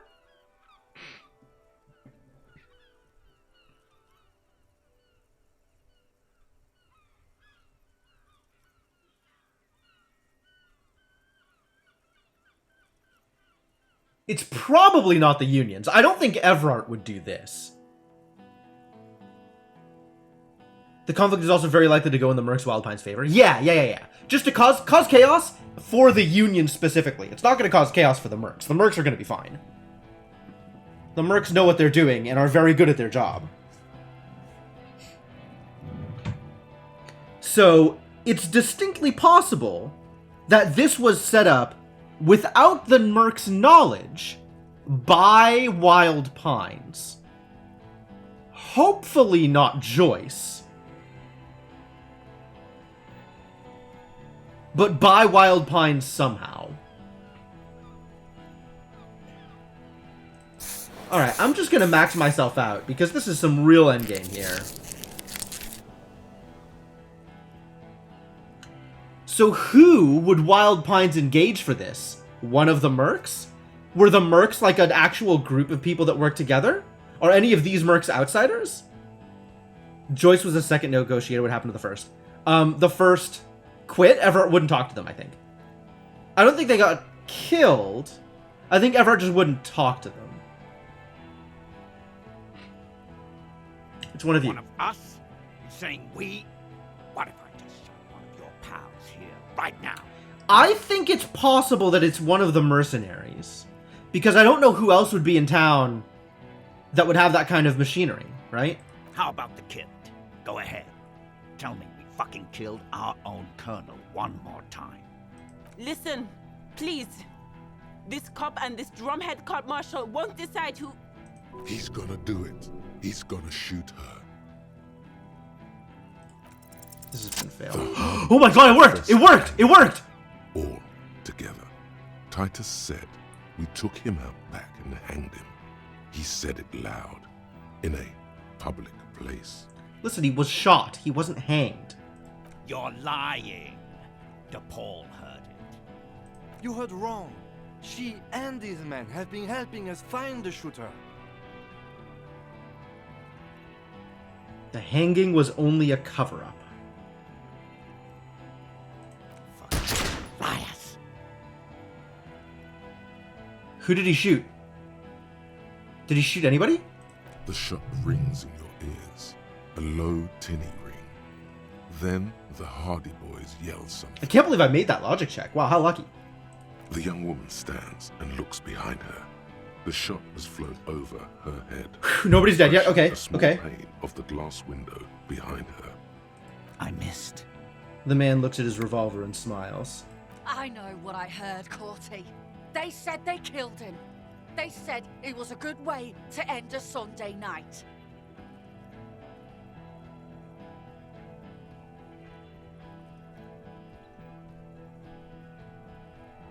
Who is that? Rude. Rude is the killer. Rude, the killer. Hohen Cloven. He doesn't talk much. Hohencloven. That's a mouthful. Okay, Rude is the killer. Do not die. All of you cunts inside out.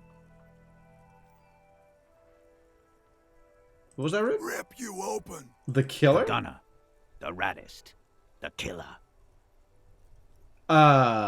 So he could have made that shot, is what we're saying. What do you think he does? There, on the rim of Owen Clerven's helmet, you count little stick figures. 19, 20, 21. Count? About 50 little stick figures. All of them black, plus 2 little white ones in the end. Plus 2 little white ones. Kills That's black people? Right. Plenty of kips here in Revachol, too. T, let's fucking do it. The man presses through his teeth. His hand is on his belt. Now is the time. Stop waiting.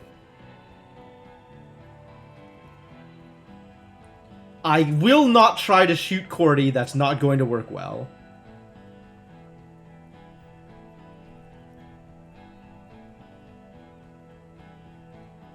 The Wild Pines rep doesn't approve of this. I don't know that that's going to work. You think I care what that company cunt thinks? Wild Pines is not going to forgive you massacring a bunch on innocent people. The man stares at you with bloodshot eyes, a bull ready to charge. He's not listening, but looking for an opening. Now is not a good time to strike. He's looking right at your hands. Do something else. Get him distracted. We're working together. She knew you're out of control. She told me. She's gone, you stupid fuck.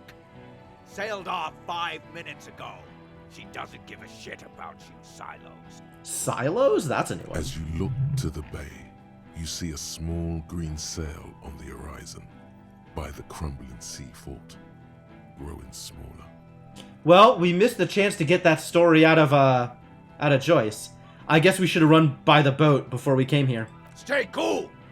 Don't do anything stupid! The company bitch is gone. Laylee's gone. Fuck are we still doing in this shithole? He looks around, tired suddenly. Sad even. Guys, I just get in the way. I don't even have a gun. Always knew Shanky would fold when push came to shove. Hold your ground. Any more of you run, I'll shoot you myself. We're doing this together. They're afraid, all of them. Trembling reeds in the wind. They'll run, scatter soon, one by one. No, the rest will stay. They would hold their ground, even if it means dying here with you. Well, my odds aren't good. And they're not getting any better. Where's Clausia? Who the fuck is that? Clausia, the woman upstairs. Where is she? She left. She left. Yup, she was working to set this up the whole time. God damn it. Unarmed, hunched, but keeping it together. Guard, what the hell are you doing here? What am I doing? My fucking establishment is under fire. You know how much windows cost? Alright, what do you mean she left? She left. Her room's cleaned out. Right before these assholes showed up. We should She have was in arrested it. her. In on it. Yep, we should have arrested her. You're right. Kim was right. Always trust Kim. You can feel how upset he is with himself. Just for a second. Then the fear takes over and he's back in the moment. Hey, Bushman! Your little cunt isn't gonna help you out of this one. Well, I mean, all that's left is try things. This is never gonna work. I'm not going to shoot him. I'm just going to stand there if it comes to shooting him. Yes. So what? Yeah? So what? You should be drunk too. Or, like, drunker. You don't want to die sober, do you? I don't need a drink right now, for God's sake. Look at this. I'm in a fight. Exactly. This is so horrible. People are gonna die whatever you do. It will be all your fault. Wow, electrochemistry. Only a drink will soothe this. Keep thinking about I can't even drink, alright? I am a barren wasteland of whatever the heck I am. Shut up. Let him think. Too much is on the line. He's not gonna fuck it up because of you. I won't let you.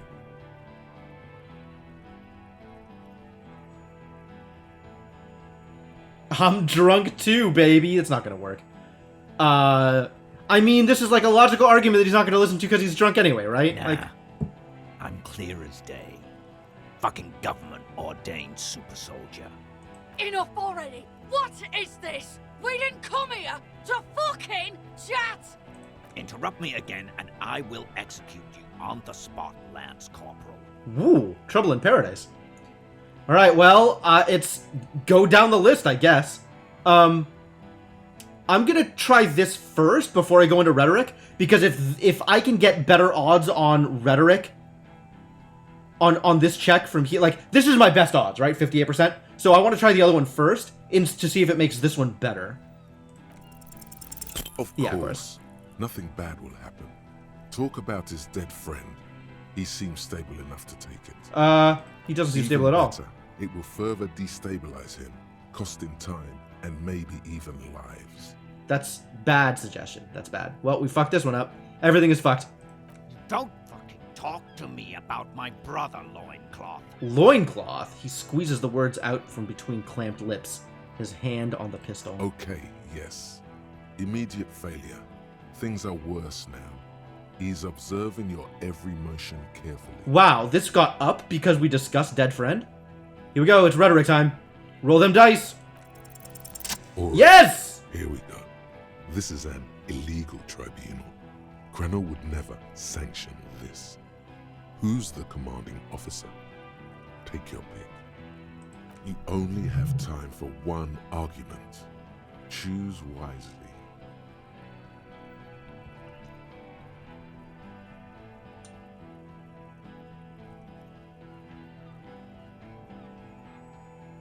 Who's Krenel? What's Krenel?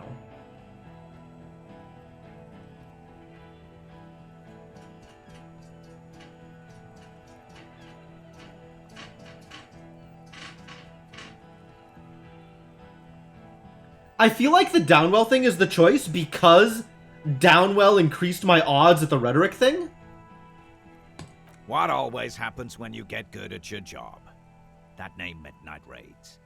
Fucking extrajudicial funky time, burned villages. Shit that sounds bad on the radio. The same thing happened when we were called whatever the fuck it was. Probably won't be called Crenel for much longer either. Ah, Crenel is the name of their company name. Name of the mercenary company. Not after this shit. Okay, it's not much, but he's thinking about something else, and his hand is off the gun. This did something. Now fire. Fuck them up. Do it. The muscles on your back tense up. All this is leading up to shooting him. I still don't want to shoot him.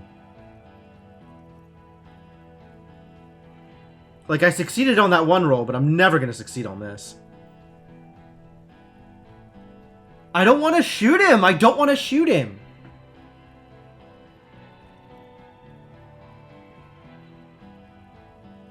If I don't shoot him, who gets shot? Lizzie? I don't want Lizzie to get shot. If I have to choose between Cordy and Lizzie, I'll shoot Cordy. But I guess those are my options, right? It's either shoot Cordy or Lizzie gets shot. I mean, Lizzie's a stone cold bitch, but she doesn't deserve to die. This dude obviously does. Crap. Alright, here we go.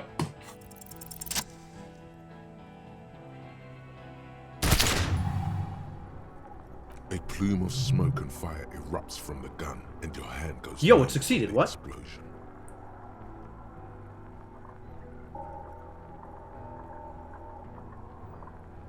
Amazing. I was not expecting success there. I really wasn't. I guess when it comes down to it, always bet on bullet.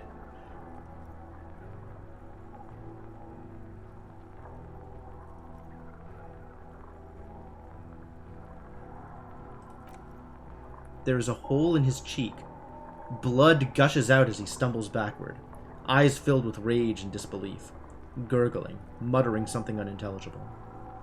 His lips, moving, swollen with fear, are trying to say, shoot him, but he can't.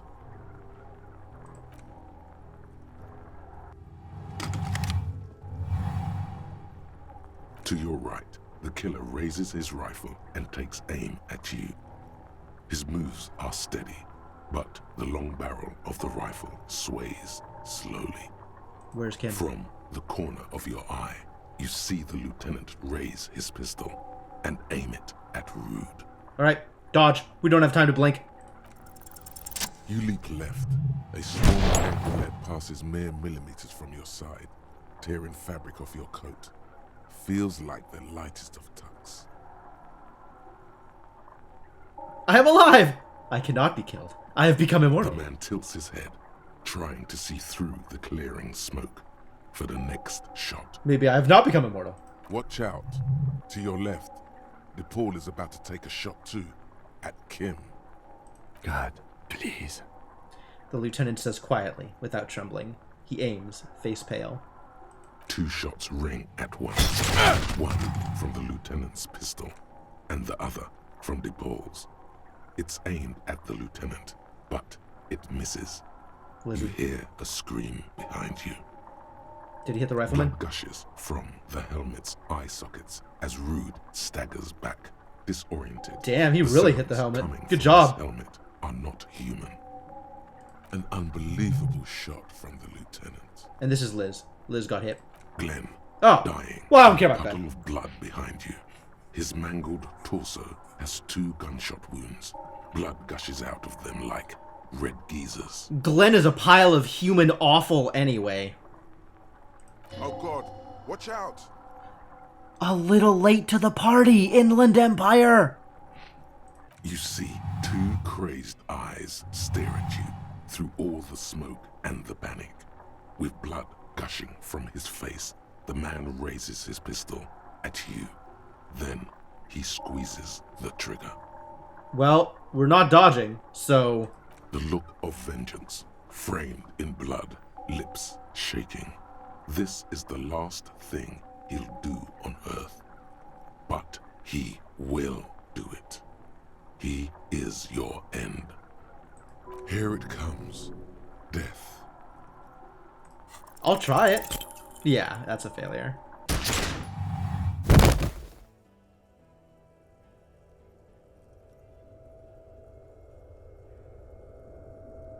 You can't. There is no time. Yeah, I didn't Something think so. inside your pelvis explodes. Your entire lower body is on fire, and your legs can't support you. You fall down like a rag doll. Listen. The Hardy Boys are screaming, fighting, dying. Someone jumps over you. Nearby gunfire shatters glass. Stop! Stop! Like that'll work. Wonder if putting on the ceramic would have helped. Oh, maybe. I didn't even think about it. Wow, yeah, I have body armor. I suspect that wearing their dead friend's body armor might not have improved the situation. The cop! Protect the cop! He's down! Nothing. A persisting darkness. Dancing lights of pain. Distant shadows cast by them. Like a hellish play. You're bleeding out. Out of it, a silhouette appears, crouching over you. You hear a familiar voice filled with urgency and fear. I lied! I remember everything!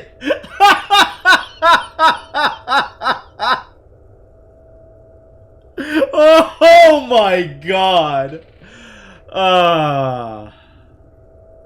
There's a white shadow that smells like apricots. It's always there. Stay with me.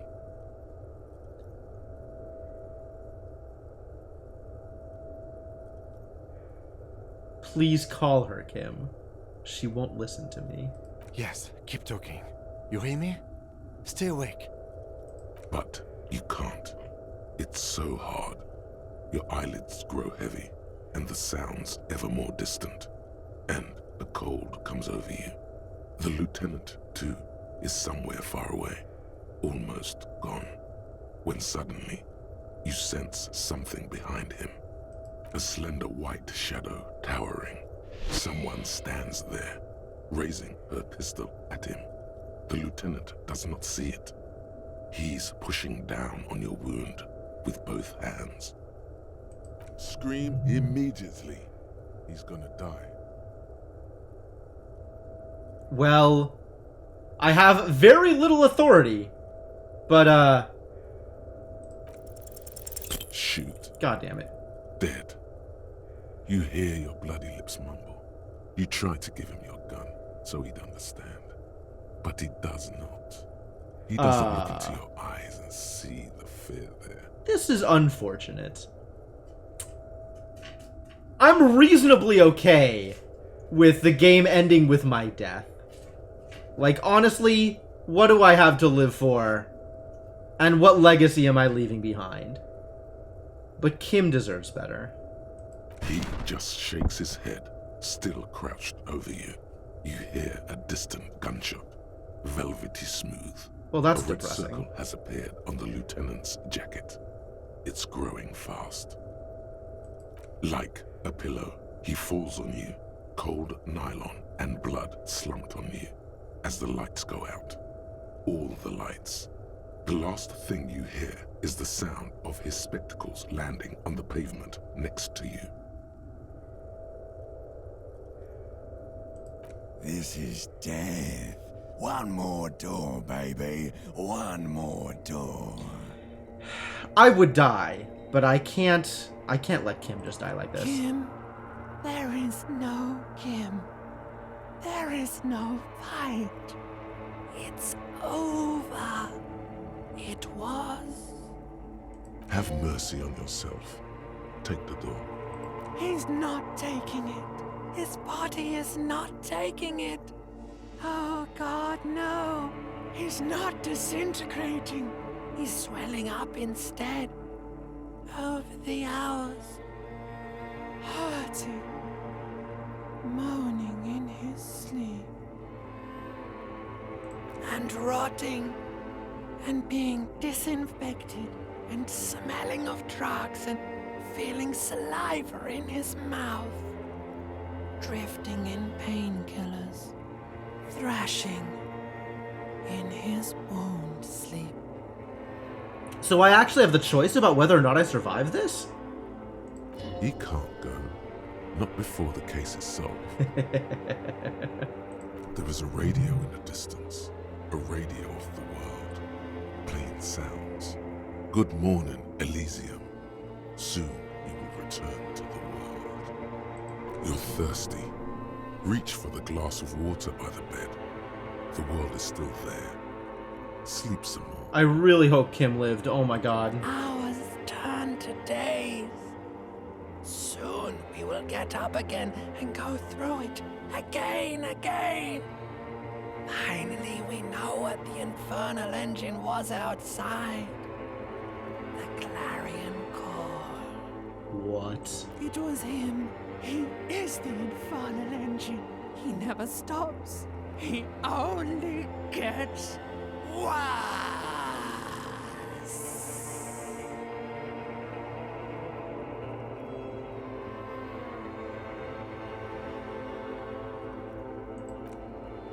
I don't know what to do with this information. I am the agent of my own destruction, I guess.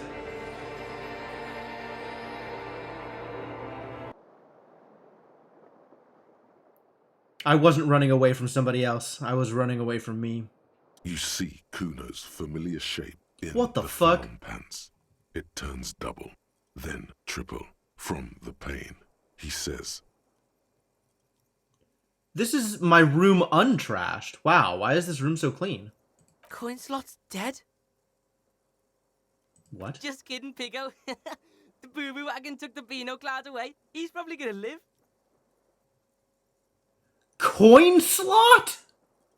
That's a new one. Where'd they take To it? the hospital, fucktard. Should I to keep up with Kuno? He glares at you with something akin to respect. How am I alive? How is Kuno following me around? What? thank God. Okay, he's alive. It's not new, but it's racist enough to smack Kuno again. Yeah, that's fair. They say you shot that fucker in the face. That's fucking cool to Kuno. So I thought I'd stick around. Be straight with Sure, me. I need to get my Kuno's bearings. gonna help you with that.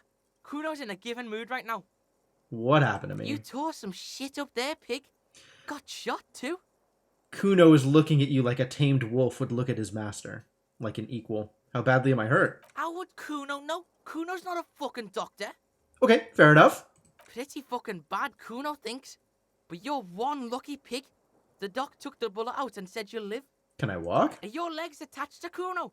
Can the Kuno move your legs? The fuck should I know? Fair enough. As once again, Kuno responds relatively reasonably to requests for information that Kuno does not have. Reasonably. Nothing about this is reasonable. Through tears and blood and stitches tearing, it should be possible. From time to time. Has anyone from my station been to see me? You keep asking all this weird shit from Kuno that the Kuno has no way of knowing about. Do you know who treated me? Kuno did. Come on, man. Who really Some did it? doctor your pig friend sent over. Nick's fuckleave, I think. Total cunt. Came in here and knife fucked you when you were sleeping. Then fucked off and told me to phone him if you shit yourself. Yeah, that's alright. This sounds about right. Nix Gottlieb Station medic Nick's throws a fuck bag leave. containing a small bullet into the medical waste disposer. Then he pops some caramel candy into his mouth and says, "Next, there's a line behind his door. We're detecting druamine in your bloodstream. It's a potent morphine-based painkiller. The good doctor must have given you some. It's gonna suck when it wears off." Get up? Seriously, just get up? Walk it off? That's my plan? Go easy, pig. You want to lean on the Kuno or something? You can take it. Just don't lean on the old leg too heavily. Unbelievable. I am a goddamn monster. So, how is it?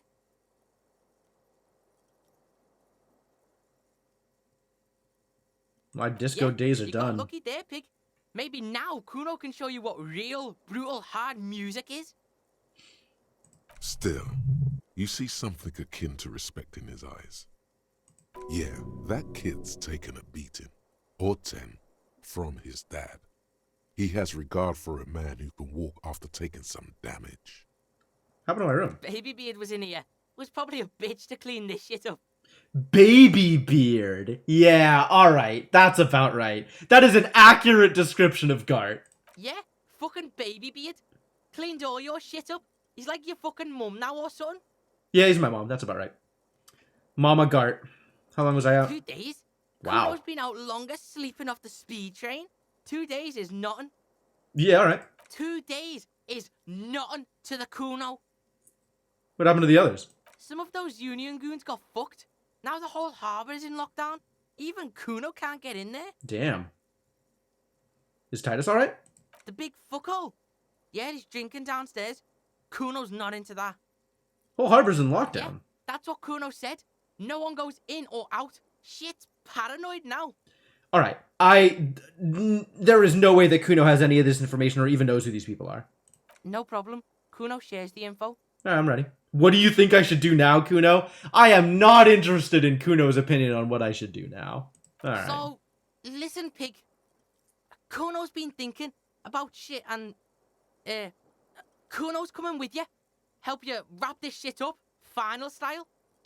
Unbelievable. Why is this? Asking for something, even asking to come along, doesn't come easy for him.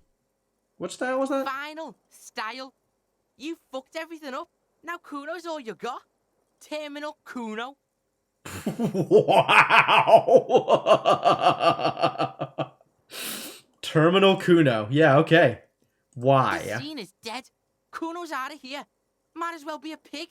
Big up fucky fingers on me way out. Sure. Say what you will, but this kid's hard shit. He might actually make a good cop one day. Not soon. Drug asset detected. Fuck off. Look at him. Life hasn't been easy on him. You want to drag him along and put him through more shit? Your shit? Look, this might be his only way out. Keep shining the light in his face. That's a good idea. This is a 12-year-old kid. You can't seriously be considering taking him along. What's going to happen to him? Alright, saddle up. I will accept the Kuno. I am here for Kuno dialogue. Accepted the Kuno like a motherfucker. What are we gonna do now? Now, as to what's going to happen next. Debrief Kuno. Let Kuno know the plan. A gust of wind blows in from the bay. The duraluminum box around you vibrates imperceptibly. A familiar cold, a red thread on the roof upstairs. Taut, plucked like a string by the gust. We should check Lassie's room. It's next door. That's what Kuno's thinking too. Good call. Let's rock it, pigman. How the hell is there still game to be played? What is going on?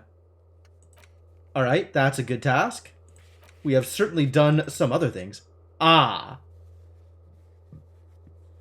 Ruby said you were a notoriously corrupt cop. La puta madre's peon. That's why she was scared of you. When you get the chance, call your station to find out more. If you dare. Cancelled. Yeah, alright. A lot of stuff was certainly cancelled. I'll believe that.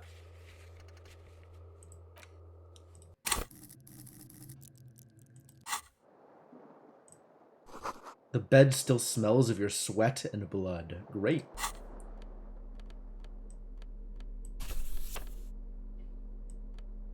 I'm not going to walk around with a gun in hand anymore. I'm going to walk around with anything in hand.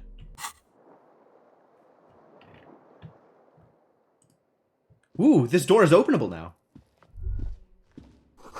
Gleaming white and animal. No bottles inside. The door's open. You can walk right into Kim's room. Gonna.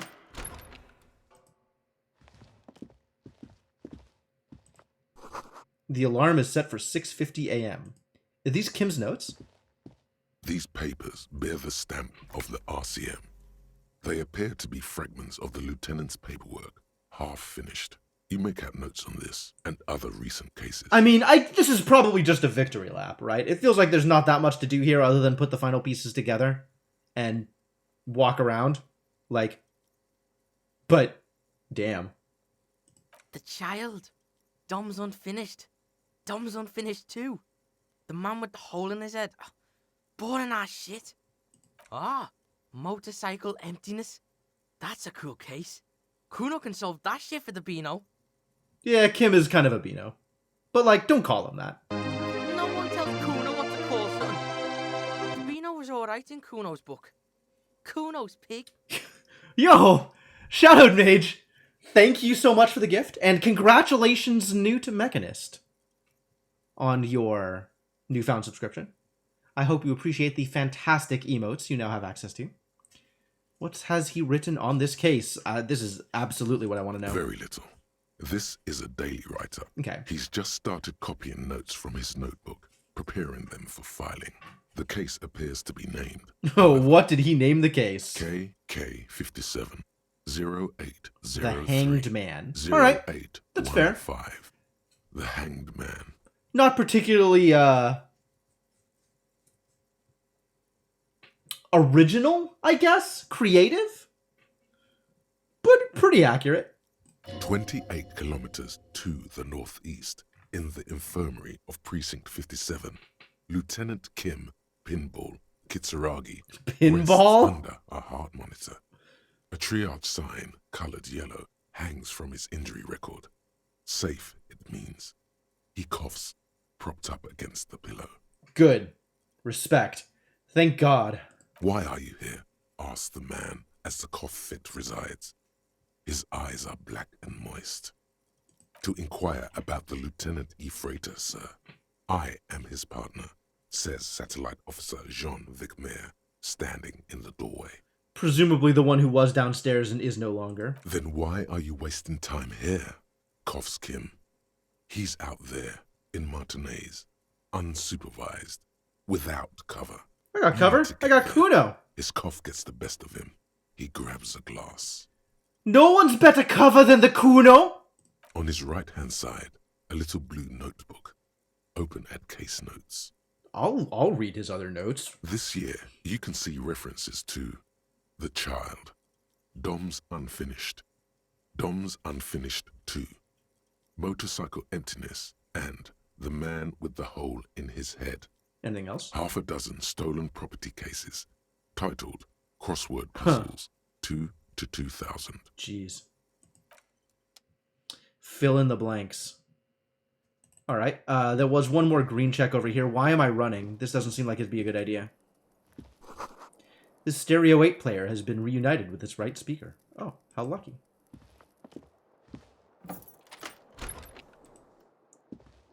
All right. Let's, apparently we can run around with no problems. That seems unreasonable, but, you know, whatever.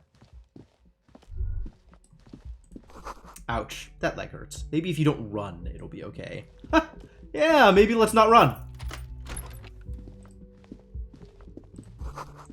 Looks like she's left something on the table.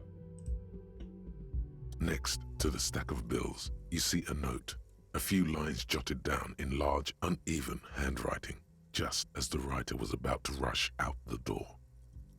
I'm sorry, I fucked everyone over. P.S. I didn't kill him. P.P.S. Gift upstairs. I believe that she didn't directly kill him, but I also think she was working with the person who did. A gift, huh? That's fucking suspicious to Kuno. Yeah. fugitive on the run shit. Kuno's seen this shit before. What could A the trap, gift be? probably, but don't sweat it. You got the Kuno spot on you. Let's go in. Just don't walk into another radio trap, okay? Yeah. Relax. Not everyone is out to trap you. You think she's not out to trap us? I'm suspicious. There's not a lot of reason to trust this girl. The medicine cabinet is empty. Not even a toothbrush. She didn't leave any of those cool drugs for us? Too bad. Pity. I was kind of hoping the gift would be in here. Nah, pig. That'd be too easy. Let's keep looking. She's looking this Smart out. chick. Kuno never leaves Gart shit behind probably either. cleaned it out. Gart might have. Kuno's a pro. Kuno's a pro. Man, I can't believe we got Kuno following us around for the end game. This is inspired.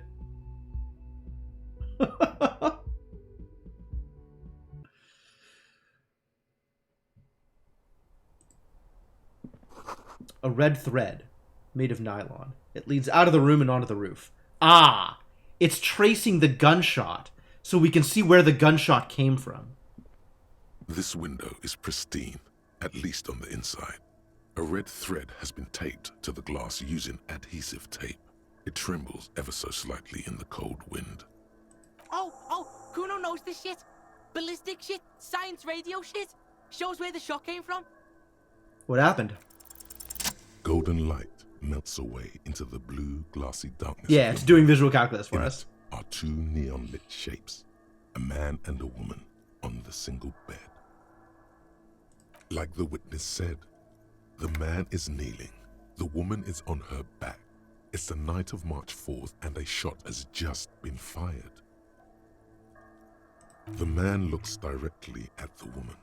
The shot's possible directions converge in his mouth, a ray cast from somewhere outside, entering his brain, ending him. The red thread bisecting the room shows the trajectory of the bullets. From the roof outside, location A prime, the glass fractures around the bullet hole, shards face inwards like a corona behind the woman's back. Where does the thread lead? Maybe if you extrapolate all possible points of origin first, the thread will make sense. Alright, let's look at ghostly figures. The man does not know the bullet has entered his brain. He never will. Death comes faster than the realization. Damn.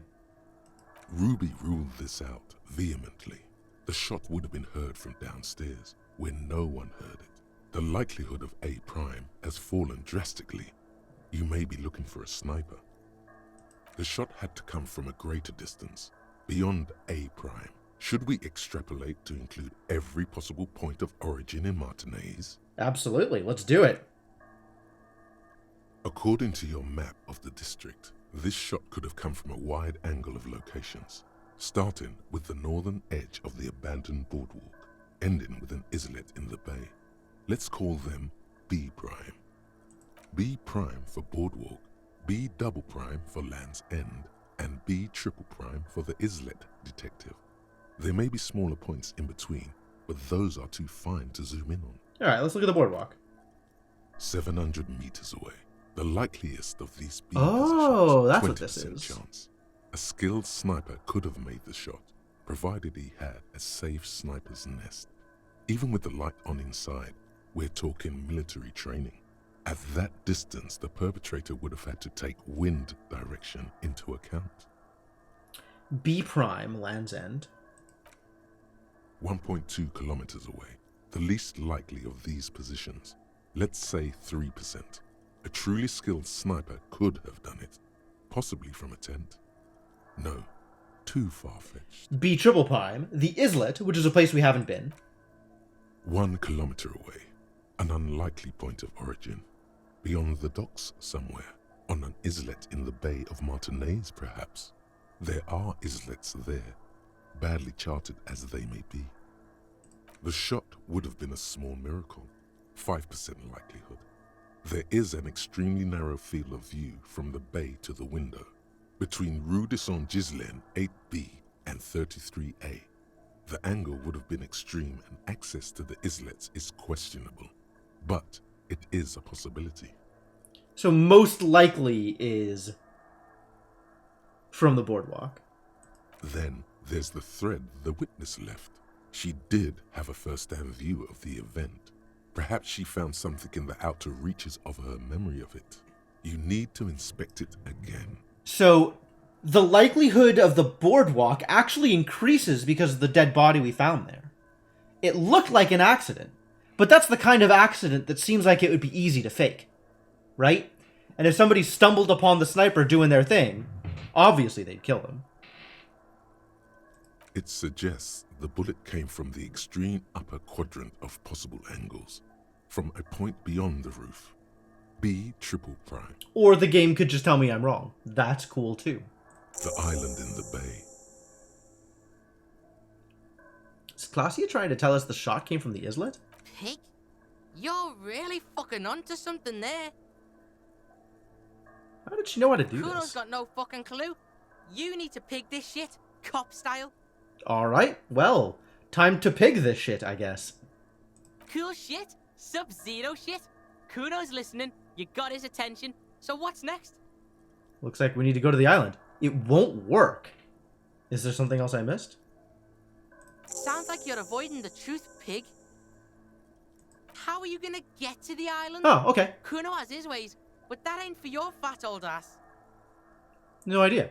Do we have a boat? There's this lady in the village. She, yeah, there are boats there. You go, do shit there. You'll get one on the coast. That was the least committal I have ever seen Kuno. Interesting. Alright.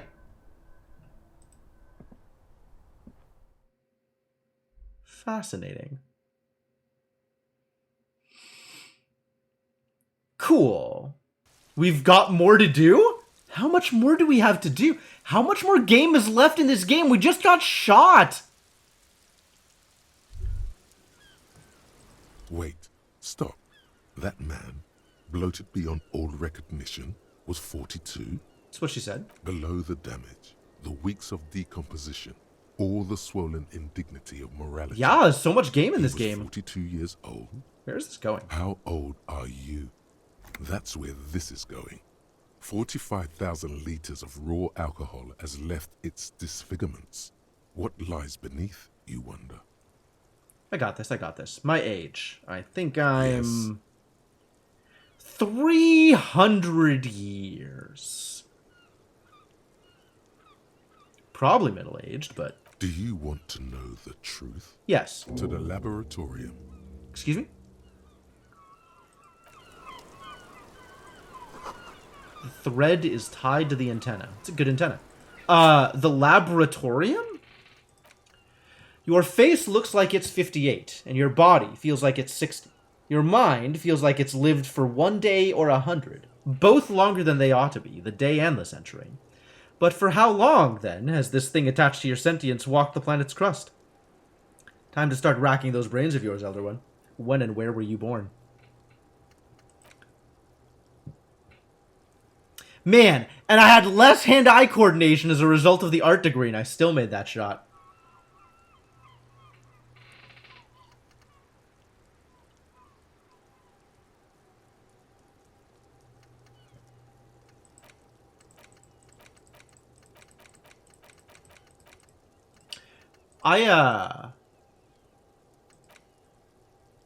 I want to get conceptualization passes, you guys.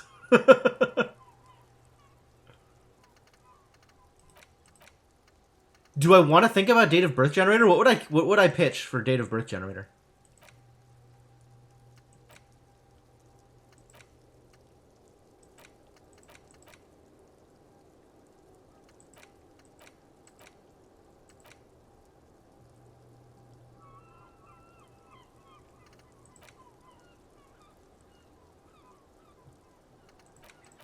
Maybe anti-object task force? Maybe homosexual underground?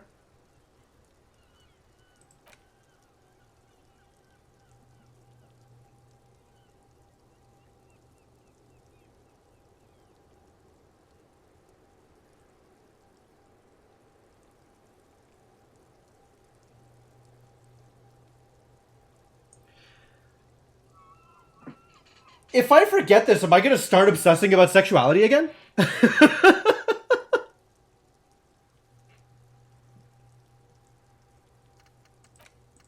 I have no idea what's going on here. Just none whatsoever.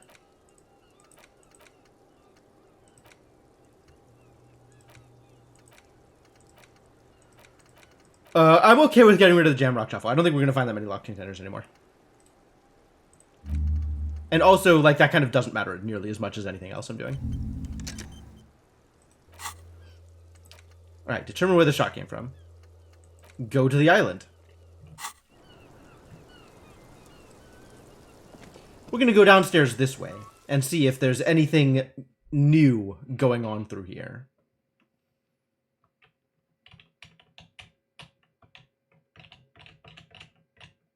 Maybe Gart's combine sealed up the hole. There's not anything to click on for sure. You clearly see footprints in the downy carpet. Large prints, most likely made by boots. One person has been here. They've gone back and forth. The tips point both ways. The footprints are of one type. They do not congratulate you for correctly recognizing what type they are not. This doesn't look like the footprints do not speak. They simply exist here, a product of the dust, just as the footprints outside are a product of the mud and apparently different shoes. The footprints go up the length of the room and back down. That is all they do. Presumably, yes. The footprints are still there. They have told their story. Thanks, footprints.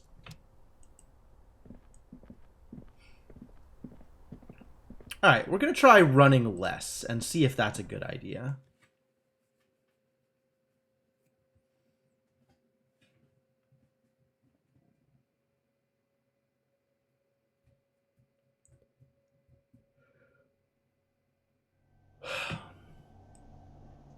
I could have maybe tried to make a phone call from the thing on the coast next to the church.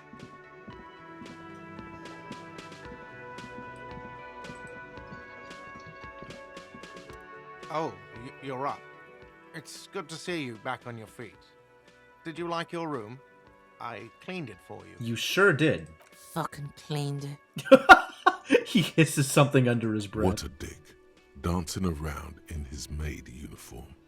Hold up, what was that? Forces an unnatural smile. I did, thank you. Big improvement. We can be nice to Gart, alright?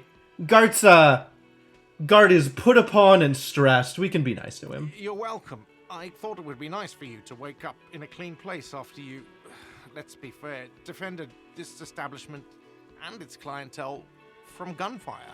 It's true. I did that. It's been a week and he's still messing with the bird. I know. That poor bird.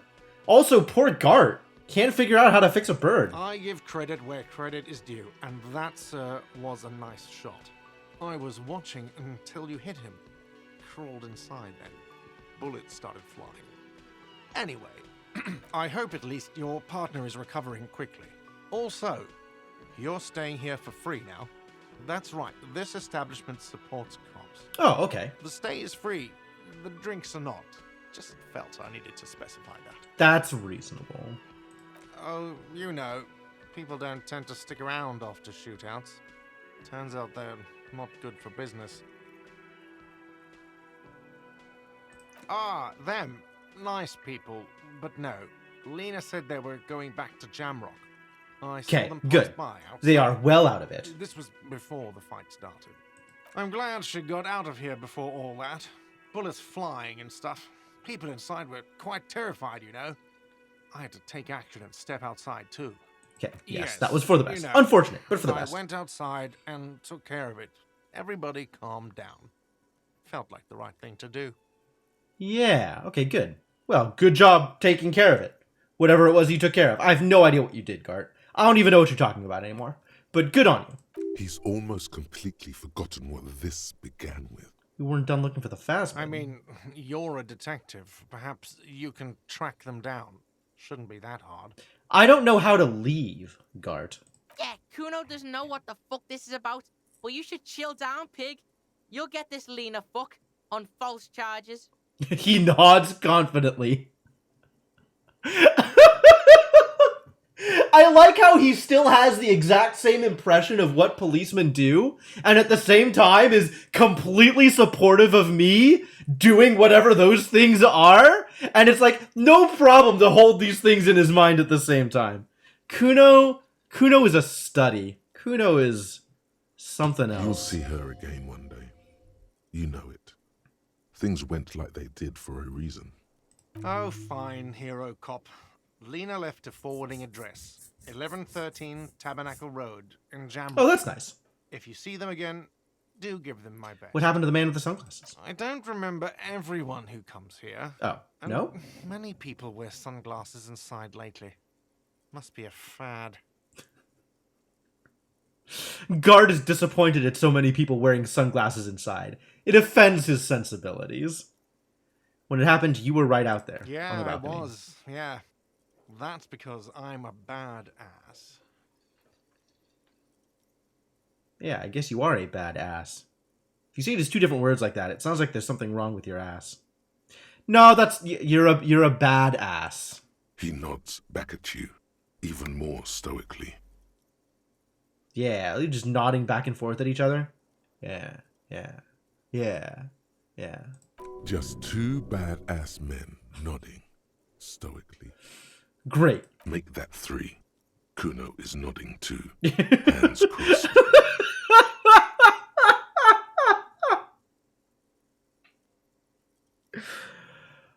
This is perfect. This is what Disco Elysium is all about. All right, thanks. No problem. They'll come back. They always do. And we're done here. Oh, you're still around. Hi again, Gendarme. And we have nothing to say. Bye-bye, Gendarme. And this guy is still just here? This rando? Talking about money? Who are you? Why are you here? What is the point? Titus has lost most of his boys. Think Manana could make a good Hardy Boy? Wow, this place is empty. Seeing you approach, the bruised man raises his bear in welcome.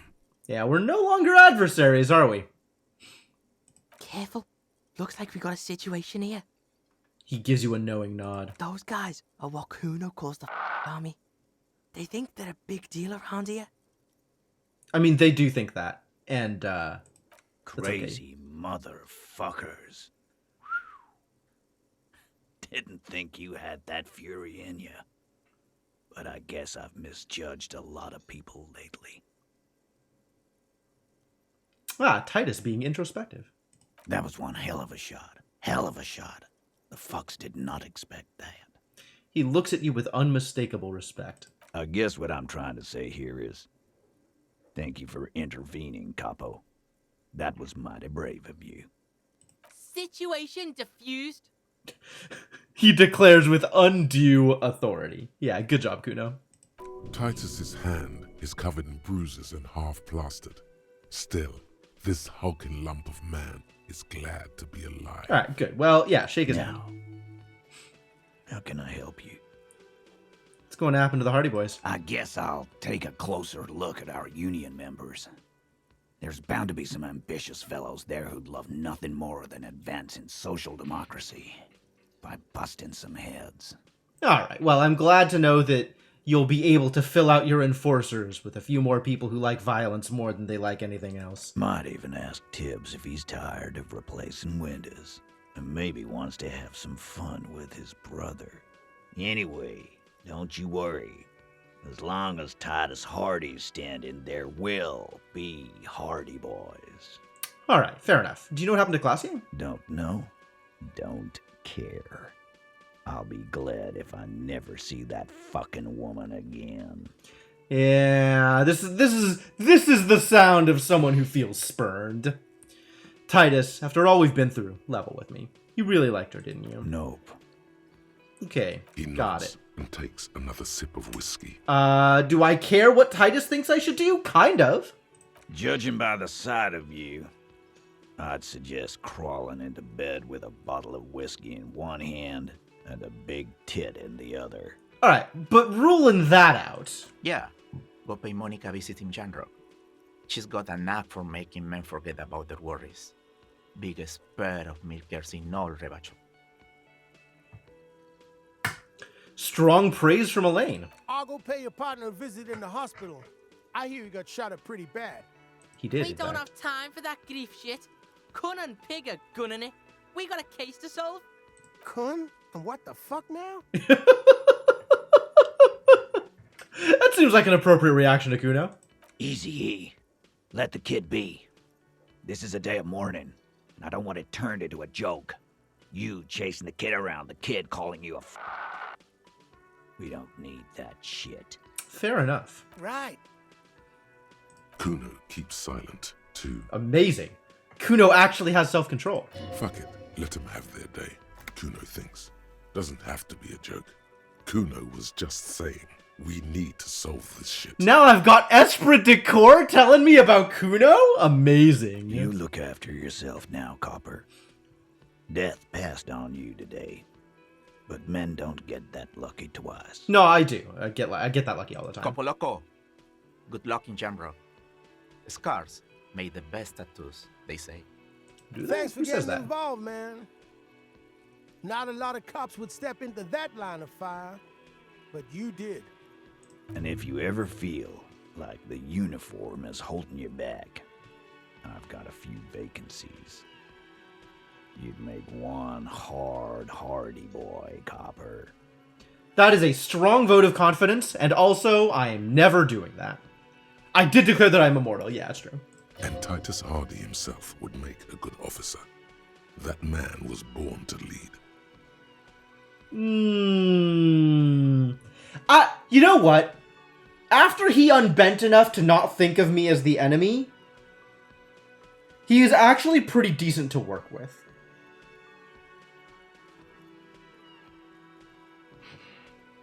I avoided this option before, but kind of think it's not the worst option now. I will, Capo. That's a promise. Now scoot, because the Hardy boys got some mourning and drinking to do. Got an achievement for that. Pour one out for social democracy. Hardy's Heroes. Amazing. This is looking less and less like a victory lap. Now. Can't be seen with pigs. Can't shit on Kuno's good name. Okay. So yeah, see you on the C4 island. Try not to get shot or drunk again. Kuno's counting on your ass. Alright, well, Kuno's got his way of getting there. I'll get there on my own. Titus potentially better than your precinct mates? Yeah, right? Titus seems more in my corner than some of the people who were just there to laugh at Johnny Thundercop. Alright, so Kuno's gonna get there on his own. No problem. What the hell is this? Un jour je serai de retour près de all? Près de toi? The graffito has been painted over the traces of the fight that took place here. It smells of blood. One day I will return to your side. Is that a promise or a threat? This was Cindy the Scar. Ah. I smell heavy fuel oil. And blood. Some of it may even be yours. Looks like a giant mop was used to turn it into lettering. Oh, jeez. Heavy fuel oil. Isn't that flammable? What are you trying to imply, Fingers? You could buy some smokes, light up a ciggy and throw it in there. You know, just to see what happens. See if it's flammable. It's better that way. Safer. This is what we're calling good ideas? The red-dyed fuel oil glistens. This was painted very recently. Well, the motor carriage is gone. Kim's motor carriage. My motor carriage is long gone. Fire emoji. I see how it is. Alright, well, I'm not gonna go running.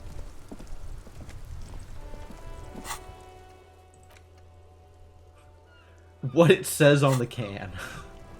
But I do kind of want to talk to everybody. My man, you're alive. Almost. Kind of. Sort of alive? Alive and limping. Man, what a day. I missed out on most of the action, but I heard it was quite the encounter. Had a strong sense of finality to it. Finality is right. So what's next? You heading back to Jamrock now? Talker's local union muscle were behind it all. I'd reckon the case is closed, even if it kind of turned into a shit show. It wasn't the local union muscle, by the way. Hey, that's just what I heard. Old wives' tale. So, what next? Still looking Good luck around. with that, my man. Stuff to do. Ain't easy being you, but hey, you're still breathing, right? I met the lady driver on my investigation. She's called Ruby. Okay. She shot herself. You're never gonna see her again, buddy. What?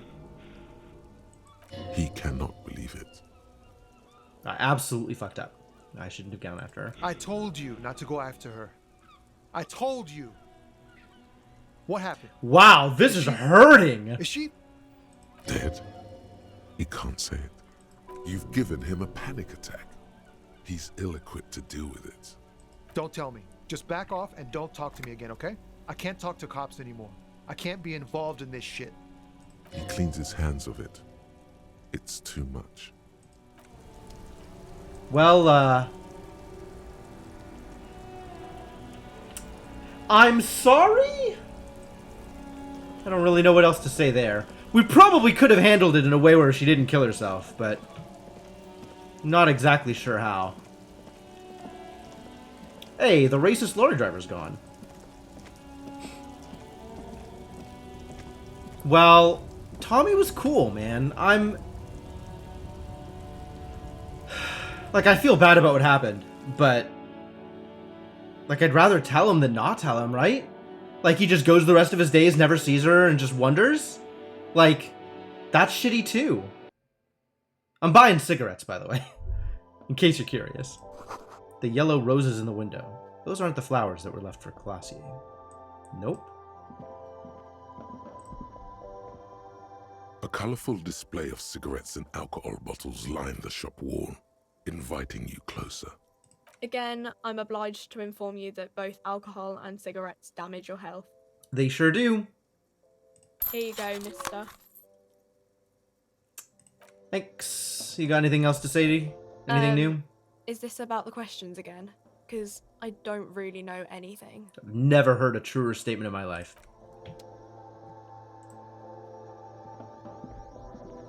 The tear machine stands in the corner. We are tearless? Fine.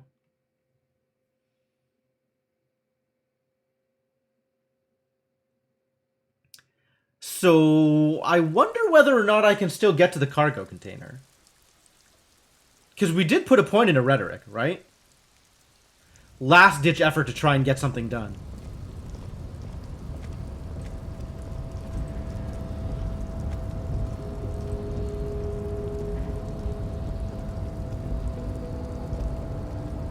The boyardero stares at you with respect, then gestures towards the trickles of blood adorning your clothes. Yeah, I got shot. No big deal. Yet you live.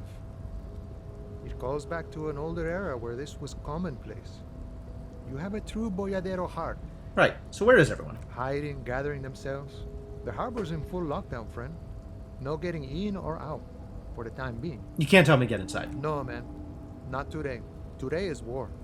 He says it matter-of-factly. No big deal. No big deal. What's going to happen next? Time will tell. I'll tell Everard you dropped by. I'm sure he'll be glad. What will you be doing I'll now? be okay here, doing lookout. Quite the sight, aren't they? Getting to like that red I am. Don't worry about me.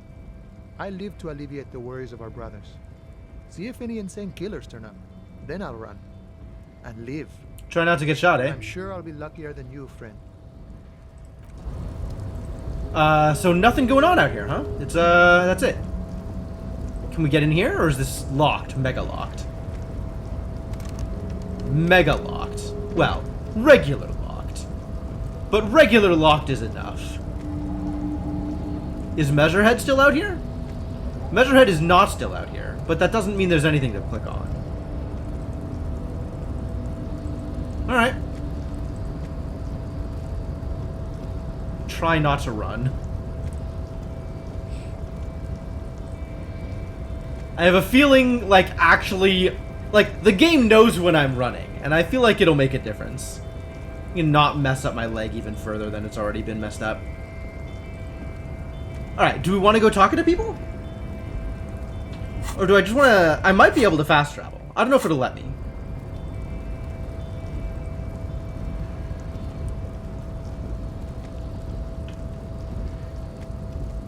Anything relevant out here? Probably not.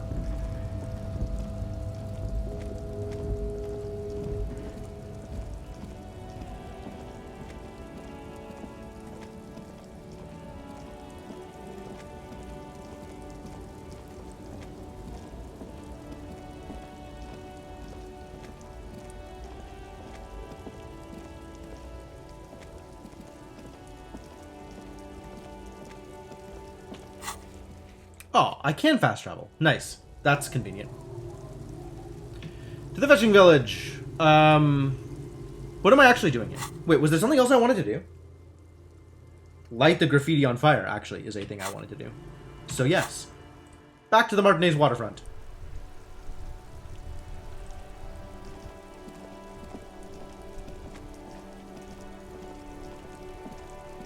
The graffito has been painted over the... This was Cindy the Scar. The fuel oil catches fire immediately. Oh my god, that's loud. A bright orange flash across the surface of the letters. Black smoke rises from the burning message. This is a good idea. Disco Elysium. Flames warm your face. Then, a gust of cold wind, and the fire falters. It's time to go to the island. Alright, Shivers, alright. Slowly, the flames subside, the fuel burning out. The air still smells of mazout and springtime. Shivers is like, stop fucking around. Alright. Alright, alright.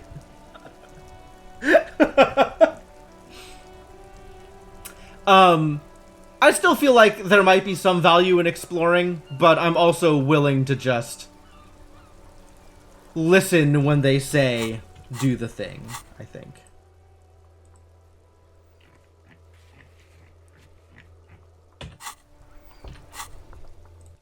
Let's see if we can find a boat. What do you know about boats? Our tenant, the police... I got shot! Even I can see. Not disappointed in the flaming graffito. Yeah, worked out pretty well. Not to bring your trouble with you, policeman. We've got troubles of our own here. Yeah, those are the kinds that caught up with me. Though I suppose you took the worst of it. Turns out you were your own ill omen. My partner got shot too. He's still in the hospital. What do you expect?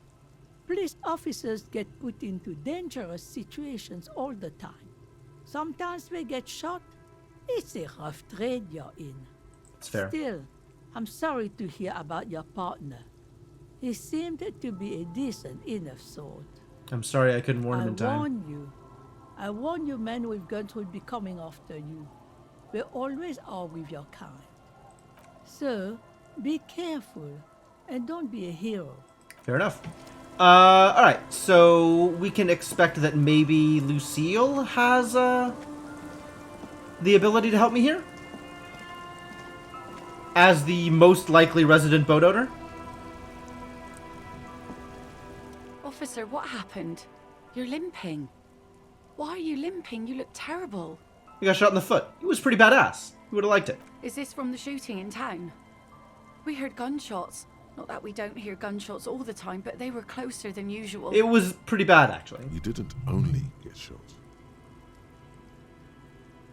I dodged the second shot. I can also get not shot. Well, good for you. You see the other guys. 2 dead, 1 in the hospital. So you're a killer? That's good, I guess. Better than being dead. I'm not a killer. I'm a cop. Hi. I guess you are. I understand that's how it goes. Apparently, that is how it goes. I have a question for you. Of course. Can I help you with something? I need to get to the island. That won't be a problem. It's wind still and the tar just dried. We've got 2 days of relative sunshine ahead. What's on that island? Nothing. Just ruins. Used to be some kind of fortification there before the war. For the communards. An anti-aircraft gun, I think. Ooh. Bombed to bits in the landing. I haven't been there myself. Always steered clear of it. Hasn't been there herself. Who has then? My Good question. husband used to drink there. Ah. Him and his drinking buddies. Always seemed like a bad place to drink to me. People died there during the landing, you know. My mother told me. People died everywhere. The kids sometimes go there too. I know they do, on rafts. I tell them not to, but they bring back old bullet casings and such. Which kids? I think I know the answer to this question. The twins. Oh. God forbid they bring the girl along on some rickety barge. Oh, those kids. Not the other kids? Huh. Is there anything I should know about getting there? Well, most of it's sunken. Underwater. That means concrete underwater. Cut your boat if you're not careful. Be sure to enter from the south side. Water's deep there. Oh, you're not going to take me? You're just going to let me borrow your boat? That's... I guess. Aye. You probably have better things to do than, So can I borrow your boat? If you promise to bring it back. And no scraping the hull. I just got it nice and yellow. And no drinking on the boat. And no joyriding either. Yeah, whatever you say, lady. The crow's feet disappear from the corners of her eyes as she smiles at you. Oh, well, thank you. Please be conservative with the fuel, will you? Just filled her up, but it's a small tank. Okay. Let's ask about the kids then. If they know things about the island. Kids, do you know things about the island? Please tell me about the island. The scruffy-haired little boy kicks a stone while the other watches him do Okay, kids, you've been to the island, right? And that island? Yes, that one. I need to know what's there. That's, nothing. It's just a seafort and some plants. You can take a raft there. It's great. Cool. And we make a fire. We make a fire. Okay. Well, good job, little arsonist. I'm proud of you. Gather the sticks for the fire. And bullets. Or not real bullets, empty bullets. Uh-huh. And They're then? lights. The fire guy comes and asks us to put the fire out. Ah. They're harshing your fun. I'm sorry to hear that. You deserve more fires than you're having. Your nerve endings sting from the mention of a guy. Someone lives on the island. No. Yes. His brother looks at him, then at you. Why is he the fire guy? Because he asks to put the fire out. Why does he ask you to put the fire out? I don't know. He doesn't like it. He doesn't like people to be there. You shouldn't go. We have a resident. Yes. Yes. Okay, good. A suspicious request made out of fear. You mentioned something about lights? I don't know. You don't know? I don't know. I guess he doesn't know. Okay. The snipers living on the island? Is there anything else you can tell me about this guy? Age? No, he doesn't live there. I don't think. No, he lives there. Been there twice, 2 times. Oh, definitely lives there. Okay, cool. He doesn't live there. He isn't there sometimes. Anything else? I don't know. How come? We ran. He just yelled we shouldn't be there. Your father used to go... These kids are so cute. Your father used to go to that island too, didn't he? Our father killed himself. Oh. That's not where I expected this conversation to go, to be honest. Don't say that. He didn't. I'm sorry. Okay, I guess we're not talking about their father. Is that all you know? Is there anything more you can tell me about the island? It's clear that he has no intention of finishing the sentence. All right. Is Lily your sister? Yes? Yes. Okay. Yes. Okay. Yes, okay. Well, that was some good information, actually. Thank you.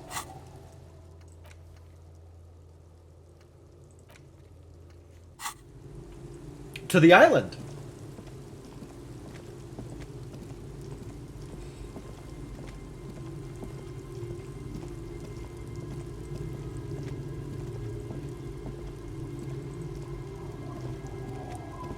Oh, this is her skiff. Okay. We gotta, yes, that makes sense.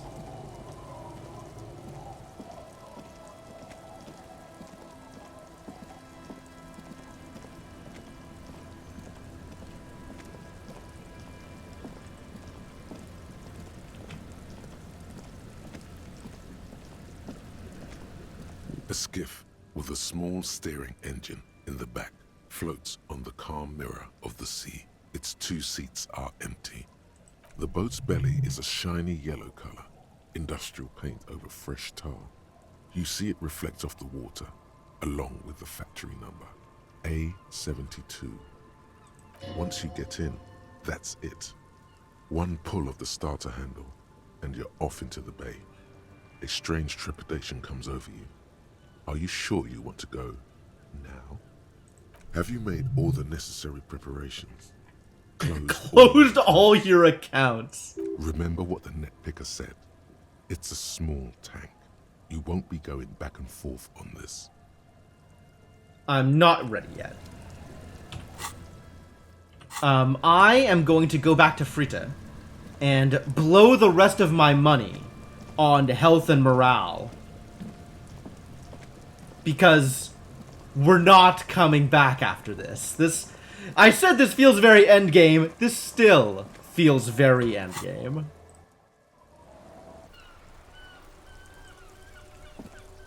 So, I don't know what I'm gonna do with the money, so we might as well use it.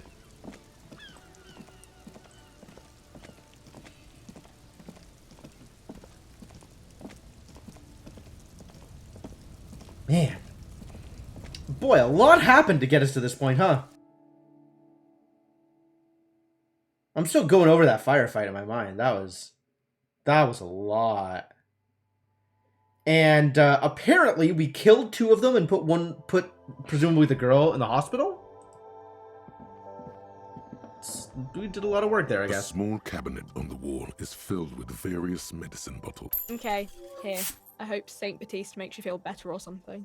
Okay, here. I hope Saint. Okay, here.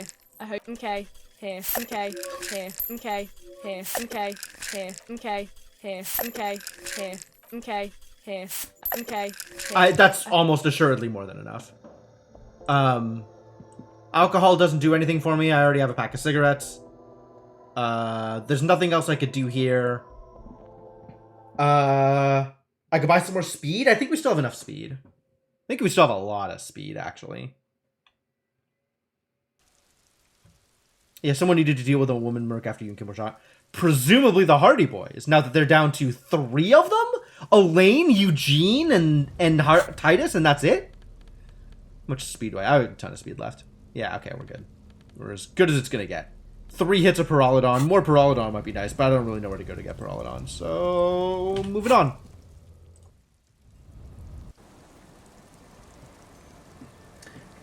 They definitely came out the worst for wear.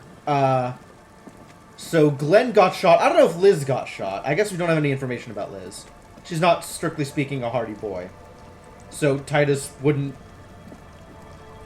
be lumping her in.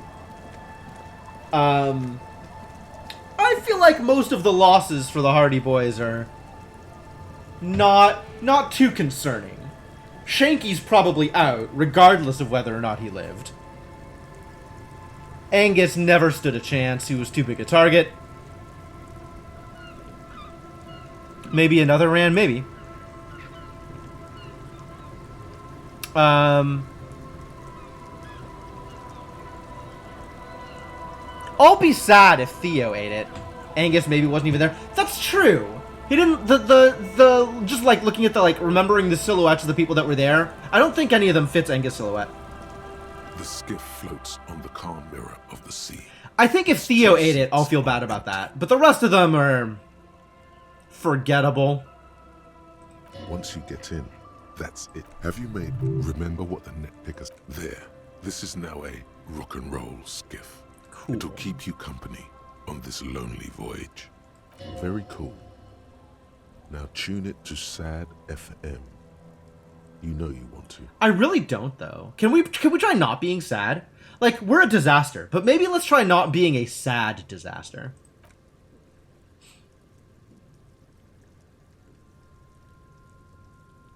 Alright, well, here we go. Come on, boombox. Need to play something hardcore. Yeah, right? Are we playing the OO song?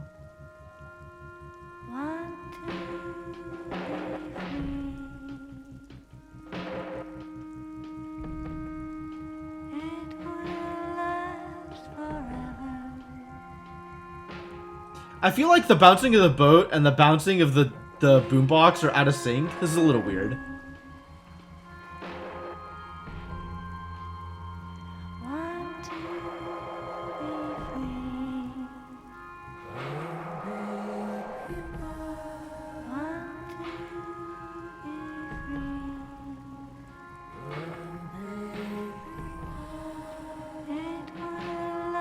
I guess we tuned it to Sad FM.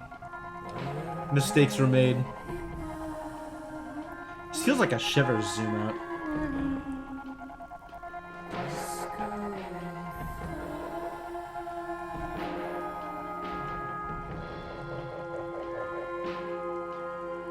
Over there in the reeds, the cryptid!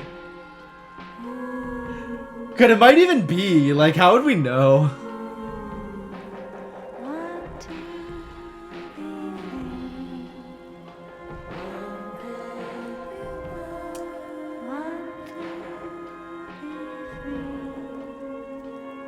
We never did fail that motorics check, or the interfacing check, to open the bunker.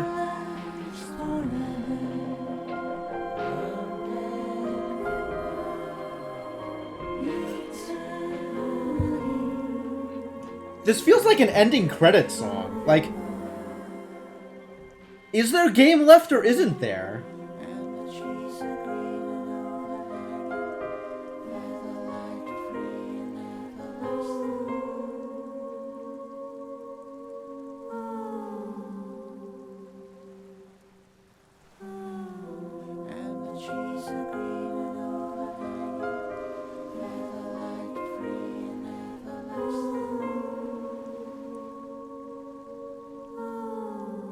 Oh yeah, there he is.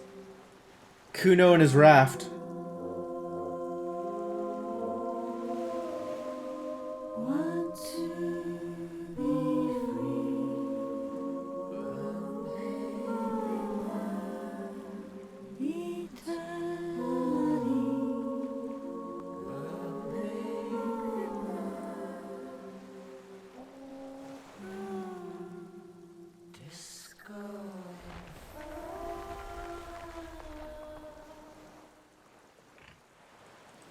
The boat comes to a slow stop.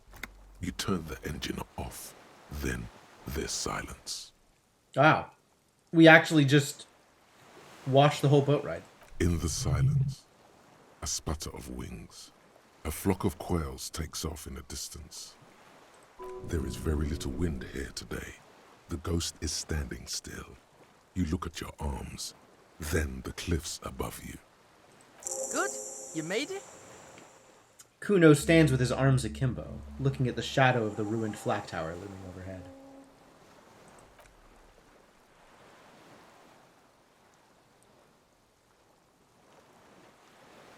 I mapped the place out, and it looks like both of us aren't gonna make it.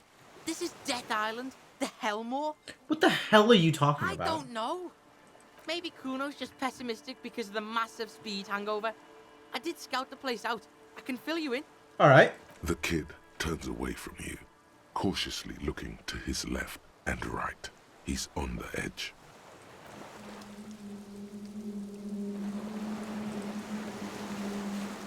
Can I talk to you? Can I not talk to you? Ah, I have to do it that way. Talk to Kuno. Where's Kuno S? Kuno doesn't want to talk about this shit. Oh. That is a look of a man who knows he'll be looking over his shoulder for the rest of his life. Ooh! Did you kick her out? Did she leave? Did you make an enemy of Kuno S? That toxic shit's behind Kuno now. Right behind Kuno now. Probably. I've had these weird shakes recently. Something like visions?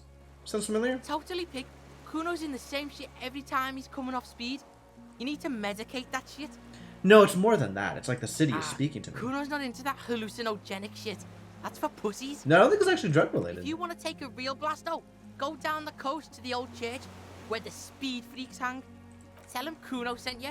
They'll know what it means. Well then, okay. Alright, time to look at some dots. Confirm that this still works the way I think it does. 6 of 100. This will be 7 of 100. Makeshift bridge. The bombs were powerful enough to break the foundation. Cool. Dots still work. The rusted chain trails off into the ocean. The chain trails off into the ocean, connecting the island to the supply depot on the coast. This leads to the depot in Land's End. Cool fucking chain. What do you think it was used for? Fuck does Kuno know? Kuno would use it to bring shit to the island. Ah. I like that Kuno has to swear about it before actually positing a real idea. Alright.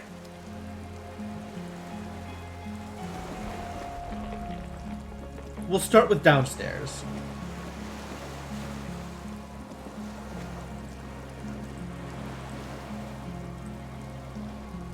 What's this thing? These tires are falling apart. They're at least 50 years old. Oh, I can't even go out here. Okay.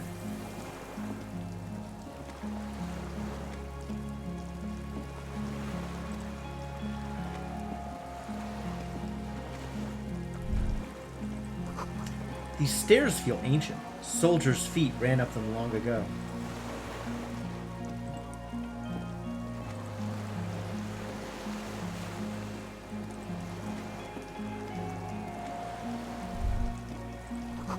There's a lingering trace of mazout in the air. Oh, does that mean stuff that's gonna get set on fire? Some fuel is leaked out of the barrel. Black, viscous. Can I steal it? Can I set other people on fire? Attention! Inflammable! Who knew that flammable and inflammable mean the same thing? What a country. The dry grass crackles under your feet as you stop. Far away, birds' wings touch the still surface of the sea. What is that flutter? The flock of quail departs. Now more than 100 meters away. 102, 105. And underneath the flutter? On the islet, there is almost no wind. Just the light movement of air through the reeds. Bulrushes swaying on the waterline. Long dried leaves chafing against each other. The great ghost of the air is holding its breath. Alright, Shivers, what is going on? Tell me. A silent hiss. Sea air moving through the needles of a pine tree. The faraway roar of the city, distant like today's dream. Before it, the sound of sand. The low tide filtered through its grains. A bird tending to its feathers. A low hum. The air slowly moves through a concrete box, through its ancient slits and cracks, resonating, hollow. A big building. Oh, this isn't Shivers. This is Perception. Perception is playing the part of Shivers today. It kind of makes me wonder, if I didn't have Shivers, would I just have never gotten those weird visuals of like what's going on in the city and the ones where you stop and zoom out and kind of what's ahead, what's behind, what is the feel of the suburb and stuff? Would I just never have gotten that? That's so much to miss out on. Air flows out of a pillbox window. There is very little there. The air cossets flowers on a meadow. Absolute silence. Reeds motionless. Bulrushes motionless. Below the silence. How is below the silence a thing? Called a mama dakwa. Really? Koldamama Duck was just hanging out over here. Yeah, absolutely. What? Kuno. This is where a lesser man would stop to think about the pain shooting up his right leg and into his groin. Not you. You're concentrated on how. Have you noticed how quiet it is? Yeah, spooky ass island. That's how it is on spooky ass island. Silence and shit. Oh, okay, he's got it figured out. What? This is where a lesser man. It's really Fucking fucking spooky, silent. yeah. Is what it is. Alright, cool.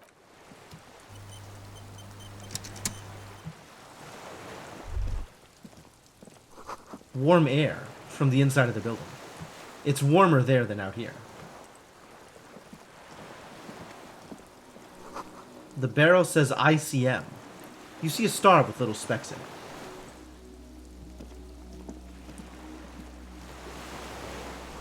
No way to get up there. The stairs are gone. Alright, well, into the door then.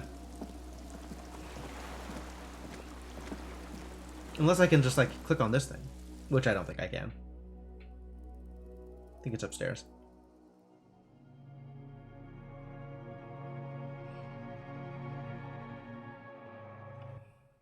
So what's going on? What's next? Oh, stuff.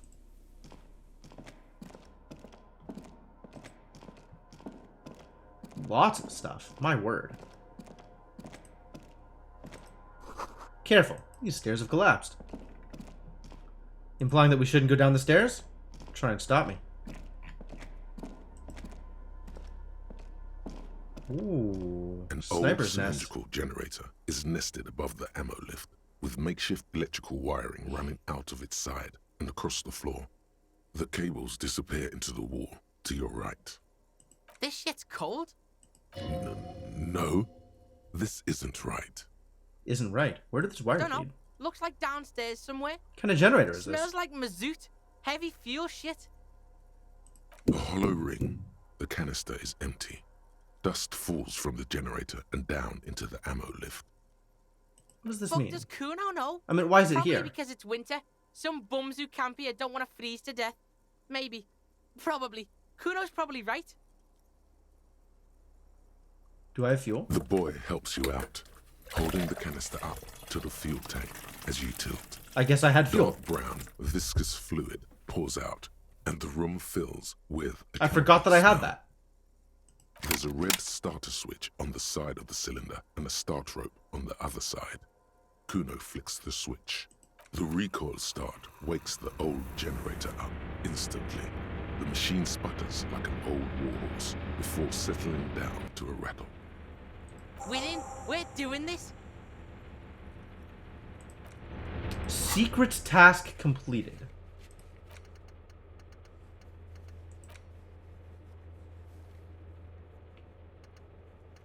Oh, we just brought fuel with us instead of needing to find fuel on the island. Lucky.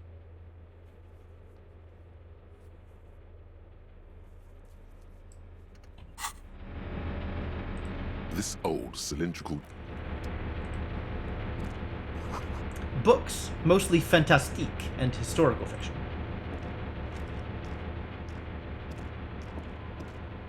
Yep, the gun's even still here. Dishes stained with sauce and fire. A survivor's kitchen. books and magazines lie scattered on the floor and on a makeshift cupboard. They are not particularly well organized. Most are soft covers, serialized fantastique and detective stories. Do we know anybody who really likes fantasy novels? This disparate digest includes the classic Animal Adventures, among what is mostly commercial fiction and serialized stories. You find a magazine cathodique for electrical engineering. Then it's back to pulp. Light erotica, an international thriller about circuit benders. Been reading shit here. Hooked on the book.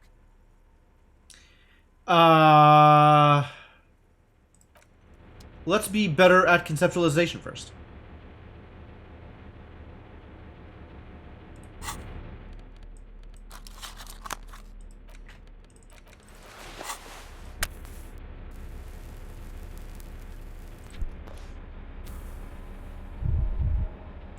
soft covers, serialized, fantastic. Not that you can tell. This is a digest of someone who's dead bored. Most of it is for entertainment purposes, fittingly right next to the radiola on the floor. Nothing out of the ordinary. Maybe it's a little old-fashioned. There's a nude mag. More than that, you can't say. The print in some of these is pretty small, though. This person has good eyesight. That's better than nothing. Moth-bitten bedsheet keeps the wind out. You see candles planted on a broken rangefinder. Rangefinder? Oh, that's not a gun. Something unrelated. There's a greasy old spring mattress in the corner, resting on piles of soft-cover books. White linen and a pillow are visible under a worn-out caracal blanket. Check this shit. Someone's been squatting here. Kuno knows because this shit looks like Kuno's place. Yeah, alright. How recently? You force the rest of the sentence out through pain, thick as molasses, without really hearing it. Hey, Kuno doesn't want to hurt your feelings, but you look like shit. Maybe you should lie down in the bed, like recover before you die. No time to rest now. Whatever. Kuno doesn't really give a shit.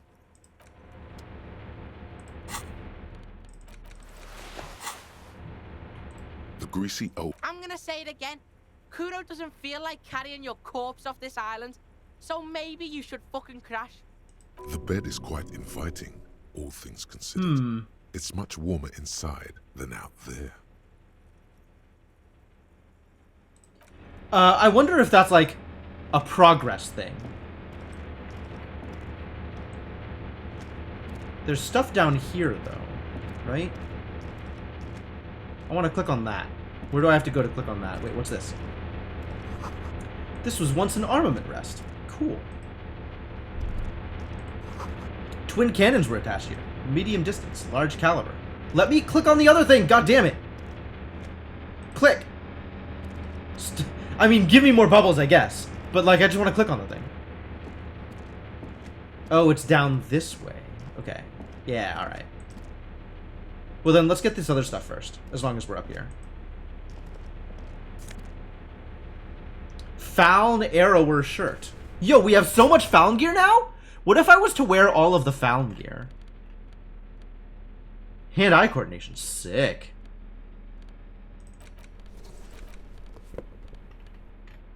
We still don't have Faln pants. That's the only piece of Faln we're missing. This feels endgamey enough that I don't think I want to stop.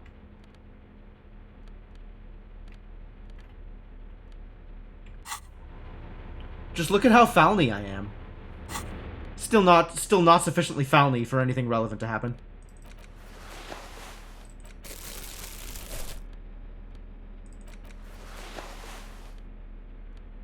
Alright, I think I'm back to where I wanted to be. Yep, and I appreciate letting me know. That's good.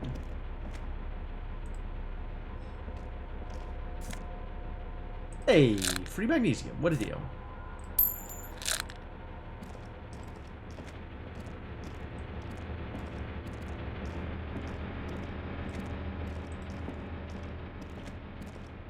Green paint flecks off the monoblock aluminium cabinet. There are rows of switches on the front panel, a frequency band, and even a keyboard.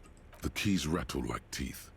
This keyboard hasn't been functional in decades. What is this? Old hardware from the big power box upstairs. Circuit bender shit. Military grade. Could this open the blast Try door? fucking with that one. It's red. Turn emergency open. Slide radio The dial. dial Yeah. slides under the glass, dark and silent. Restoring electric power has not breathed life into it. Light the interior? lighting in the room turns on with a sizzle. Oh, nice. A dim ambient orange. Push it again. The old button is stuck. Oh, okay. Well, I guess the light's on. The door comes screeching to a halt. Behind it, you see a hole in the concrete wall, where light shines in. Nice. We did it. You opened the door. Good results.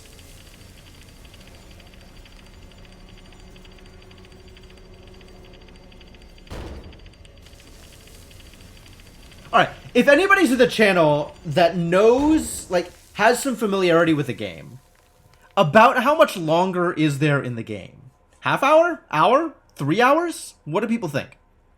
A sudden wave of anxiety makes your skin crawl. Yeah, it was really loud. No, it's more than that. There's something there, waiting. Fucking right. Something I needed to do with this console Why? first. The door is open. We can just fuck on now. Try fucking with that one. It's red. The dial slides up. A dim gold. Ah, shit. It's on. Turn emergency. Open. With the door open, the dial switch has locked into place. A security measure of some sort. Okay. This hatch is jammed shut. Okay. Where does this door go?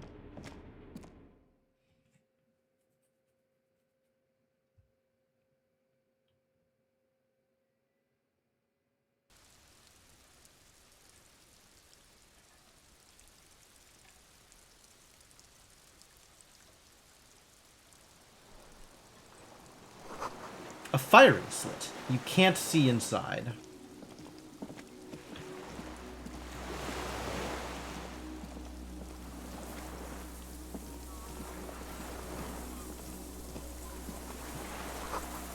Must have been a direct hit to take out such a huge chunk. The distant sound of cargo ships. Signal horns echo on the water.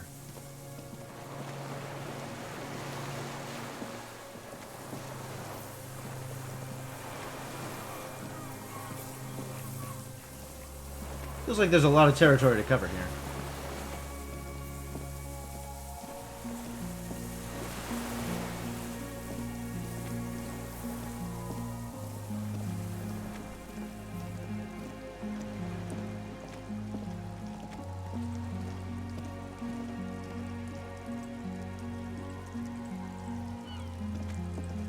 Don't run.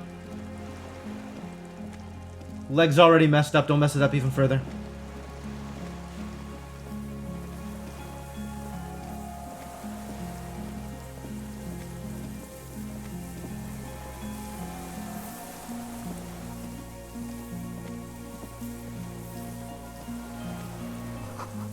The winch is broken.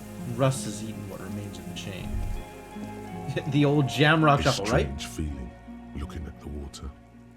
Maybe you should just wander off into the sea.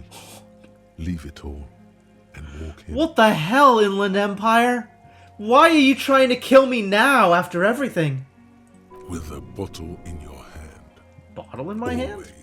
Why? Perhaps there's someone there, under the water, waiting for you. How's it going, Dr. Landry? In front of the video rental, on the corner, at the crossing. Is that where they're waiting for me? So not in the water.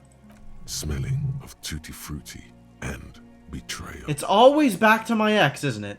Maybe. You know it's going to hurt. In the snowing mirror of the bay, you see Martinez, reflected. Tall edifices of ruins reach into the water, like shimmering towers. And the shacks too. Pine trees and motor lorries, upside down. Islets and posts, like stepping stones, lead into the water in front of you. Go. Step in. It's been too long. It's been too long. I have lived too many years on this foul earth. My time has come. Yes, cold and still.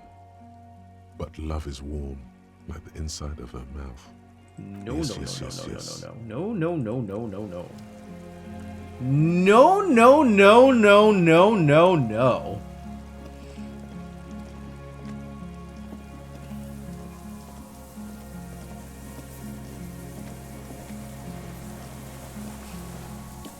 So I normally don't ask for information about the game, but Dr. Landry, do you know how close I am to the end?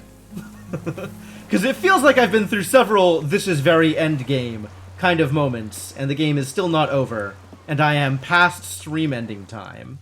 So I'm wondering if I'm like half an hour or an hour away, then I'll keep going, but if it's like 3 hours away, 4 hours away, then maybe we don't keep going? Maybe we finish this on Tuesday or Sunday?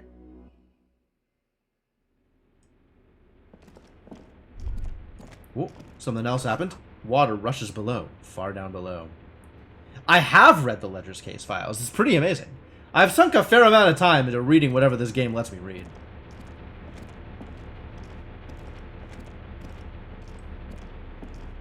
So what is out this way, now that I have opened this door? Walk slow. It might be dangerous. I am still not running. It's fine. Don't you worry. Doing my best to never run, now that my leg doesn't work.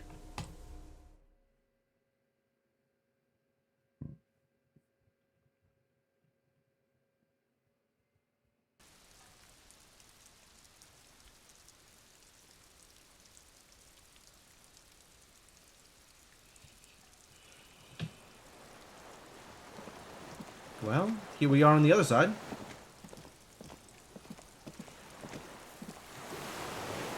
What have we found over here? Somebody else's raft? A rubber dinghy. Don't talk about the boat that way. It's deflated, broken. Small white flowers blossom all around you. Ooh. These are where the Maybells came from. That somebody left the Maybells on Classie's balcony.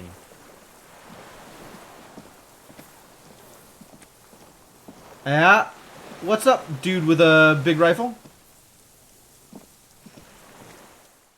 The deserter. Old man, wearing tracksuit trousers, leans on the frame stock of his rifle. He gathers a big ball of spit in his mouth. Yeah, right? Inland Empire. I don't feel like Inland Empire has my best interest at heart. Inland Empire is sometimes useful, but always gotta take it with a grain of salt. Then spits it out into the extinguished fire before him. He raises his black eyes, hooded by creased eyelids, to meet yours.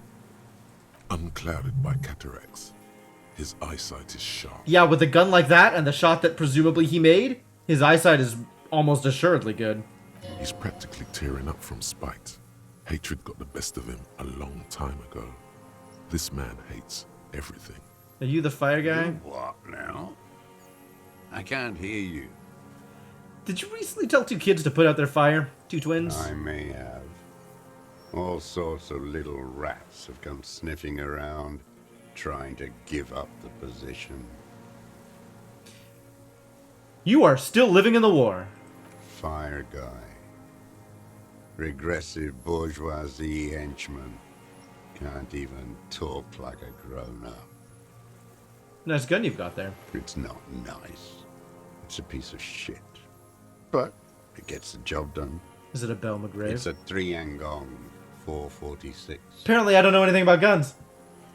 I am just spouting something related to something that I have heard in the past. Whoa! Massive gun! Kuno looks at the weapon. It was sent to us by our brothers in the Sinyao commune. Military aid. Sinyao commune? You heard me. It's good now. Like chalk, wiped from the ball. Implying we were previously at war with the Sinyao commune and are no longer? And by we, I mean you. I don't know what this we stuff is. Did you close the blast door? I did. And you opened it. How? How did you know I was coming? Reactionary rock and roll music. Playing in the winter. He actually heard me coming because of the music. Of course he did. Of course. If it isn't the consequence of my own actions. I told you not to play shitty rock. It was not rock and roll. It was sad FM. Sad FM, huh? I always hated that station. Phlegmatic, counter-revolutionary dirges. Sadness is a mental illness. A weapon of the bourgeoisie. I suppose you've never been sad in your life, huh? The fascists were right about rock and roll. It is degenerate. Hip gyrating mental illness music. Mental illness music, wow. Okay, well, you can see just fine. Eyesight. Yes, helps me see all the shit. There is a lot of shadow shit. Disgust passes his left side. His right side remains motionless. They've reversed it. I don't know why. I'm with the police. You can keep the gun, but keep it down. Not one move. The fuck? If I try to take his gun, he's gonna shoot me. No fucking way. Not on Kuno's life. With his finger pointing at the deserter through his jacket pocket, the kid turns to the old man. Kuno, you're about to get shot. Please don't do this. Officer Kuno's got his keel 89 pointed at your fucking head, and he is gonna blow it clean off if you don't drop your weapon right now. His Officer Kuno? Oh, he's really angling to become a pig, huh? His pointed finger is moving inside his pocket. Disarmed by a kid. To hell with it. It's a walking stick anyway. It's out of bullets. Wow, that worked out just fine. Half-Light's image is Kuno's portrait. Is it really? Oh, that's amazing. Like an amputated limb in the sand. Yeah, I'll pick up the gun. His gaze follows your motions. The rifle feels surprisingly light in your hand. Frame stopped and patched in places with tape and wire. The rifle's in a shabby state, like a crutch that's seen too much travel. Okay. Hieroglyphs are embossed into the forearm, made of walnut. On the butt, you see Vespertine writing, burnt into the wood. Triangon, 4.46mm, made in Sinyao. This uses jacketed ammunition. Alright, well, cool. The old man Nice gun. keeps following your motion with his gaze. His right arm twitches suddenly. Some kind of involuntary response? Something is slightly off with his motor rings. This looked very much like the murder weapon. It can be used against him to get a confession in time. Who are you? My name is Josef Lilianovich Dross, Political Commissar of the 114th Anti-Aircraft Division of the 4th Army of the Commune of Revachol. Okay. I am a deserter, a partisan, and a prisoner of war. This is my termless surrender. What is your termless surrender? Being on this island? His eyes turn to the reeds again, dead and dull. Wait. Like the fucking ancient army? You're a holdover from the army of the Commune of Revachol. Yes. I am from the Insulindian Citizens Militia, recruited from Jamrock in 07, trained in the École de Contrôle Arion, consigned to emergency defense duties in 08. He's been waiting for someone to pick him up ever since, right? I left my unit on the eve of the landing. When I returned here on May 14th, the Commune had fallen. Still armed and ideologically trained, I wrote a criticism of myself and resumed partisan duties. I can only imagine how much plasm this guy's producing. How long have you been on the island? 43 years. No. I've been on other islands too. Yeah, this dude could build so much communism? Man. Too bad we didn't find him earlier. I was an resurrection until they turned it into a spa in 18. Then I was an E-48, a nameless sound, until the sea washed over it. Then I came back here. That was 22 years ago. You've been hiding here for 43 years. 43 years and 10 months. That's steadfast. It's not how a human being should live. But I had to. I couldn't just forget. I couldn't just forget what I saw. What have you been doing all this time? Hiding, fishing, waiting. Waiting for what? Where it's morning, on Rue de Saint-Ghislain, people are walking. The gas streetlights have already been switched off. Further inland, in Jamrock, the streets come alive with workers. Men, women, children rushing. Muddy avenue after muddy avenue. The temperature is rising. Alto cumulus clouds form above Precinct 41. Two police officers step out of the Whirling in Rags cafeteria. Satellite officer Jean-Vic Mayer inspects a series of burnt black letters splashed across the plaza mosaic. Ah, follow in my footsteps. Good old satellite officer JV. Patrol officer Judith Minot points west. The fishing village. She glances at her watch. We meet in 15 minutes. It's a 10-minute walk. And patrol officer JM. I believe they figured in my notes for a bit in some of the cases. Officers go, leaving behind the writing, still smoldering. One day, it says, I will return to your side. Always waiting. The old man turns his eyes from the shore and back to you. For what? For her to return. Girl, child, revolution. Girl, child, revolution?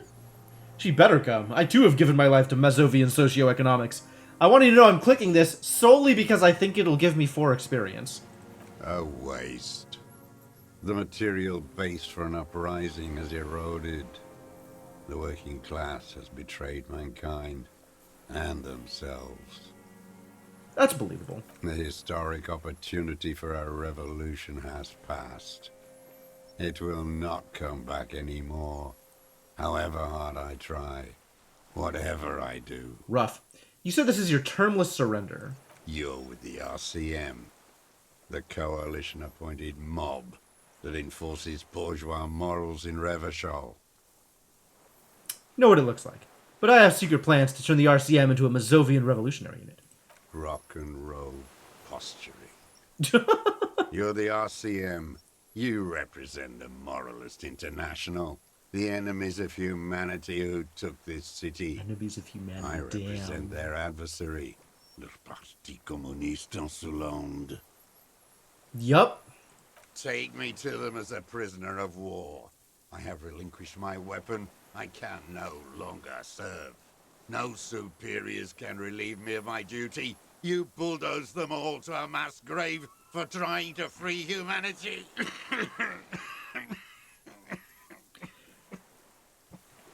It feels like there is still a lot of game left, despite having done the things that we've done. I'm not finding any answers. I guess we'll finish up this conversation and call it a night.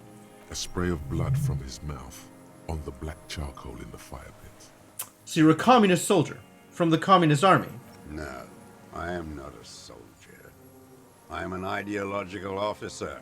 I belong to the party, not the army. What does that even mean? Trained in historical materialism, then assigned as a political commissar by the party. These things used to mean something. What does that mean? Wait, what does a political commissar do? The old man does not answer. He tilts his silver head and looks at the reeds. You see a small tremor pass through his legs. No answers? I guess we're not answering questions? My pig asked you a question.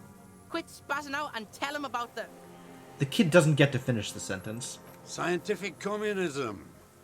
A commissaire politique is a knight philosopher of the revolution. A future human. Woof! Yeah, this guy's gonna be like a gold mine of plasm. Awakened from shutdown by the promise of ideology. He was like a cleric, a shepherd. Really? Okay then, over-mystified that a bit. That means you're a trained communist, right? He nods slowly, then another tremor. I'm also a communist. No, you're not. You're a liberast. The hell is a liberast? A liberal and a pederast. It's what most liberals are. Wow. Not a liberal. I told you I'm a communist. The old man spits into the fire pit. Kind He of a does liberal. not say anything more. A jitter passes his lower body. There's definitely something off with his body. Something more than just metabolism. How have you survived all this time? How does anyone survive? I steal. What do you steal? And from whom? Supplies, vegetables. I collect rainwater. It's the life of a dog, not a human being. Boy, there are a lot of people who have made one mistake in their lives and decided, well, guess I can never return to my old life, and committed themselves to a life of complete garbage. How is your health? I've been throwing up blood since winter. Well, that seems bad. Red, like beetroot. Been passing it in stool, too. You're not long for this world, are you? He does seem frail. Gaunt for his age. More like 75 than 65. Trouble putting on weight could mean cancer. That seems like a problem. Kuno's dad has this shit. Wine belly. The cops can take care of this, right? Medicine shit. With, like, facilities. Yep, maybe serious. Cancer even. The police can give you medical services. You need to be looked over. I need to die. You don't have medical facilities. You have guns. That's all they give you. Toy guns. How have you coped mentally? Clearly, he hasn't. Dude is the last surviving communist of the war in Revachol. Yeah, and look at him. Where did that get him? He should have just gone home. I haven't. Obviously. I have holes in my brain. Years missing. Others filled with pain. Holes in your brain. A decade of... His eyes roll into his skull and back. I don't even know what. Inferno? Alright, Kuno. Go. Kuno could do this shit. Live all alone like this. Kuno could hack it. Good, Kuno. Be that. Be that. So the traitors of this city turn the lights back on. More and more each year. Ruins glittering in the dark. Like a fucking merry-go-round. Alright, if you're gonna be such an ideologue, shouldn't you do something about it rather than just sit here and wait to die? It's disgusting. He looks down at his shoes, his face parched from the sun and the wind. There's a wince of pain in there somewhere. Are they not heartbroken? How could they have moved on? What is this place, It's this island? not an island, Dwat. It's a defensive fortification of the commune of Revachol. And I am its last surviving defender. Yeah, but it's a defensive fortification of the commune of Revachol on an island. The congenitally deformed King Philip Congenitally II deformed, wow. built it to restrict access to the Bay of Revachol. We captured it in '02. Retrofitted the fort with an AA gun to defend against an airborne landing. Against the whole world. You mean the landing? Retaking of Revachol? Coalition military called it Operation Deathblow. I later found out on the radio they called it Deathblow. You're one of them. Tell me, who speaks like that? We had 50 million people on Caillou alone. First, I'm not one of them. Sure you are. You're our CM. Answer me. Who calls an operation against 50 million people Deathblow? Murderers. I know what you mean. You don't know. You haven't seen it. Iblis. Iblis? The black-eyed angel. Understood. Iblis. I was just 16 years old. 15 when I volunteered. I had a lapse of faith. And of courage, too. Tell me more. You could say I misunderstood the historic role of the proletariat and thought Mazovian socioeconomics were fallible. For a second, I doubted the irreducible laws of historic materialism. Okay, so the way that they use historic materialism, it means something concrete, and I don't know what. I know what inframaterialism is, but historic materialism appears to be something else. A second is all it took. For what? For reaction to take hold. What's reaction? Petty bourgeois terror. It's in all men. Reaction. Alright, you have fear. It's the same thing. You haven't seen it. Not really. Not naked. It's impossible not to be afraid. And when was this? May the 13th, 08. 44 years ago. The horizon was black with coalition airships.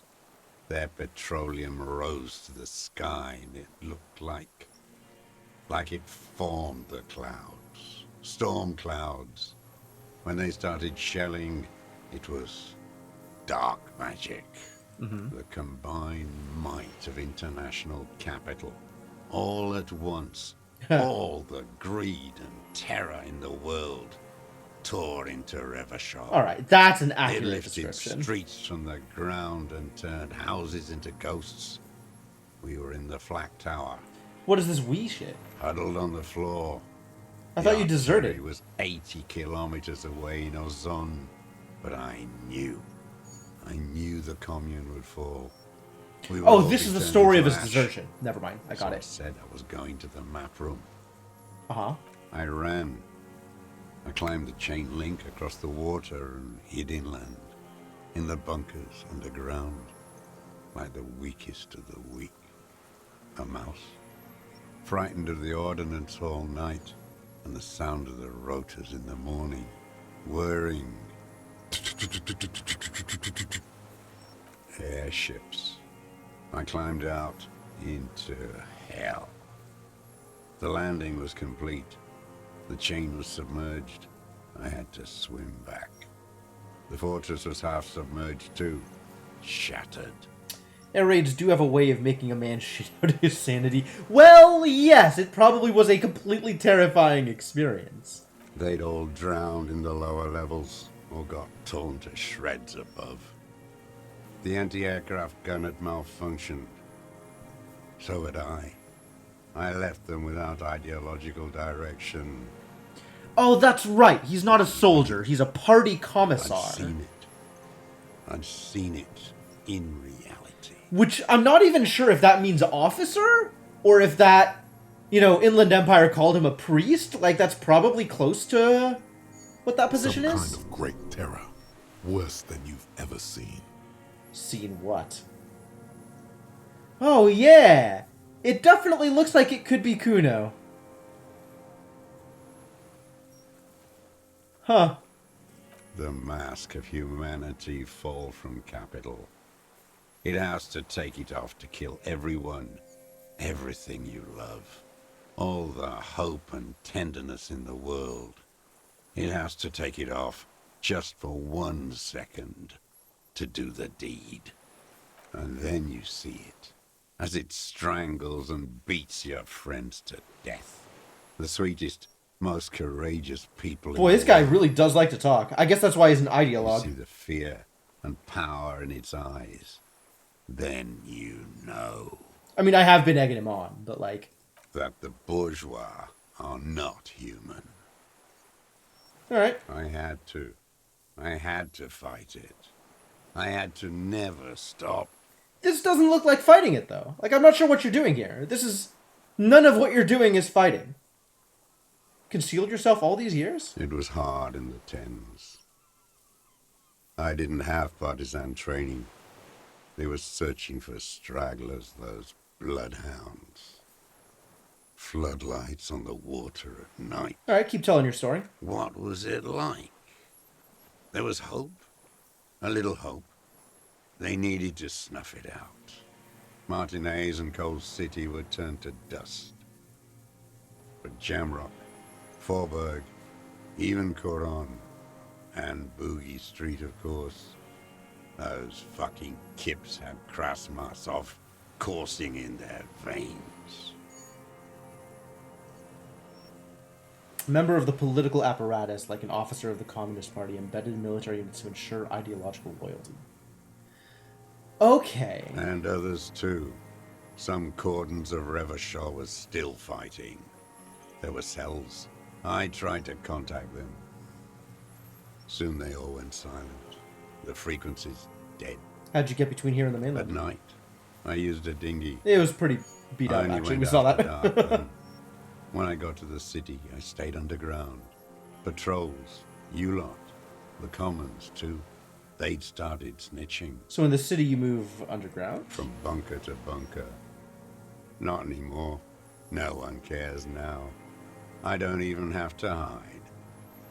They think I'm another antisocial vagrant. I could walk straight into that town if I wanted. You could. I just You really could.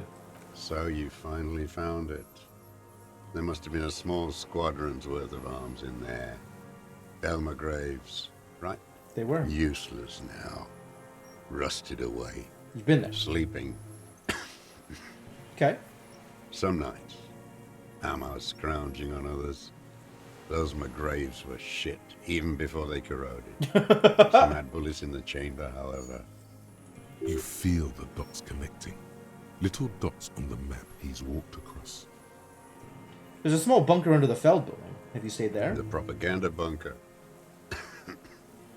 I love this. Gaining experience or having been to places. It's good. They stored leaflets there. Broadcasting equipment, too. Made broadcasts, I think. Propaganda officers. I buried them with their leaflets. They killed themselves. Whoa. 2 young boys. A lot of our boys did. I spent some winters there. Never liked it. Kept thinking of them. No need to go underground anymore. It's better in the ruins, on the ground. Why don't you just walk there? I don't want to. They're all traitors. Okay. Pigs, rabbits, and dogs. Men without ideals are only animals. Jeez. He does not want to see life moving on. People forgetting, drinking, laughing. All right. It's less ideology and more depression. The old man looks across the water. There's nothing serious in this world. It's a farce. Okay. I ain't going anywhere. We got to do some speed and put on some different clothing. And then make this composure check. Oh, we got his gun. Woo! Valuable gun. The bolt-action 446 caliber Triangong is the poor man's sniper rifle.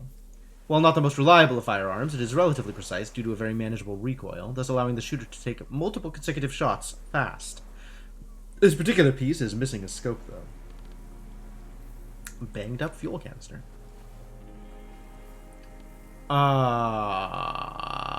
Composure, that's what I was doing. Yellow stuff is down here. Do we have composure? I'm already wearing all of the composure gear. Ah, nope, found extra composure gear.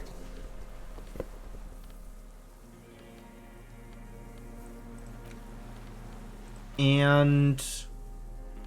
oh, we're not getting Motorix. Oh, no, wait, it's speed. Speed is where we get the Motorix.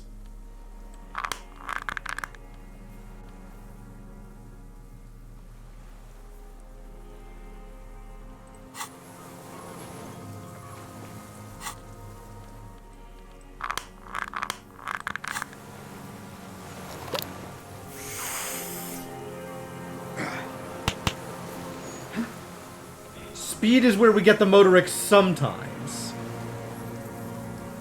Why do we only have the Psyche bonus? That's awful. Oh, no, it's still giving us the bonus. Okay, good. It's just not showing it. Well, I'll take it. Minions of capital. What strikes you about this gaunt man is not the stomach pain, or the cough, or the malnutrition. For a man who's spent 44 years hidden in the urban wild, he is surprisingly okay. Yup. It's because of the revolutionary ideals. It's because of the plasm. Indeed. He speaks fluidly. His movements are rapid, if erratic. His voice, despite the cough, is there. It is capable of expressing complicated ideas. Above all, he seems animated. Animated by what? By the revolution! It's a mystery. This animation comes at a cost too. Erratic hand gestures, thought processes cut off like threads, as he just stares at the logs or the reeds. He also suffers mood swings, bubbling to the surface, unconstrained by his nervous system. Great leaps of emotion, from anger to grief, despair. Dementia? You've seen demented people before. This feels similar, yet different. When his thoughts move, they are lucid, keen even, not senile. Is it some kind of substance damage? Like he's addicted to something?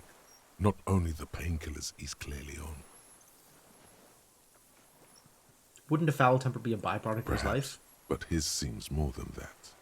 The inner turmoil takes unexpected turns, as if forced on him in a way. In summary, you sense some underlying neurological disorder. Are you on some kind of a psychoactive substance? No. I won't be stuffed full of shit like the rest of this city. It's not a downer, rather an upper, judging by his snaps. Are you on amphetamines? Like some kind of decadent rock star. How about Pyrrolidon? I don't know what that is. Okay. Well, those are the answers I expected, given the previous snap. How is your memory? No, I'm not okay. I shit blood, and I'm surrounded by insane people. Is that me? Am I insane? Kuno's insane, granted. But, good old Harry Dubois? Insane? I mean, kinda. There it is again. Erratic hand motions, bouts of rage, and the stomach thing too, of course. Could it be a symptom of overdosing on something? Something even you have not tried? Keep your eyes peeled. Thanks, electrochemistry. What have you been using this gun I've for? used it for killing people. Here we go. A trail of blood. Even the kid can smell it. Killing people? Like straight offing them? It's a gun. That's what they're for. You want a moralist euphemism? Defending your family and your property. I haven't done that. Nope, he's just killed people. I've used it to kill people. You mean like lately? Lately. After the war? There is no after the war. Class war is never over. Yep, that's the line. That's the line. This is it. You can feel it, like battery acid on the tip of your tongue. Something you haven't felt in a while. But what? This is what you live for. This is the shit. What is the shit? The What are we great doing here? serotonin jackpot. Go in straight. No euphemisms. He doesn't like those. Okay. No. Be careful now. Slow and steady does it. Make him repeat it first. Don't mess this up. Remember, he wants to tell you. Get personal.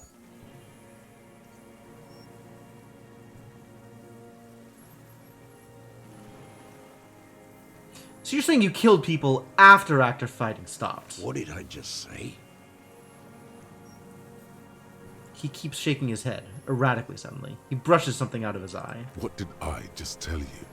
Don't drop the ball now. Did you use that gun to shoot and kill a colonel of the security contractor Cornell?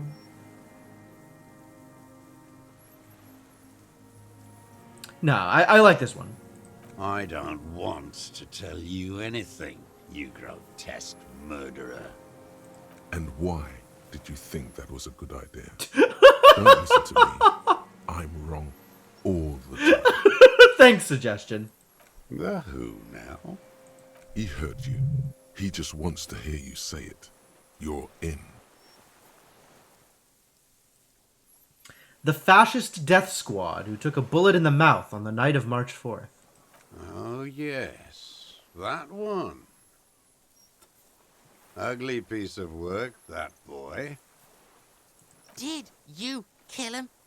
Fucking tell this cop. So he wasn't in cahoots with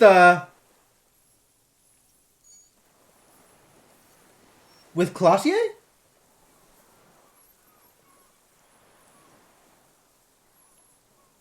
Did Clausier see this happen and was just like, opportunity? Oh my god, I have no idea what's happening anymore. I am a son of a welder and an officer of the Commune of Revachol. I do not collaborate with murderers and pederasts of the liberal regime. A drop of blood in the saliva. Tear into him. Pile it on him. Everything you got on him. The more, the better. The scent of blood in the air. But what else? There was something you can't remember. You're a communist. I talked to the dead man. He told me communism killed him. I talked to the dead man! I'm okay with sounding a little insane. Stupid twat. What the hell does that mean? It was intuition. Intuition is an aberrant psychologism. It reeks of crypto-fascism. The parasite class use intuition to justify their rank in life. It's all just palmistry and magic, Earl creatures. Your brain is rotting from the radio waves. You too. Actually, my brain is rotting from the depression, but thanks for trying. Whatever, man. Kuno looks at you. Doesn't look like he thinks this worked. Yeah, this just did nothing.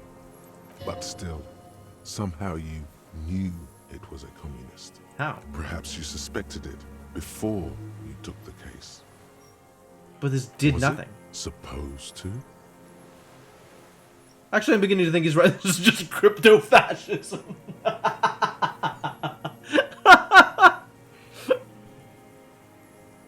The inland sea is dark, vast, and on the surface, meaningless. Was it? No. There is more here. A sliver of something. Some kind of future. Okay. Standing there, slack-jawed, brain festering.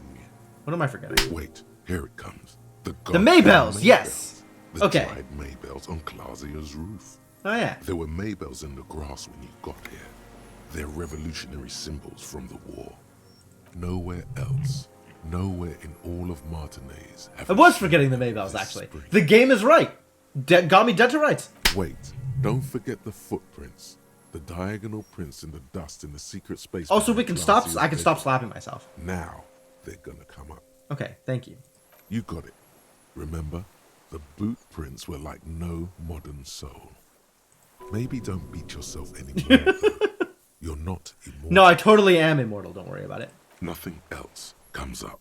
You see the Kuno watch you try to stimulate thought processes by hitting yourself. I'm sorry, this didn't do anything. Usually hurting yourself does. Wow, if that's not a damning indictment of the way I've lived my life so far. Yo, a word. Oh, I'm almost there. Just let me have a few more punches. Almost where? Almost ready to bleed to death. He looks at the blood stain on your pant leg. No, come on. A word. Let's go. Alright, what's up, buddy? Wait. The air smells sweet and scary somehow. Okay, so we've got the old fuck. Do you think you did it? Oh, fuck. He's practically dying to big up how he did it. Just get him to cough it up. Kuno's got your back. I'm trying to get him to confess. Yes, Kuno can see that. You got this. Think of, like, what other shit he's done too. Kuno can tell he's a killer. What am I missing? What haven't I done? Ballistic shit here. Let's check out where he shot my gimp. You should know that shit, pig. Good one, Kuno. Okay. He doesn't have to hold in court. Just establish a line of sight, and he'll do the rest himself. Okay. Good. I think it's going really fucking well. Just cut it with the punch and shit, alright? Makes us look like we've got nothing. Fair enough. You hear that? He thinks you're very close. Woo! Kuno's restoring my morale. Go Kuno. Alright, well, cool. Kuno's in the game. Let's fucking do this, pig. Thanks, buddy. Alright, but this is gonna... there's still game left in this game. So we're gonna have to save this for next time, because I'm not going until 1 a.m. So we're gonna call it here. And I don't know how much game is left, but we'll finish this up on Sunday.